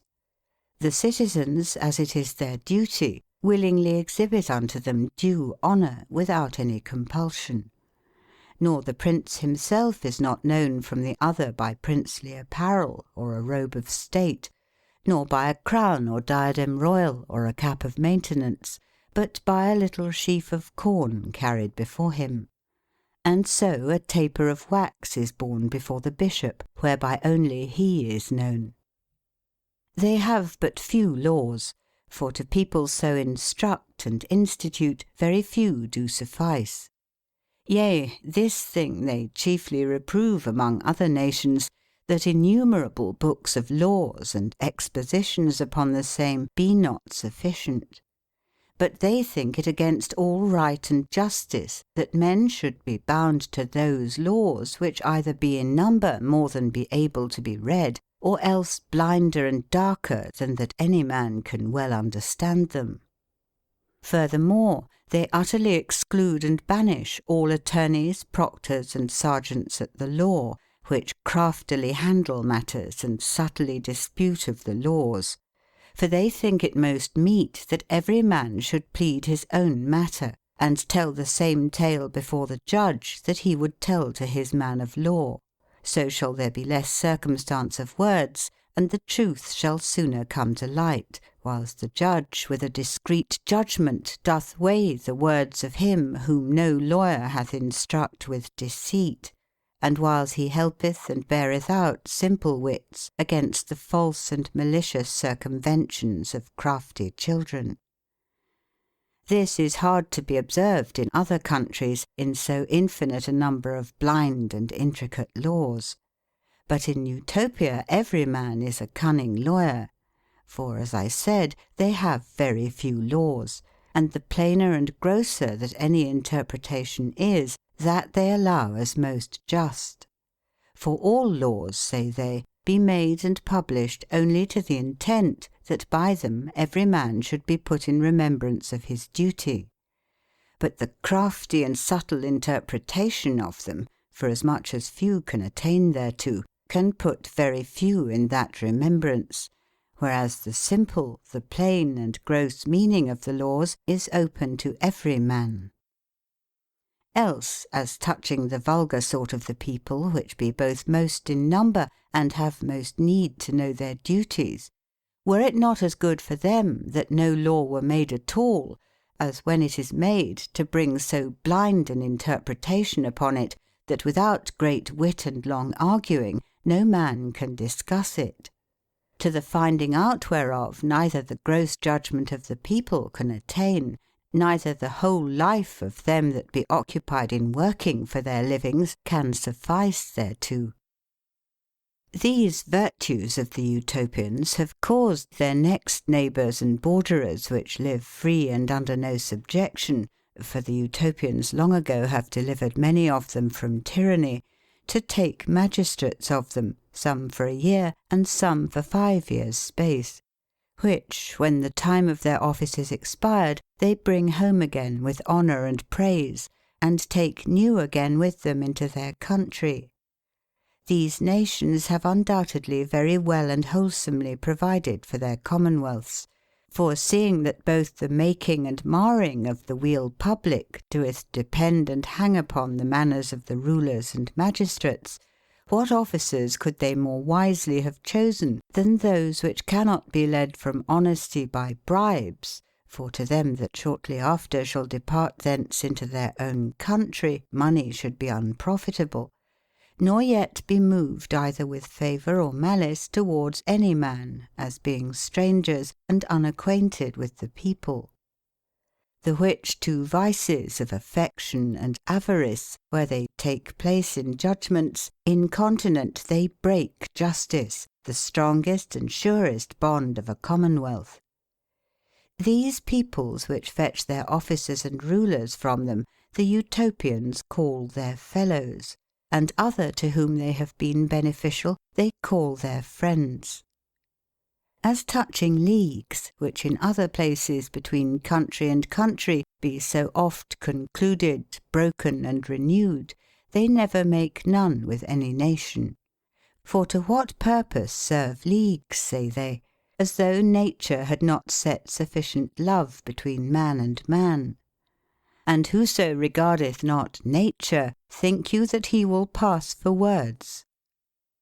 They be brought into this opinion chiefly because that in those parts of the world leagues between princes be wont to be kept and observed very slenderly. For here in Europa, and especially in these parts where the faith and religion of Christ reigneth, the majesty of leagues is everywhere esteemed holy and inviolable, partly through the justice and goodness of princes, and partly at the reverence and motion of the head bishops.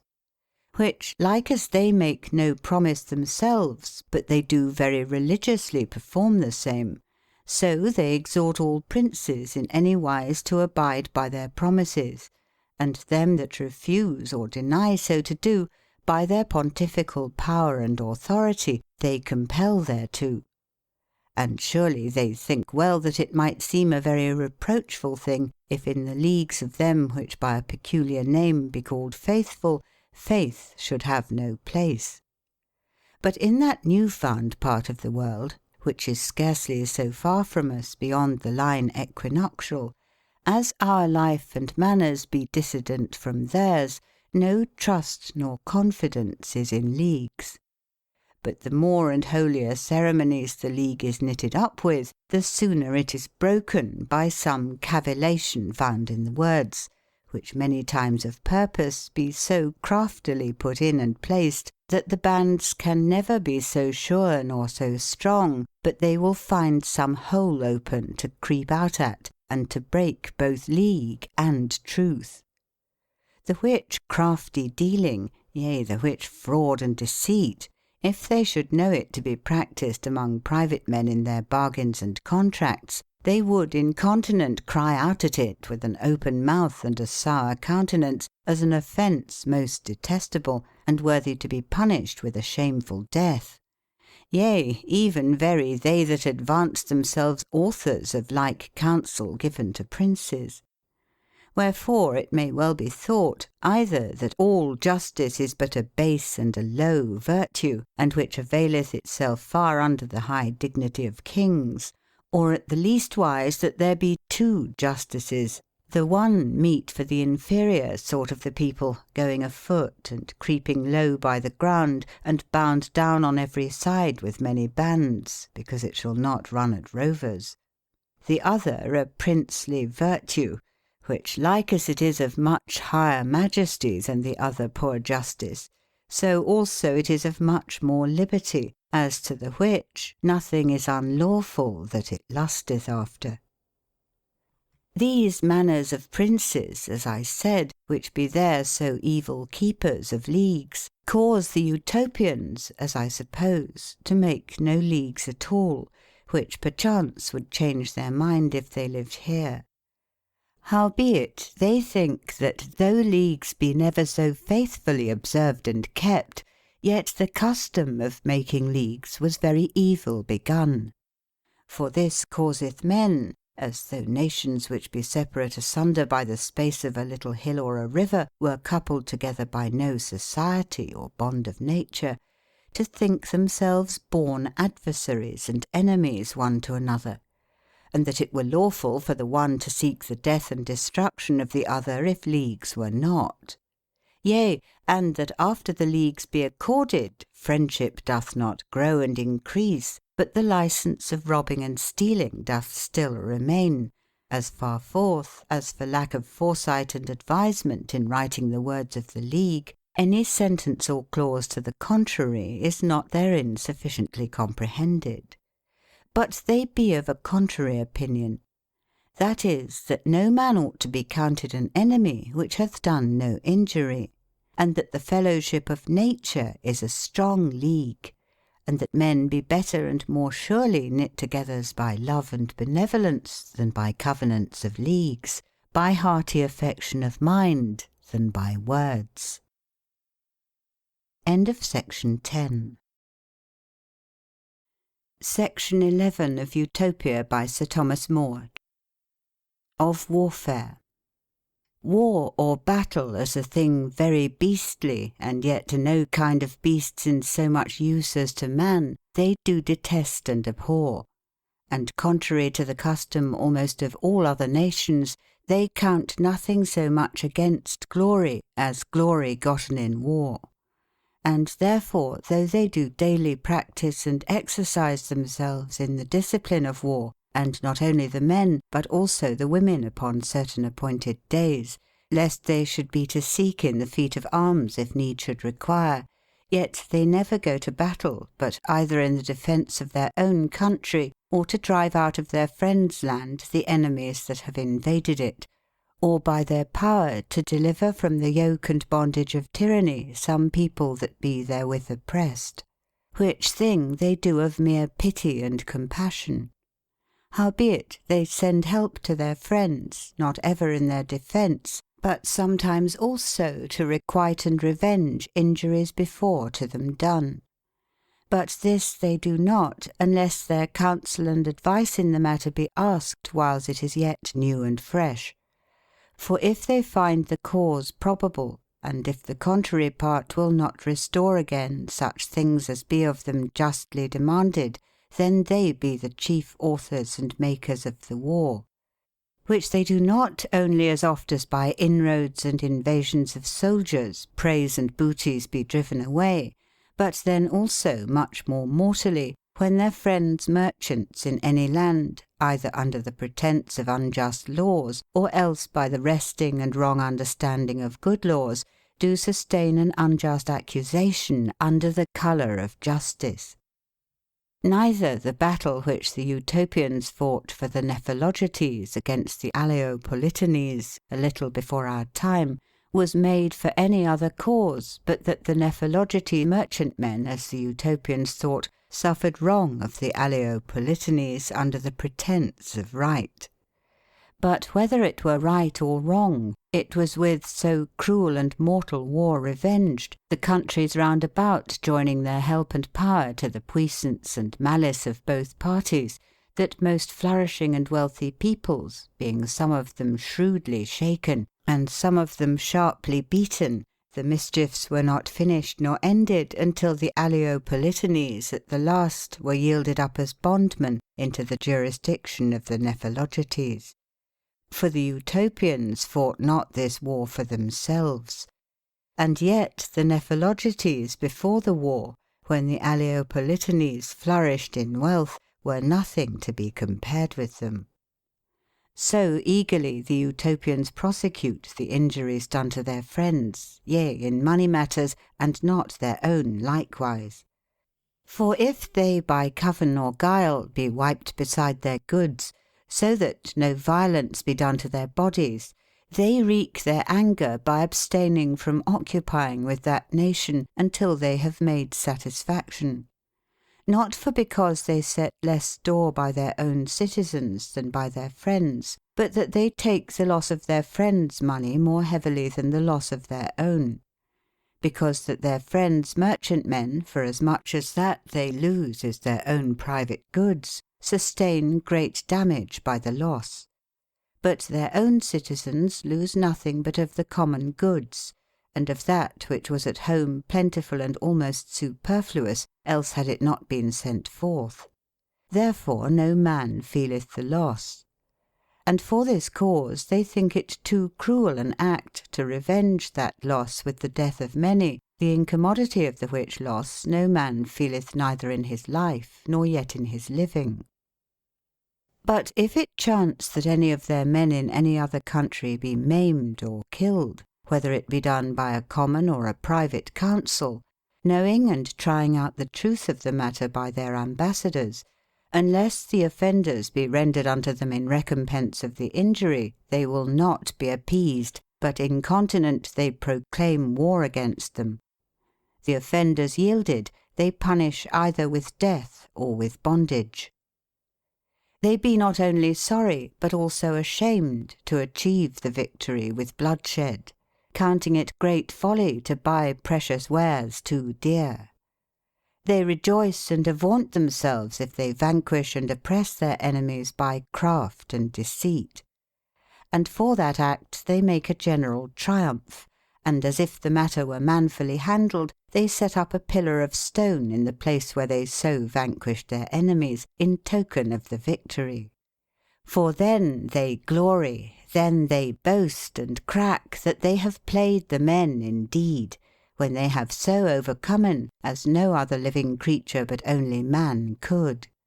That is to say, by the might and puissance of wit, for with bodily strength, say they, bears, lions, boars, wolves, dogs, and other wild beasts do fight, and as the most part of them do pass us in strength and fierce courage, so in wit and reason we be much stronger than they all. Their chief and principal purpose in war is to obtain that thing which if they had before obtained, they would not have moved battle. But if that be not possible, they take such cruel vengeance of them which be in the fault, that ever after they be afeared to do the like. This is their chief and principal intent, which they immediately and first of all prosecute and set forward. But yet so that they be more circumspect in avoiding and eschewing jeopardies than they be desirous of praise and renown. Therefore immediately after that war is once solemnly denounced, they procure many proclamations signed with their own common seal, to be set up privily at one time in their enemy's land, in places most frequented. In these proclamations they promise great rewards to him that will kill their enemy's prince, and somewhat less gifts, but them very great also, for every head of them whose names be in the said proclamations contained. They be those whom they count their chief adversaries, next unto the prince.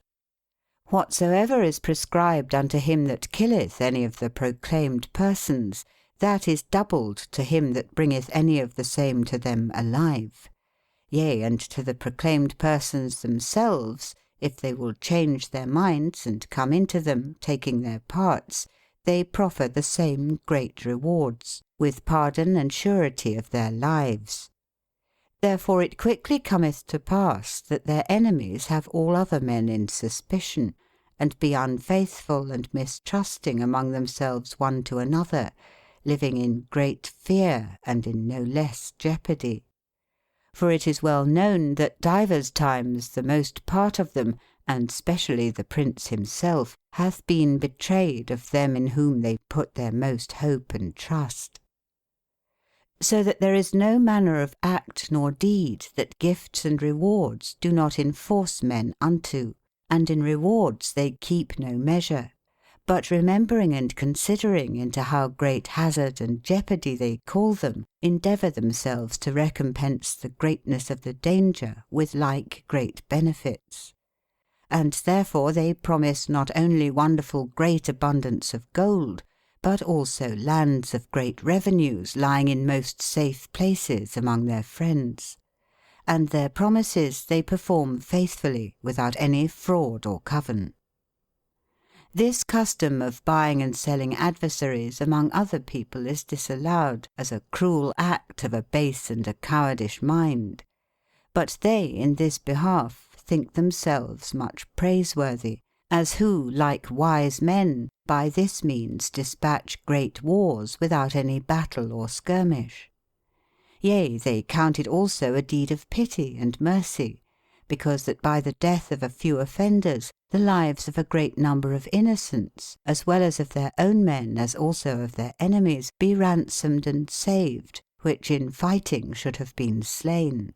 For they do no less pity the base and common sort of their enemies' people than they do their own, knowing that they be driven and enforced to war against their wills by the furious madness of their princes and heads. If by none of these means the matter go forward as they would have it, then they procure occasions of debate and dissension to be spread among their enemies, as by bringing the prince's brother or some of the noblemen in hope to obtain the kingdom. If this way prevail not, then they raise up the people that be next neighbours and borderers to their enemies, and them they set in their necks under the colour of some old title of right, such as kings do never lack. To them they promise their help and aid in their war. And as for money they give them abundance, but of their own citizens they send to them few or none, whom they make so much of, and love so entirely, that they would not be willing to change any of them for their adversary's prince. But their gold and silver, because they keep it all for this only purpose, they lay it out frankly and freely, as who should live even as wealthily if they had bestowed it every penny.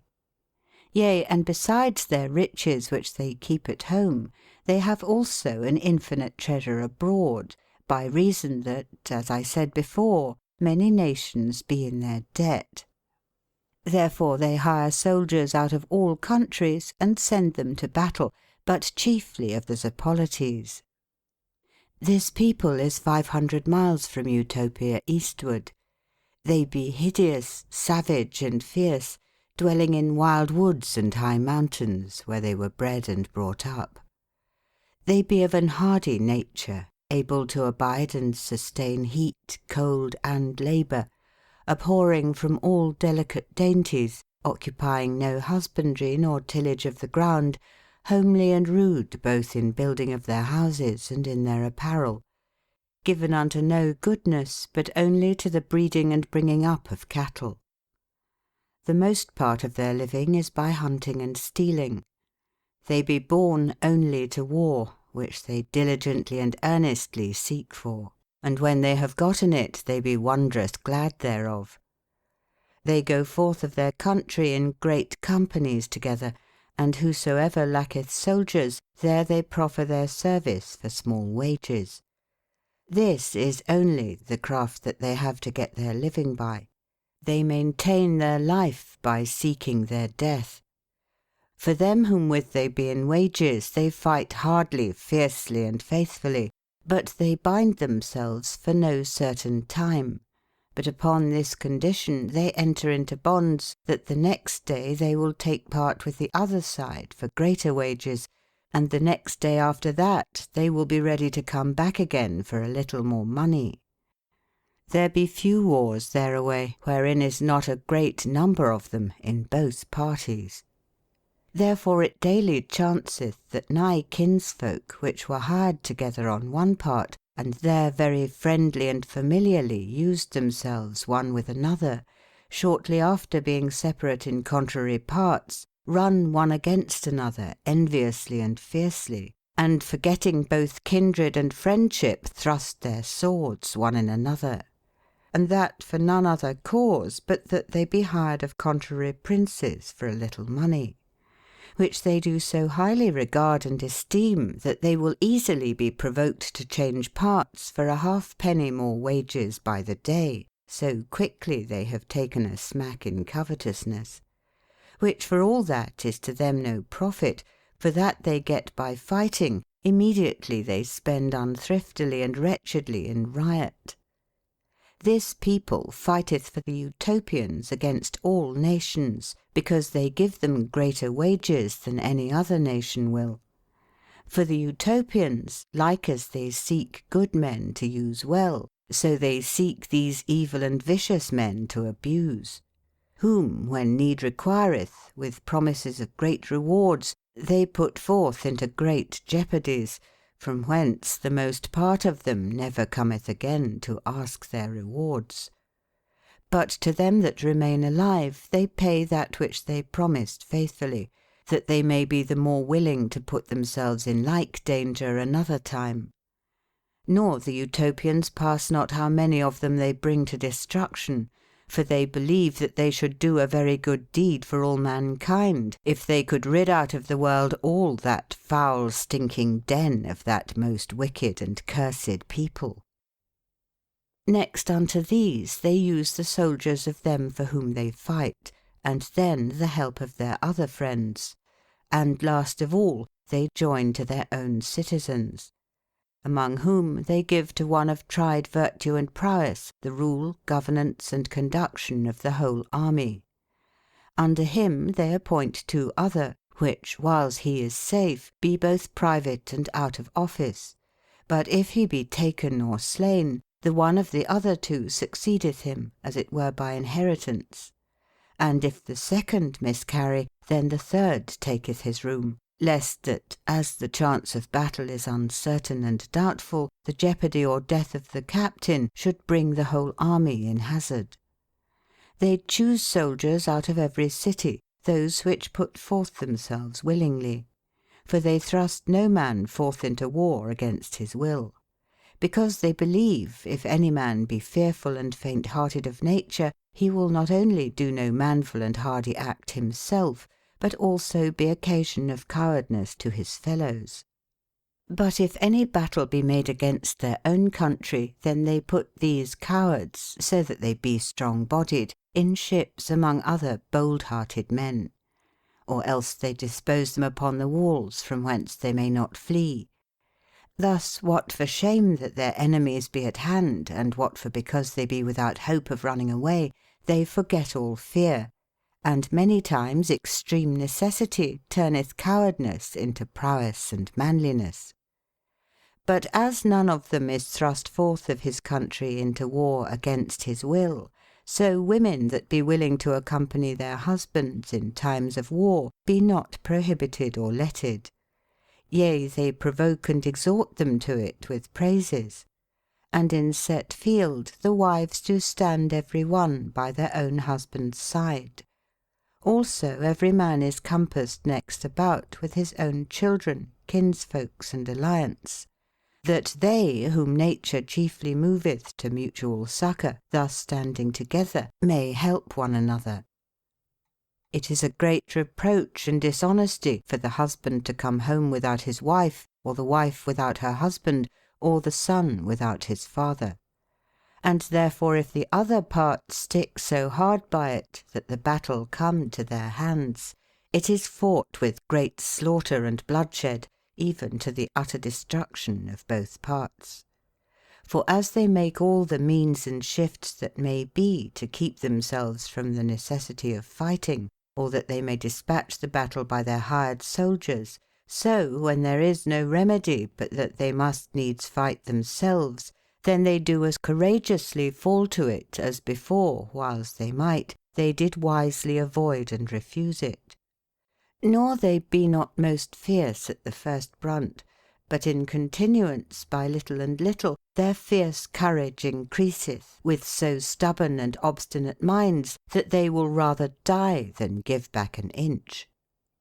For that surety of living which every man hath at home, being joined with no careful anxiety or remembrance how their posterity shall live after them, for this pensiveness oftentimes breaketh and abateth courageous stomachs, maketh them stout and hardy and disdainful to be conquered. Moreover, their knowledge in chivalry and feats of arms putteth them in a good hope. Finally, the wholesome and virtuous opinions wherein they were brought up, even from their childhood, partly through learning and partly through the good ordinances and laws of their weal public, augment and increase their manful courage. By reason whereof they neither set so little store by their lives that they will rashly and unadvisedly cast them away, nor they be not so far in lewd and fond love therewith that they will shamefully covet to keep them when honesty biddeth leave them. When the battle is hottest, and in all places most fierce and fervent, a band of chosen and picked young men, which be sworn to live and die togethers, take upon them to destroy their adversary's captain, whom they invade, now with privy wiles, now by open strength. At him they strike both near and far off. He is assailed with a long and a continual assault, fresh men still coming in the wearied men's places. And seldom it chanceth, unless he save himself by flying, that he is not either slain or else taken prisoner, and yielded to his enemies alive. If they win the field, they persecute not their enemies with the violent rage of slaughter, for they had rather take them alive than kill them. Neither they do so follow the chase and pursuit of their enemies, but they leave behind them one part of their host in battle array under their standards. Insomuch that if all their whole army be discomfited and overcome, saving the rearward, and that they therewith achieve the victory, then they had rather let all their enemies escape than to follow them out of array. For they remember it hath chanced unto themselves more than once, the whole power and strength of their host being vanquished and put to flight, whilst their enemies, rejoicing in the victory, have persecuted them, flying some one way and some another, a small company of their men lying in an ambush, there ready at all occasions, have suddenly risen upon them, thus dispersed and scattered out of array, and through presumption of safety unadvisedly pursuing the chase, and have incontinent changed the fortune of the whole battle, and spite of their teeths wresting out of their hands the sure and undoubted victory, being a little before conquered, have for their part conquered the conquerors. It is hard to say whether they be craftier in laying an ambush, or wittier in avoiding the same. You would think they intend to fly, when they mean nothing less; and contrariwise, when they go about that purpose, you would believe it were the least part of their thought. For if they perceive themselves either overmatched in number, or closed in too narrow a place, then they remove their camp either in the night season with silence, or by some policy they deceive their enemies, or in the daytime they retire back so softly that it is no less jeopardy to meddle with them when they give back than when they press on. They fence and fortify their camp surely with a deep and a broad trench, the earth thereof is cast inward. Nor they do not set drudges and slaves a work about it, it is done by the hands of the soldiers themselves. All the whole army worketh upon it, except them that keep watch and ward in harness before the trench for sudden adventures. Therefore by the labour of so many, a large trench closing in a great compass of ground is made in less time than any man would believe. Their armour or harness which they wear is sure and strong to receive strokes, and handsome for all movings and gestures of the body, insomuch that it is not unwieldy to swim in. For in the discipline of their warfare, among other feats, they learn to swim in harness. Their weapons be arrows aloof, which they shoot both strongly and surely, not only footmen, but also horsemen. At handstrokes they use not swords, but poleaxes, which be mortal as well in sharpness as in weight, both for foins and downstrokes. Engines for war they devise and invent wondrous wittily, which when they be made they keep very secret, lest if they should be known before need require, they should be but laughed at and serve to no purpose. But in making them hereunto they have chief respect, that they be both easy to be carried and handsome to be moved and turned about. Truce taken with their enemies for a short time they do so firmly and faithfully keep, that they will not break it, no, not though they be thereunto provoked. They do not waste nor destroy their enemies' land with foragings, nor they burn not up their corn. Yea, they save it as much as may be from being overrun and trodden down either with men or horses, thinking that it groweth for their own use and profit. They hurt no man that is unarmed, unless he be an espial. All cities that be yielded unto them they defend. And such as they win by force of assault, they neither despoil nor sack, but them that withstood and dissuaded the yielding up of the same they put to death, the other soldiers they punish with bondage. All the weak multitude they leave untouched. If they know that any citizens counsel to yield and render up the city, to them they give part of the condemned men's goods. The residue they distribute and give freely among them whose help they had in the same war. For none of themselves taketh any portion of the prey. But when the battle is finished and ended, they put their friends to never a penny cost of all the charges that they were at, but lay it upon their necks that be conquered. Them they burden with the whole charge of their expenses, which they demand of them partly in money to be kept for like use of battle, and partly in lands of great revenues to be paid unto them yearly for ever.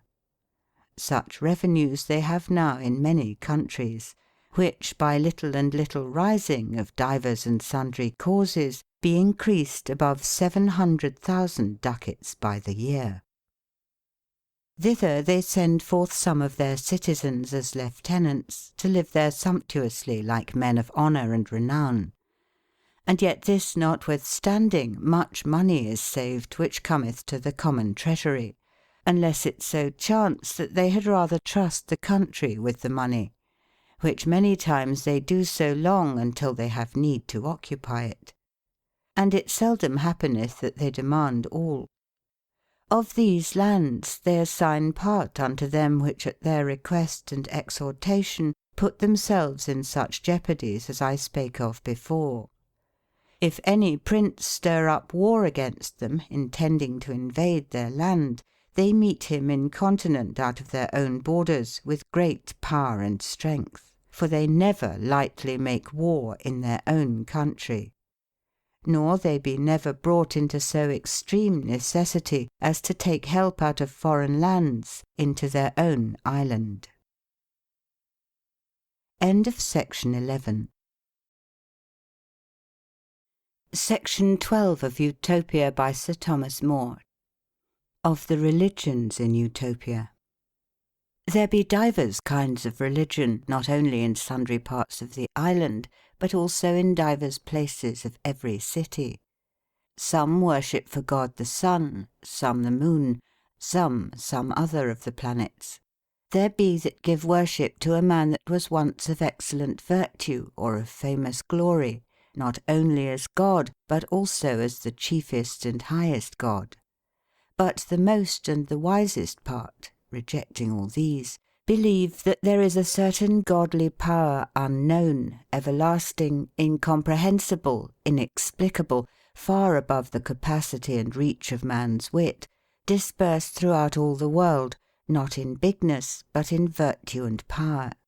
Him they call the Father of all.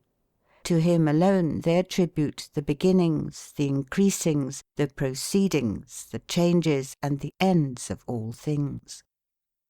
Neither they give any divine honours to any other than to him.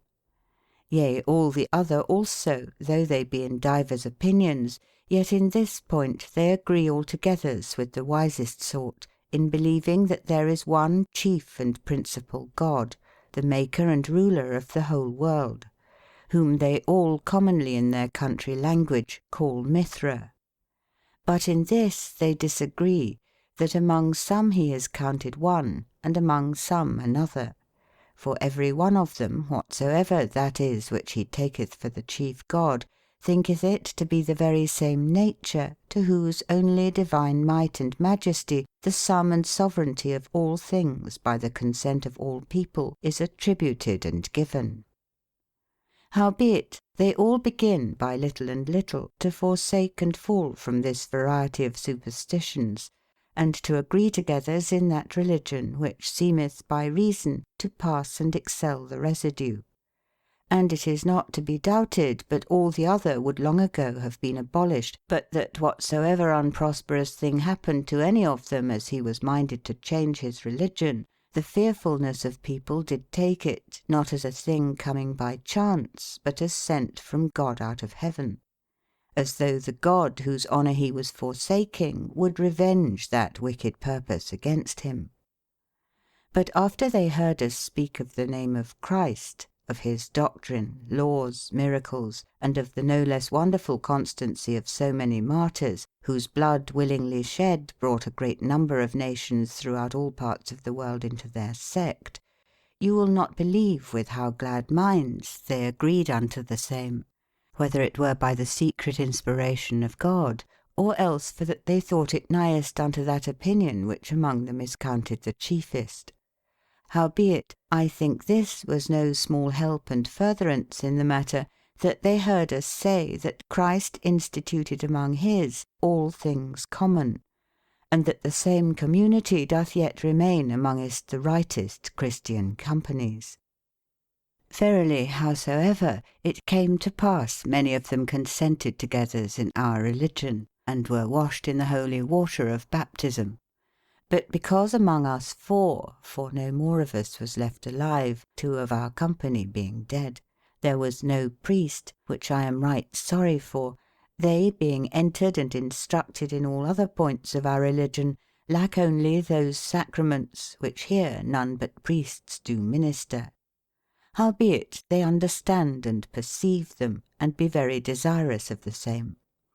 Yea, they reason and dispute the matter earnestly among themselves, whether without the sending of a Christian bishop, one chosen out of their own people may receive the order of priesthood.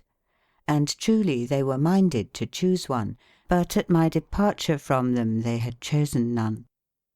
They also which do not agree to Christ's religion fear no man from it, nor speak against any man that hath received it, saving that one of our company in my presence was sharply punished.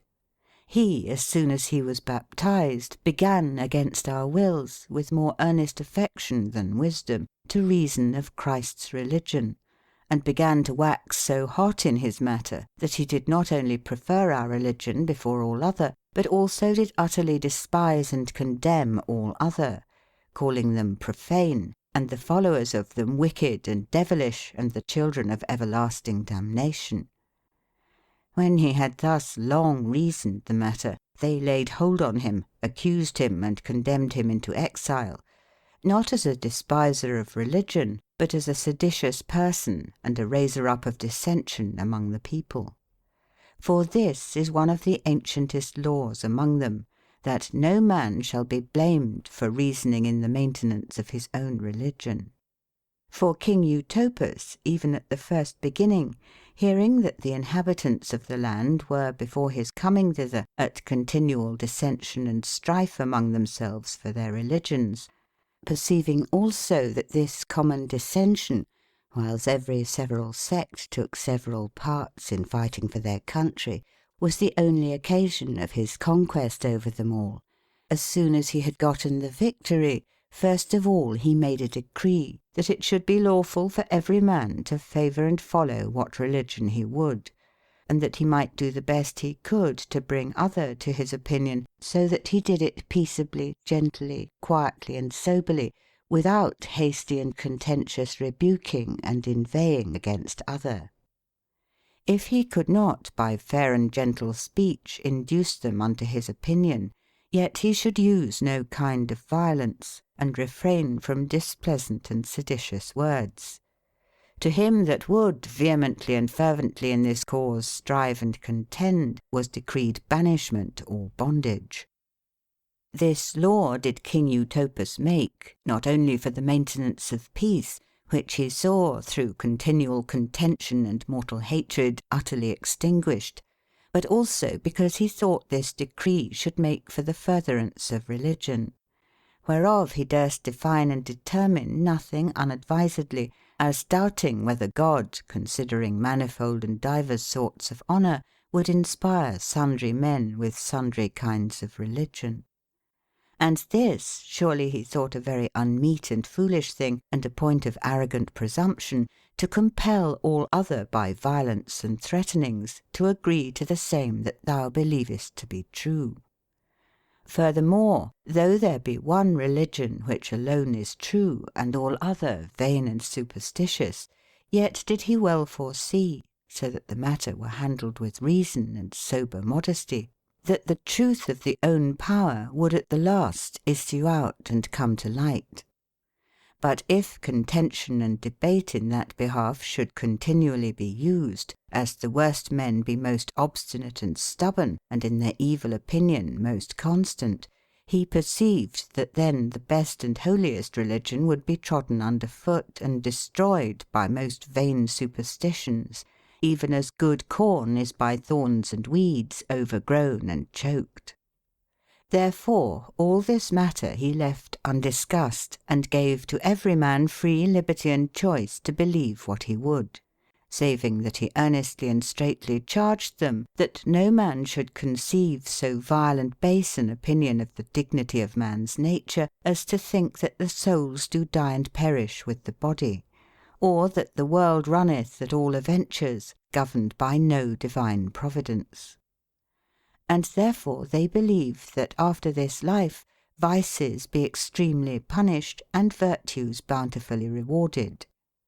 Him that is of a contrary opinion they count not in the number of men, as one that hath availed the high nature of his soul to the vileness of brute beasts' bodies, much less in the number of their citizens, whose laws and ordinances, if it were not for fear, he would nothing at all esteem. For you may be sure that he will study either with craft privily to mock, or else violently to break the common laws of his country, in whom remaineth no further fear than of the laws, nor no further hope than of the body. Wherefore he that is thus minded is deprived of all honours, excluded from all offices, and reject from all common administrations in the weal public. And thus he is of all sorts despised, as of an unprofitable and of a base and vile nature. Howbeit they put him to no punishment, because they be persuaded that it is in no man's power to believe what he list. No, nor they constrain him not with threatenings to dissemble his mind, and show countenance contrary to his thought. For deceit and falsehood and all manner of lies, as next unto fraud, they do marvellously detest and abhor. But they suffer him not to dispute in his opinion, and that only among the common people. For else apart among the priests and men of gravity, they do not only suffer, but also exhort him to dispute and argue, hoping that at the last that madness will give place to reason. There be also other, and of them no small number, which be not forbidden to speak their minds, as grounding their opinion upon some reason, being in their living neither evil nor vicious. Their heresy is much contrary to the other. For they believe that the souls of brute beasts be immortal and everlasting, but nothing to be compared with ours in dignity, neither ordained and predestinate to like felicity. For all they believe certainly and surely that man's bliss shall be so great, that they do mourn and lament every man's sickness, but no man's death, unless it be one whom they see depart from his life carefully and against his will. For this they take for a very evil token, as though the soul being in despair and vexed in conscience, through some privy and secret forefeeling of the punishment now at hand, were afeared to depart. And they think he shall not be welcome to God, which when he is called runneth not to him gladly, but is drawn by force and sore against his will. They therefore that see this kind of death do abhor it, and them that so die they bury with sorrow and silence. And when they have prayed God to be merciful to the soul, and mercifully to pardon the infirmities thereof, they cover the dead corpse with earth. Contrariwise all that depart merrily and full of good hope, for them no man mourneth, but followeth the hearse with joyful singing, commending the souls to God with great affection. And at the last, not with mourning sorrow, but with a great reverence they bourne the bodies. and in the same place they set up a pillar of stone, with the dead man's titles there engraved. When they be come home, they rehearse his virtuous manners and his good deeds, but no part of his life is so oft or gladly talked of as his merry death. They think that this remembrance of the virtue and goodness of the dead doeth vehemently provoke and enforce the living to virtue, and that nothing can be more pleasant and acceptable to the dead, whom they suppose to be present among them when they talk of them, though to the dull and feeble eyesight of mortal men they be invisible. For it were an unconvenient thing that the blessed should not be at liberty to go whither they would, and it were a point of great unkindness in them to have utterly cast away the desire of visiting and seeing their friends, to whom they were in their lifetime joined by mutual love and amity, which in good men after their death they count to be rather increased than diminished. They believe, therefore, that the dead be presently conversant among the quick, as beholders and witnesses of all their words and deeds. Therefore they go more courageously to their business, as having a trust and affiance in such overseers. And this same belief of the present conversation of their forefathers and ancestors among them feareth them from all secret dishonesty. They utterly despise and mock soothsayings and divinations of things to come by the flight or voices of birds, and all other divinations of vain superstition which in other countries be in great observation. But they highly esteem and worship miracles that come by no help of nature, as works and witnesses of the present power of God, and such, they say, do chance there very often. And sometimes in great and doubtful matters, by common intercession and prayers, they procure and obtain them with a sure hope and confidence, and a steadfast belief. They think that the contemplation of nature, and the praise thereof coming, is to God a very acceptable honour. Yet there be many so earnestly bent and affectioned to religion, that they pass no thing for learning, nor give their minds to any knowledge of things. But idleness they utterly forsake and eschew, thinking felicity after this life to be gotten and obtained by busy labours and good exercises. Some therefore of them attend upon the sick, some amend highways, cleanse ditches, repair bridges, dig turfs, gravel and stones, fell and cleave wood, bring wood, corn, and other things into the cities in carts, and serve not only in common works, but also in private labours as servants, yea, more than bondmen. For whatsoever unpleasant, hard, and vile work is anywhere, from the which labour, loathsomeness, and desperation doth fray other, all that they take upon them willingly and gladly, procuring quiet and rest to other, remaining in continual work and labour themselves, not upbraiding others therewith. They neither reprove other men's lives, nor glory in their own. These men, the more serviceable they behave themselves, the more they be honoured of all men. Yet they be divided into two sects. The one is of them that live single and chaste, abstaining not only from the company of women, but also from eating of flesh, and some of them from all manner of beasts; which, utterly rejecting the pleasures of this present life as hurtful, be all wholly set upon the desire of the life to come, by watching and sweating, hoping shortly to obtain it, being in the mean season merry and lusty. The other sect is no less desirous of labour, but they embrace matrimony, not despising the solace thereof, thinking that they can not be discharged of their bounden duties towards nature without labour and toil, nor towards their native country without procreation of children. They abstain from no pleasure that doth nothing hinder them from labour. They love the flesh of four-footed beasts, because they believe that by that meat they be made hardier and stronger to work. The Utopians count this sect the wiser, but the other the holier, which in that they prefer single life before matrimony, and that sharp life before an easier life, if herein they grounded upon reason, they would mock them. But now, forasmuch as they say they be led to it by religion, they honour and worship them. And these be they whom in their language by a peculiar name they call Buthrescus, the which word by interpretation signifieth to us men of religion or religious men. They have priests of exceeding holiness, and therefore very few. For there be but 13 in every city, according to the number of their churches, saving when they go forth to battle. For then 7 of them go forth with the army, in whose steads so many new be made at home.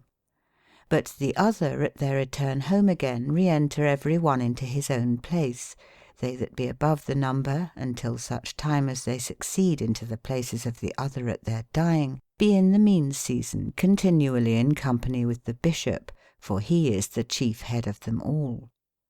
They be chosen of the people, as the other magistrates be, by secret voices, for the avoiding of strife. After their election they be consecrate of their own company. They be overseers of all divine matters, orderers of religions, and as it were judges and masters of manners. And it is a great dishonesty and shame to be rebuked or spoken to by any of them for dissolute and incontinent living. But as it is their office to give good exhortations and counsel, so is it the duty of the prince and the other magistrates to correct and punish offenders, saving that the priests whom they find exceeding vicious livers, them they excommunicate from having any interest in divine matters, and there is almost no punishment among them more feared. For they run in very great infamy, and be inwardly tormented with a secret fear of religion, and shall not long scape free with their bodies. For unless they by quick repentance approve the amendment of their lives to the priests, they be taken and punished of the council as wicked and irreligious. Both childhood and youth is instructed and taught of them, nor they be not more diligent to instruct them in learning than in virtue and good manners. For they use with very great endeavour and diligence to put into the heads of their children, whilst they be yet tender and pliant, good opinions and profitable for the conservation of their weal public, which, when they be once rooted in children, do remain with them all their life after, and be wondrous profitable for the defence and maintenance of the state of the commonwealth, which never decayeth but through vices rising of evil opinions. The priests, unless they be women, for that kind is not excluded from priesthood, howbeit few be chosen, and none but widows and old women. The men priests, I say, take to their wives the chiefest women in all their country. For to no office among the Utopians is more honour and preeminence given, insomuch that if they commit any offence, they be under no common judgment, but be left only to God and themselves. For they think it not lawful to touch him with man's hand, be he never so vicious, which after so singular a sort was dedicate and consecrate to God as a holy offering. This manner may they easily observe, because they have so few priests, and do choose them with such circumspection. For it scarcely ever chanceth that the most virtuous among virtuous, which in respect only of his virtue is advanced to so high a dignity, can fall to vice and wickedness. And if it should chance indeed, as man's nature is mutable and frail, yet by reason they be so few, and promoted to no might nor power, but only to honour, it were not to be feared that any great damage by them should happen and ensue to the commonwealth. They have so rare and few priests, lest if the honour were communicated to many, the dignity of the order, which among them now is so highly esteemed, should run in contempt. specially because they think it hard to find many so good as to be meet for that dignity, to the execution and discharge whereof it is not sufficient to be endued with mean virtues. Furthermore, these priests be not more esteemed of their own countrymen than they be of foreign and strange countries, which thing may hereby plainly appear. And I think also that this is the cause of it. For whiles the armies be fighting together in open field, they, a little beside, not far off, kneel upon their knees in their hallowed vestments, holding up their hands to heaven, praying first of all for peace, next for victory of their own part, but to neither part a bloody victory.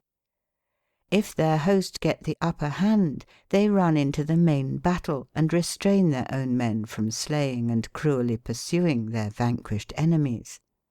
Which enemies, if they do but see them and speak to them, it is enough for the safeguard of their lives. And the touching of their clothes defendeth and saveth all their goods from ravin and spoil. This thing hath advanced them to so great worship and true majesty among all nations, that many times they have as well preserved their own citizens from the cruel force of their enemies, as they have their enemies from the furious rage of their own men. For it is well known that when their own army hath recoiled, and in despair turned back and run away, their enemies fiercely pursuing with slaughter and spoil, then the priests coming between have stayed the murder, and parted both the hosts. So that peace hath been made and concluded between both parts upon equal and indifferent conditions. For there was never any nation so fierce, so cruel and rude, but they had them in such reverence that they counted their bodies hallowed and sanctified, and therefore not to be violently and unreverently touched. They keep holy the first and the last day of every month and year, dividing the year into months, which they measure by the course of the moon, as they do the year by the course of the sun. The first days they call in their language Synamernes, and the last Trapamernes, the which words may be interpreted primifest and finifest, or else in our speech first feast and last feast. Their churches be very gorgeous, and not only of fine and curious workmanship, but also, which in the fewness of them was necessary, very wide and large, and able to receive a great company of people. But they be all somewhat dark. Howbeit that was not done through ignorance in building, but, as they say, by the counsel of the priests, because they thought that overmuch light doth disperse men's cogitations, whereas in dim and doubtful light they be gathered together, and more earnestly fixed upon religion and devotion. Which because it is not there of one sort among all men, and yet all the kinds and fashions of it, though they be sundry and manifold, agree together in the honour of the divine nature, as going divers ways to one end. Therefore nothing is seen nor heard in the churches, but that seemeth to agree indifferently with them all. If there be a distinct kind of sacrifice peculiar to any several sect, that they execute at home in their own houses. The common sacrifices be so ordered that they be no derogation nor prejudice to any of the private sacrifices and religions. Therefore no image of any god is seen in the church, to the intent it may be free for every man to conceive God by their religion, after what likeness and similitude they will. They call upon no peculiar name of God, but only Mithra, in the which word they all agree together in one nature of the divine majesty, whatsoever it be. No prayers be used but such as every man may boldly pronounce, without the offending of any sect. They come therefore to the church the last day of every month and year, in the evening yet fasting, there to give thanks to God for that they have prosperously passed over the year or month, whereof that holy day is the last day. The next day they come to the church early in the morning, to pray to God that they may have good fortune and success all the new year or month, which they do begin of that same holy day. But in the holy days that be the last days of the months and years, before they come to the church, the wives fall down prostrate before their husbands' feet at home, and the children before the feet of their parents, confessing and acknowledging themselves offenders, either by some actual deed or by omission of their duty, and desire pardon for their offence. Thus, if any cloud of privy displeasure was risen at home, by this satisfaction it is overblown, that they may be present at the sacrifices with pure and charitable minds, for they be afeared to come there with troubled consciences. Therefore, if they know themselves to bear any hatred or grudge towards any man, they presume not to come to the sacrifices before they have reconciled themselves and purged their consciences, for fear of great vengeance and punishment for their offence. When they come thither, the men go into the right side of the church, and the women into the left side. There they place themselves in such order that all they which be of the male kind in every household sit before the good man of the house, and they of the female kind before the good wife. Thus it is foreseen that all their gestures and behaviours be marked and observed abroad of them by whose authority and discipline they be governed at home.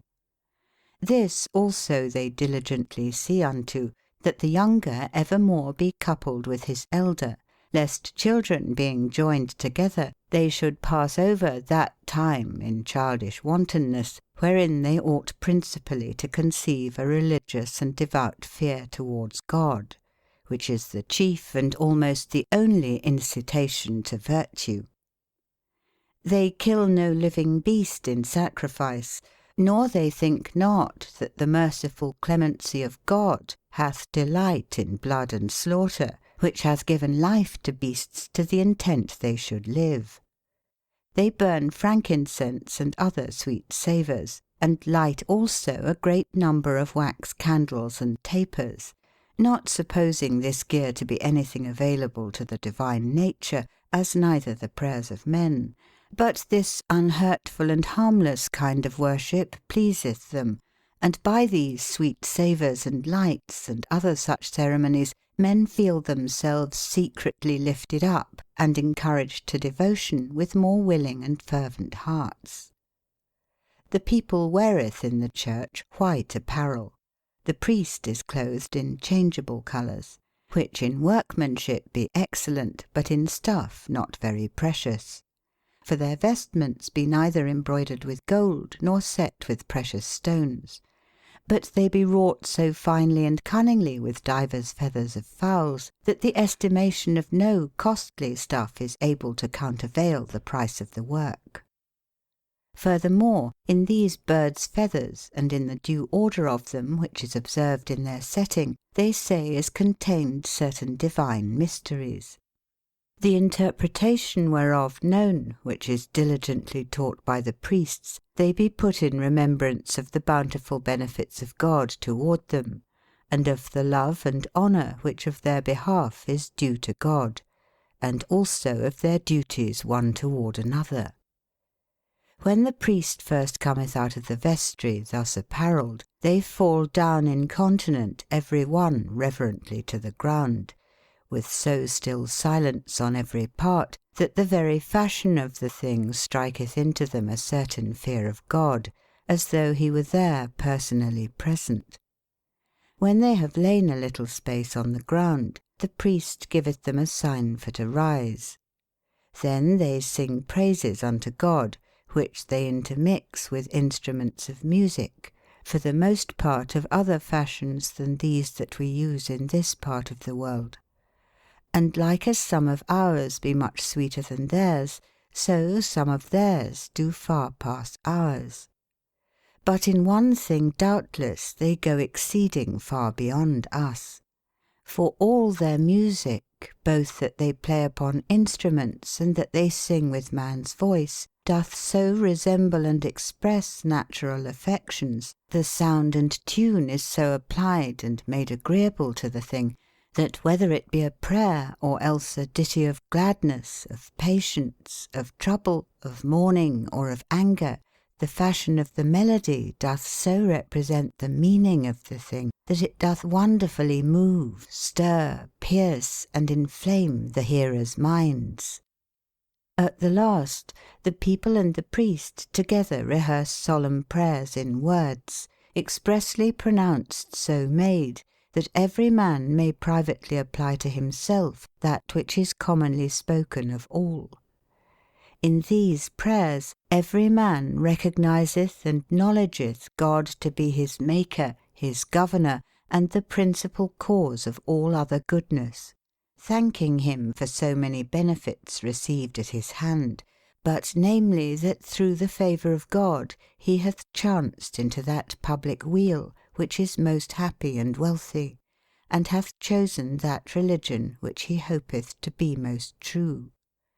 In the which thing if he do anything err, or if there be any other better than either of them is, being more acceptable to God, he desireth him that he will of his goodness let him have knowledge thereof, as one that is ready to follow what way soever he will lead him.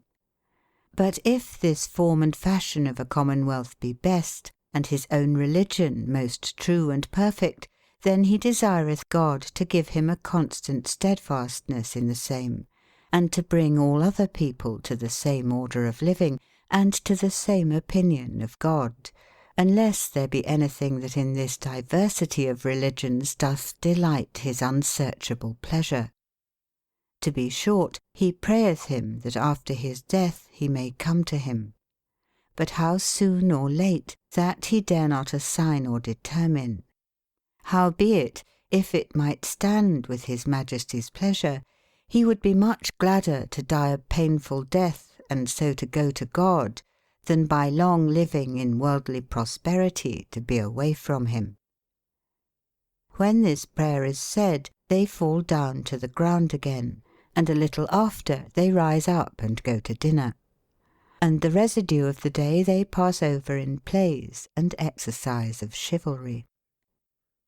Now I have declared and described unto you as truly as I could the form and order of that commonwealth, which verily in my judgment is not only the best, but also that which alone of good right may claim and take upon it the name of a commonwealth or public weal. For in other places they speak still of the commonwealth, but every man procureth his own private gain. Here, where nothing is private, the common affairs be earnestly looked upon, and truly on both parts they have good cause so to do as they do. For in other countries, who knoweth not that he shall starve for hunger, unless he make some several provision for himself, though the commonwealth flourish never so much in riches? And therefore he is compelled, even of very necessity, to have regard to himself rather than to the people, that is to say, to other. Contrariwise, there, where all things be common to every man, it is not to be doubted that any man shall lack anything necessary for his private uses, so that the common storehouses and barns be sufficiently stored. For there nothing is distributed after a niggish sort, neither there is any poor man or beggar. And though no man have anything, yet every man is rich. For what can be more rich than to live joyfully and merrily, without all grief and pensiveness, not caring for his own living, nor vexed or troubled with his wife's importunate complaints, nor dreading poverty to his son, nor sorrowing for his daughter's dowry? Yea, they take no care at all for the living and wealth of themselves and all theirs, of their wives, their children, their nephews, their children's children, and all the succession that ever shall follow in their posterity. And yet, besides this, there is no less provision for them that were once labourers and be now weak and impotent, than for them that do now labour and take pain. Here now would I see if any man dare be so bold as to compare with this equity the justice of other nations, among whom I forsake God if I can find any sign or token of equity and justice. For what justice is this, that a rich goldsmith or an usurer, or to be short, any of them which either do nothing at all, or else that which they do is such that it is not very necessary to the commonwealth, should have a pleasant and a wealthy living, either by idleness or by unnecessary business, when in the meantime poor labourers, carters, ironsmiths, carpenters, and ploughmen, by so great and continual toil as drawing and bearing beasts be scant able to sustain, and again so necessary toil that without it no commonwealth were able to continue and endure 1 year, should yet get so hard and poor a living, and live so wretched and miserable a life, that the state and condition of the labouring beasts may seem much better and wealthier, for they be not put to so continual labour, nor their living is not much worse, yea, to them much pleasanter, taking no thought in the mean season for the time to come. But these seely poor wretches be presently tormented with barren and unfruitful labour, and the remembrance of their poor, indigent, and beggarly old age killeth them up. For their daily wages is so little that it will not suffice for the same day, much less it yieldeth any overplus that may daily be laid up for the relief of old age. Is not this an unjust and an unkind public weal, which giveth great fees and rewards to gentlemen, as they call them, and to goldsmiths, and to such other, which be either idle persons, or else only flatterers and devisers of vain pleasures, and of the contrary part maketh no gentle provision for poor ploughmen, colliers, labourers, carters, ironsmiths, and carpenters, without whom no commonwealth can continue. But after it hath abused the labours of their lusty and flowering age, at the last, when they be oppressed with old age and sickness, being needy, poor, and indigent of all things, then forgetting their so many painful watchings, not remembering their so many and so great benefits, recompenseth and acquiteth them most unkindly with miserable death. And yet besides this, the rich men not only by private fraud, but also by common laws, do every day pluck and snatch away from the poor some part of their daily living. So whereas it seemed before unjust to recompense with unkindness their pains that have been beneficial to the public weal, now they have to this their wrong and unjust dealing, which is yet a much worse point, given the name of justice, yea, and that by force of a law.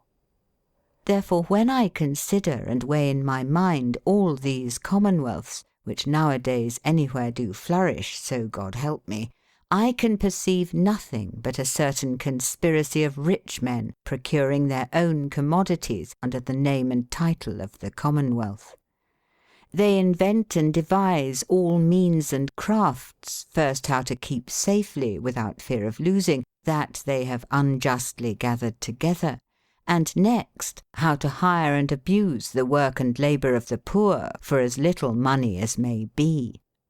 These devices, when the rich men have decreed to be kept and observed, under colour of the communality, that is to say, also of the poor people, then they be made laws. But these most wicked and vicious men, when they have by their unsatiable covetousness divided among themselves all those things which would have sufficed all men, yet how far be they from the wealth and felicity of the Utopian commonwealth? Out of the which, in that all the desire of money with the use thereof is utterly secluded and banished, how great a heap of cares is cut away! How great an occasion of wickedness and mischief is plucked up by the roots! For who knoweth not that fraud, theft, ravin, brawling, quarrelling, brabbling, strife, chiding, contention, murder, treason, poisoning, which by daily punishments are rather revenged than refrained, do die when money dieth. And also that fear, grief, care, labours, and watchings do perish even the very same moment that money perisheth. Yea, poverty itself, which only seemed to lack money, if money were gone, it also would decrease and vanish away. And that you may perceive this more plainly, consider with yourselves some barren and unfruitful year, wherein many thousands of people have starved for hunger. I dare be bold to say that in the end of that penury, so much corn or grain might have been found in the rich men's barns, if they had been searched, as being divided among them whom famine and pestilence then consumed, no man at all should have felt that plague and penury. So easily might men get their living, if that same worthy princess, Lady Money, did not alone stop up the way between us and our living, which a God's name was very excellently devised and invented, that by her the way thereto should be opened. I am sure the rich men perceive this, nor they be not ignorant how much better it were to lack no necessary thing than to abund with overmuch superfluity; to be rid out of innumerable cares and troubles than to be besieged and encumbered with great riches. And I doubt not that either the respect of every man's private commodity, or else the authority of our Saviour Christ, which for his great wisdom could not but know what were best, and for his inestimable goodness could not but counsel to that which he knew to be best, would have brought all the world long ago into the laws of this weal public, if it were not that one only beast, the princess and mother of all mischief, pride, doth withstand and let it. She measureth not wealth and prosperity by her own commodities, but by the misery and incommodities of other. She would not by her good will be made a goddess, if there were no wretches left over whom she might, like a scornful lady, rule and triumph, over whose miseries her felicities might shine, whose poverty she might vex, torment, and increase by gorgeously setting forth her riches. This hell-hound creepeth into men's hearts, and plucketh them back from entering the right path of life, and is so deeply rooted in men's breasts that she cannot be plucked out. This form and fashion of a weal public, which I would gladly wish unto all nations, I am glad yet that it hath chanced to the Utopians, which have followed those institutions of life whereby they have laid such foundations of their commonwealth as shall continue and last, not only wealthily, but also, as far as man's wit may judge and conjecture, shall endure for ever. For seeing the chief causes of ambition and sedition, with other vices, be plucked up by the roots and abandoned at home, there can be no jeopardy of domestical dissension, which alone hath cast under foot and brought to naught the well fortified and strongly defenced wealth and riches of many cities. But forasmuch as perfect concord remaineth, and wholesome laws be executed at home, the envy of all foreign princes be not able to shake or move the empire, though they have many times long ago gone about to do it, being evermore driven back. Thus, when Raphael had made an end of his tale, though many things came to my mind which in the manners and laws of that people seemed to be instituted and founded of no good reason, not only in the fashion of their chivalry and in their sacrifices and religions, and in other of their laws, but also, yea, and chiefly, in that which is the principal foundation of all their ordinances, that is to say, in the community of their life and living, without any occupying of money, by the which thing only all nobility, magnificence, worship, honour, and majesty, the true ornaments and honours, as the common opinion is, of a commonwealth, utterly be overthrown and destroyed. Yet, because I knew that he was weary of talking, and was not sure whether he could abide that anything should be said against his mind, specially remembering that he had reprehended this fault in other, which be afeared lest they should seem not to be wise enough unless they could find some fault in other men's inventions. Therefore I, praising both their institutions and his communication, took him by the hand and led him into supper, saying that we should choose another time to weigh and examine the same matters, and to talk with him more at large therein, which would God it might once come to pass. In the meantime, as I cannot agree and consent to all things that he said, being else without doubt a man singularly well learned, and also in all worldly matters exactly and profoundly experienced, so must I needs confess and grant that many things be in the Utopian wheel public, which in our cities I may rather wish for than hope after. Thus endeth the afternoon's talk of Raphael Hythloday concerning the laws and institutions of the island of Utopia. End of section 12. Section 13 of Utopia by Sir Thomas More. To the Right Honourable Jerome Buslide, Provost of Arienne and Counsellor to the Catholic King Charles, Peter Giles, citizen of Antwerp, wisheth health and felicity. Thomas More, the singular ornament of this our age, as you yourself, Right Honourable Buslide, can witness, to whom he is perfectly well known, sent unto me this other day the island of Utopia, to very few as yet known, but most worthy, which as far excelling Plato's commonwealth all people should be willing to know, specially of a man most eloquent, so finely set forth, so cunningly painted out, and so evidently subject to the eye, that as oft as I read it, methinketh that I see somewhat more than when I heard Raphael Hythloday himself, for I was present at that talk as well as Master More, uttering and pronouncing his own words.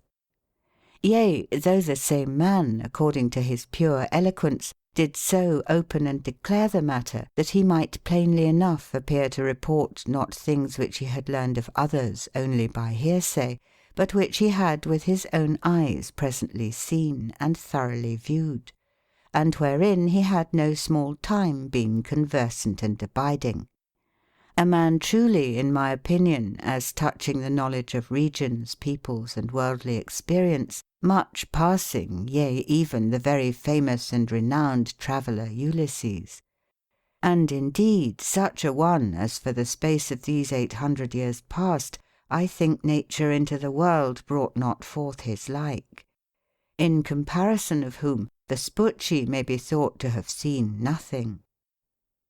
Moreover, whereas we be wont more effectually and pithily to declare and express things that we have seen, than which we have but only heard, there was besides that in this man a certain peculiar grace and singular dexterity to describe and set forth the matter withal. Yet the self-same things, as oft as I behold and consider them drawn and painted out with Master More's pencil, I am therewith so moved, so delighted, so inflamed, and so rapt, that sometime methink I am presently conversant even in the island of Utopia. And I promise you, I can scant believe that Raphael himself, by all that 5 years' space that he was in Utopia abiding, saw there so much as here in Master More's description is to be seen and perceived. Which description with so many wonders and miraculous things is replenished, that I stand in great doubt whereat first and chiefly to muse or marvel. Whether at the excellency of his perfect and sure memory, which could well nigh word by word rehearse so many things once only heard, or else at his singular prudence, who so well and wittily marked and bare away all the original causes and fountains, to the vulgar people commonly most unknown, whereof both issueth and springeth the mortal confusion and utter decay of a commonwealth, and also the advancement and wealthy state of the same may rise and grow. Or else at the efficacy and pith of his words, which in so fine a Latin style, with such force of eloquence, hath couched together and comprised so many and divers matters, specially being a man continually encumbered with so many busy and troublesome cares, both public and private, as he is. Howbeit, all these things cause you little to marvel, right honourable Buslide, for that you are familiarly and thoroughly acquainted with the notable, yea, almost divine wit of the man. But now to proceed to other matters, I surely know nothing needful or requisite to be adjoined unto his writings, only a metre of 4 verses written in the Utopian tongue, which after Master More's departure hitherday by chance showed me, that have I cause to be added thereto, with the alphabet of the same nation, and have also garnished the margin of the book with certain notes. For as touching the situation of the island, that is to say, in what part of the world Utopia standeth, the ignorance and lack whereof not a little troubleth and grieveth Master More, indeed Raphael left not that unspoken of, howbeit with very few words he lightly touched it, incidentally by the way passing it over, as meaning of likelihood to keep and reserve that to another place. And the same, I wot not how, by a certain evil and unlucky chance, escaped us both. For when Raphael was speaking thereof, one of Master More's servants came to him and whispered in his ear. Wherefore I, being then of purpose more earnestly addict to hear, one of the company, by reason of cold taken, I think, a shipboard, coughed out so loud that he took from my hearing certain of his words. But I will never stint nor rest until I have got the full and exact knowledge hereof, insomuch that I will be able perfectly to instruct you, not only in the longitude or true meridian of the island, but also in the just latitude thereof, that is to say, in the sublevation or height of the pole in that region, if our friend Hythloday be in safety and alive. For we hear very uncertain news of him. Some report that he died in his journey homeward. Some again affirm that he returned into his country, but partly for that he could not away with the fashions of his countryfolk, and partly for that his mind and affection was altogether set and fixed upon Utopia, they say that he hath taken his voyage thitherward again. Now as touching this, that the name of this island is nowhere found among the old and ancient cosmographers, this doubt Hythloday himself very well dissolved. For why, it is possible enough, quoth he, that the name which it had in old time was afterward changed, or else that they never had knowledge of this island. For as much as now in our time divers lands be found which to the old geographers were unknown. Howbeit, what needeth it in this behalf to fortify the matter with arguments, seeing Master More is author hereof sufficient? But whereas he doubteth of the edition or imprinting of the book, indeed herein I both commend, and also knowledge the man's modesty. Howbeit, unto me it seemeth a work most unworthy to be long suppressed, and most worthy to go abroad into the hands of men, yea, and under the title of your name to be published to the world, either because the singular endowments and qualities of Master More be to no man better known than to you, or else because no man is more fit and meet than you, with good counsels to further and advance the commonwealth, wherein you have many years already continued and travailed with great glory and commendation, both of wisdom and knowledge, and also of integrity and uprightness. Thus, O liberal supporter of good learning, and flower of this our time, I bid you most heartily well to fare. At Antwerp, 1516, the 1st day of November. End of section 13. Section 14 of Utopia by Sir Thomas More. A metre of 4 verses in the Utopian tongue, briefly touching as well the strange beginning as also the happy and wealthy continuance of the same commonwealth. Utopos ha bokos poila shama polta chaman, bargol hemaglomi bakan soma gymnosophion. Agrama gymnosophon labarem bacha bodamilomin, voluala barchin, himanla la voluala, dramme pagloni. Which verses the translator, according to his simple knowledge and mean understanding in the Utopian tongue, hath thus rudely Englished. My king and conqueror, Utopus by name, a prince of much renown and immortal fame, hath made me an isle that erst no island was, full freight with worldly wealth, with pleasure and solace. I, one of all other without philosophy, have shaped for man a philosophical city. As mine, I am nothing dangerous to impart, so better to receive I am ready with all my heart. A short metre of Utopia written by Anemolius, Poet Laureate and nephew to Hythloday by his sister. Me Utopie clipped antiquity, void of haunt and harbourage. Now am I like to Plato's city, whose fame flieth the world through. Yea, like, or rather more likely Plato's plat to excel and pass. For what Plato's pen hath platted briefly, in naked words, as in a glass, the same have I performed fully, with laws, with men, and treasure fitly. Wherefore not Utopie, but rather rightly my name is Utopie, a place of felicity. Gerard Noviamage of Utopia. Doth pleasure please? Then place thee here, and well the rest, most pleasant pleasures thou shalt find here. Doth profit ease? Then here arrive, this isle is best, for passing profits do here appear. Doeth both thee tempt, and wouldest thou grip both gain and pleasure? This isle is freight with both bounteously. To still thy greedy intent, reap here incomparable treasure, both mind and tongue to garnish richly. The hid wells and fountains, both of vice and virtue, thou hast them here subject unto thine eye. Be thankful now, and thanks where thanks be due, give to Thomas More, London's immortal glory. Cornelius Graffy to the Reader. Wilt thou know what wonders strange be in the land that late was found?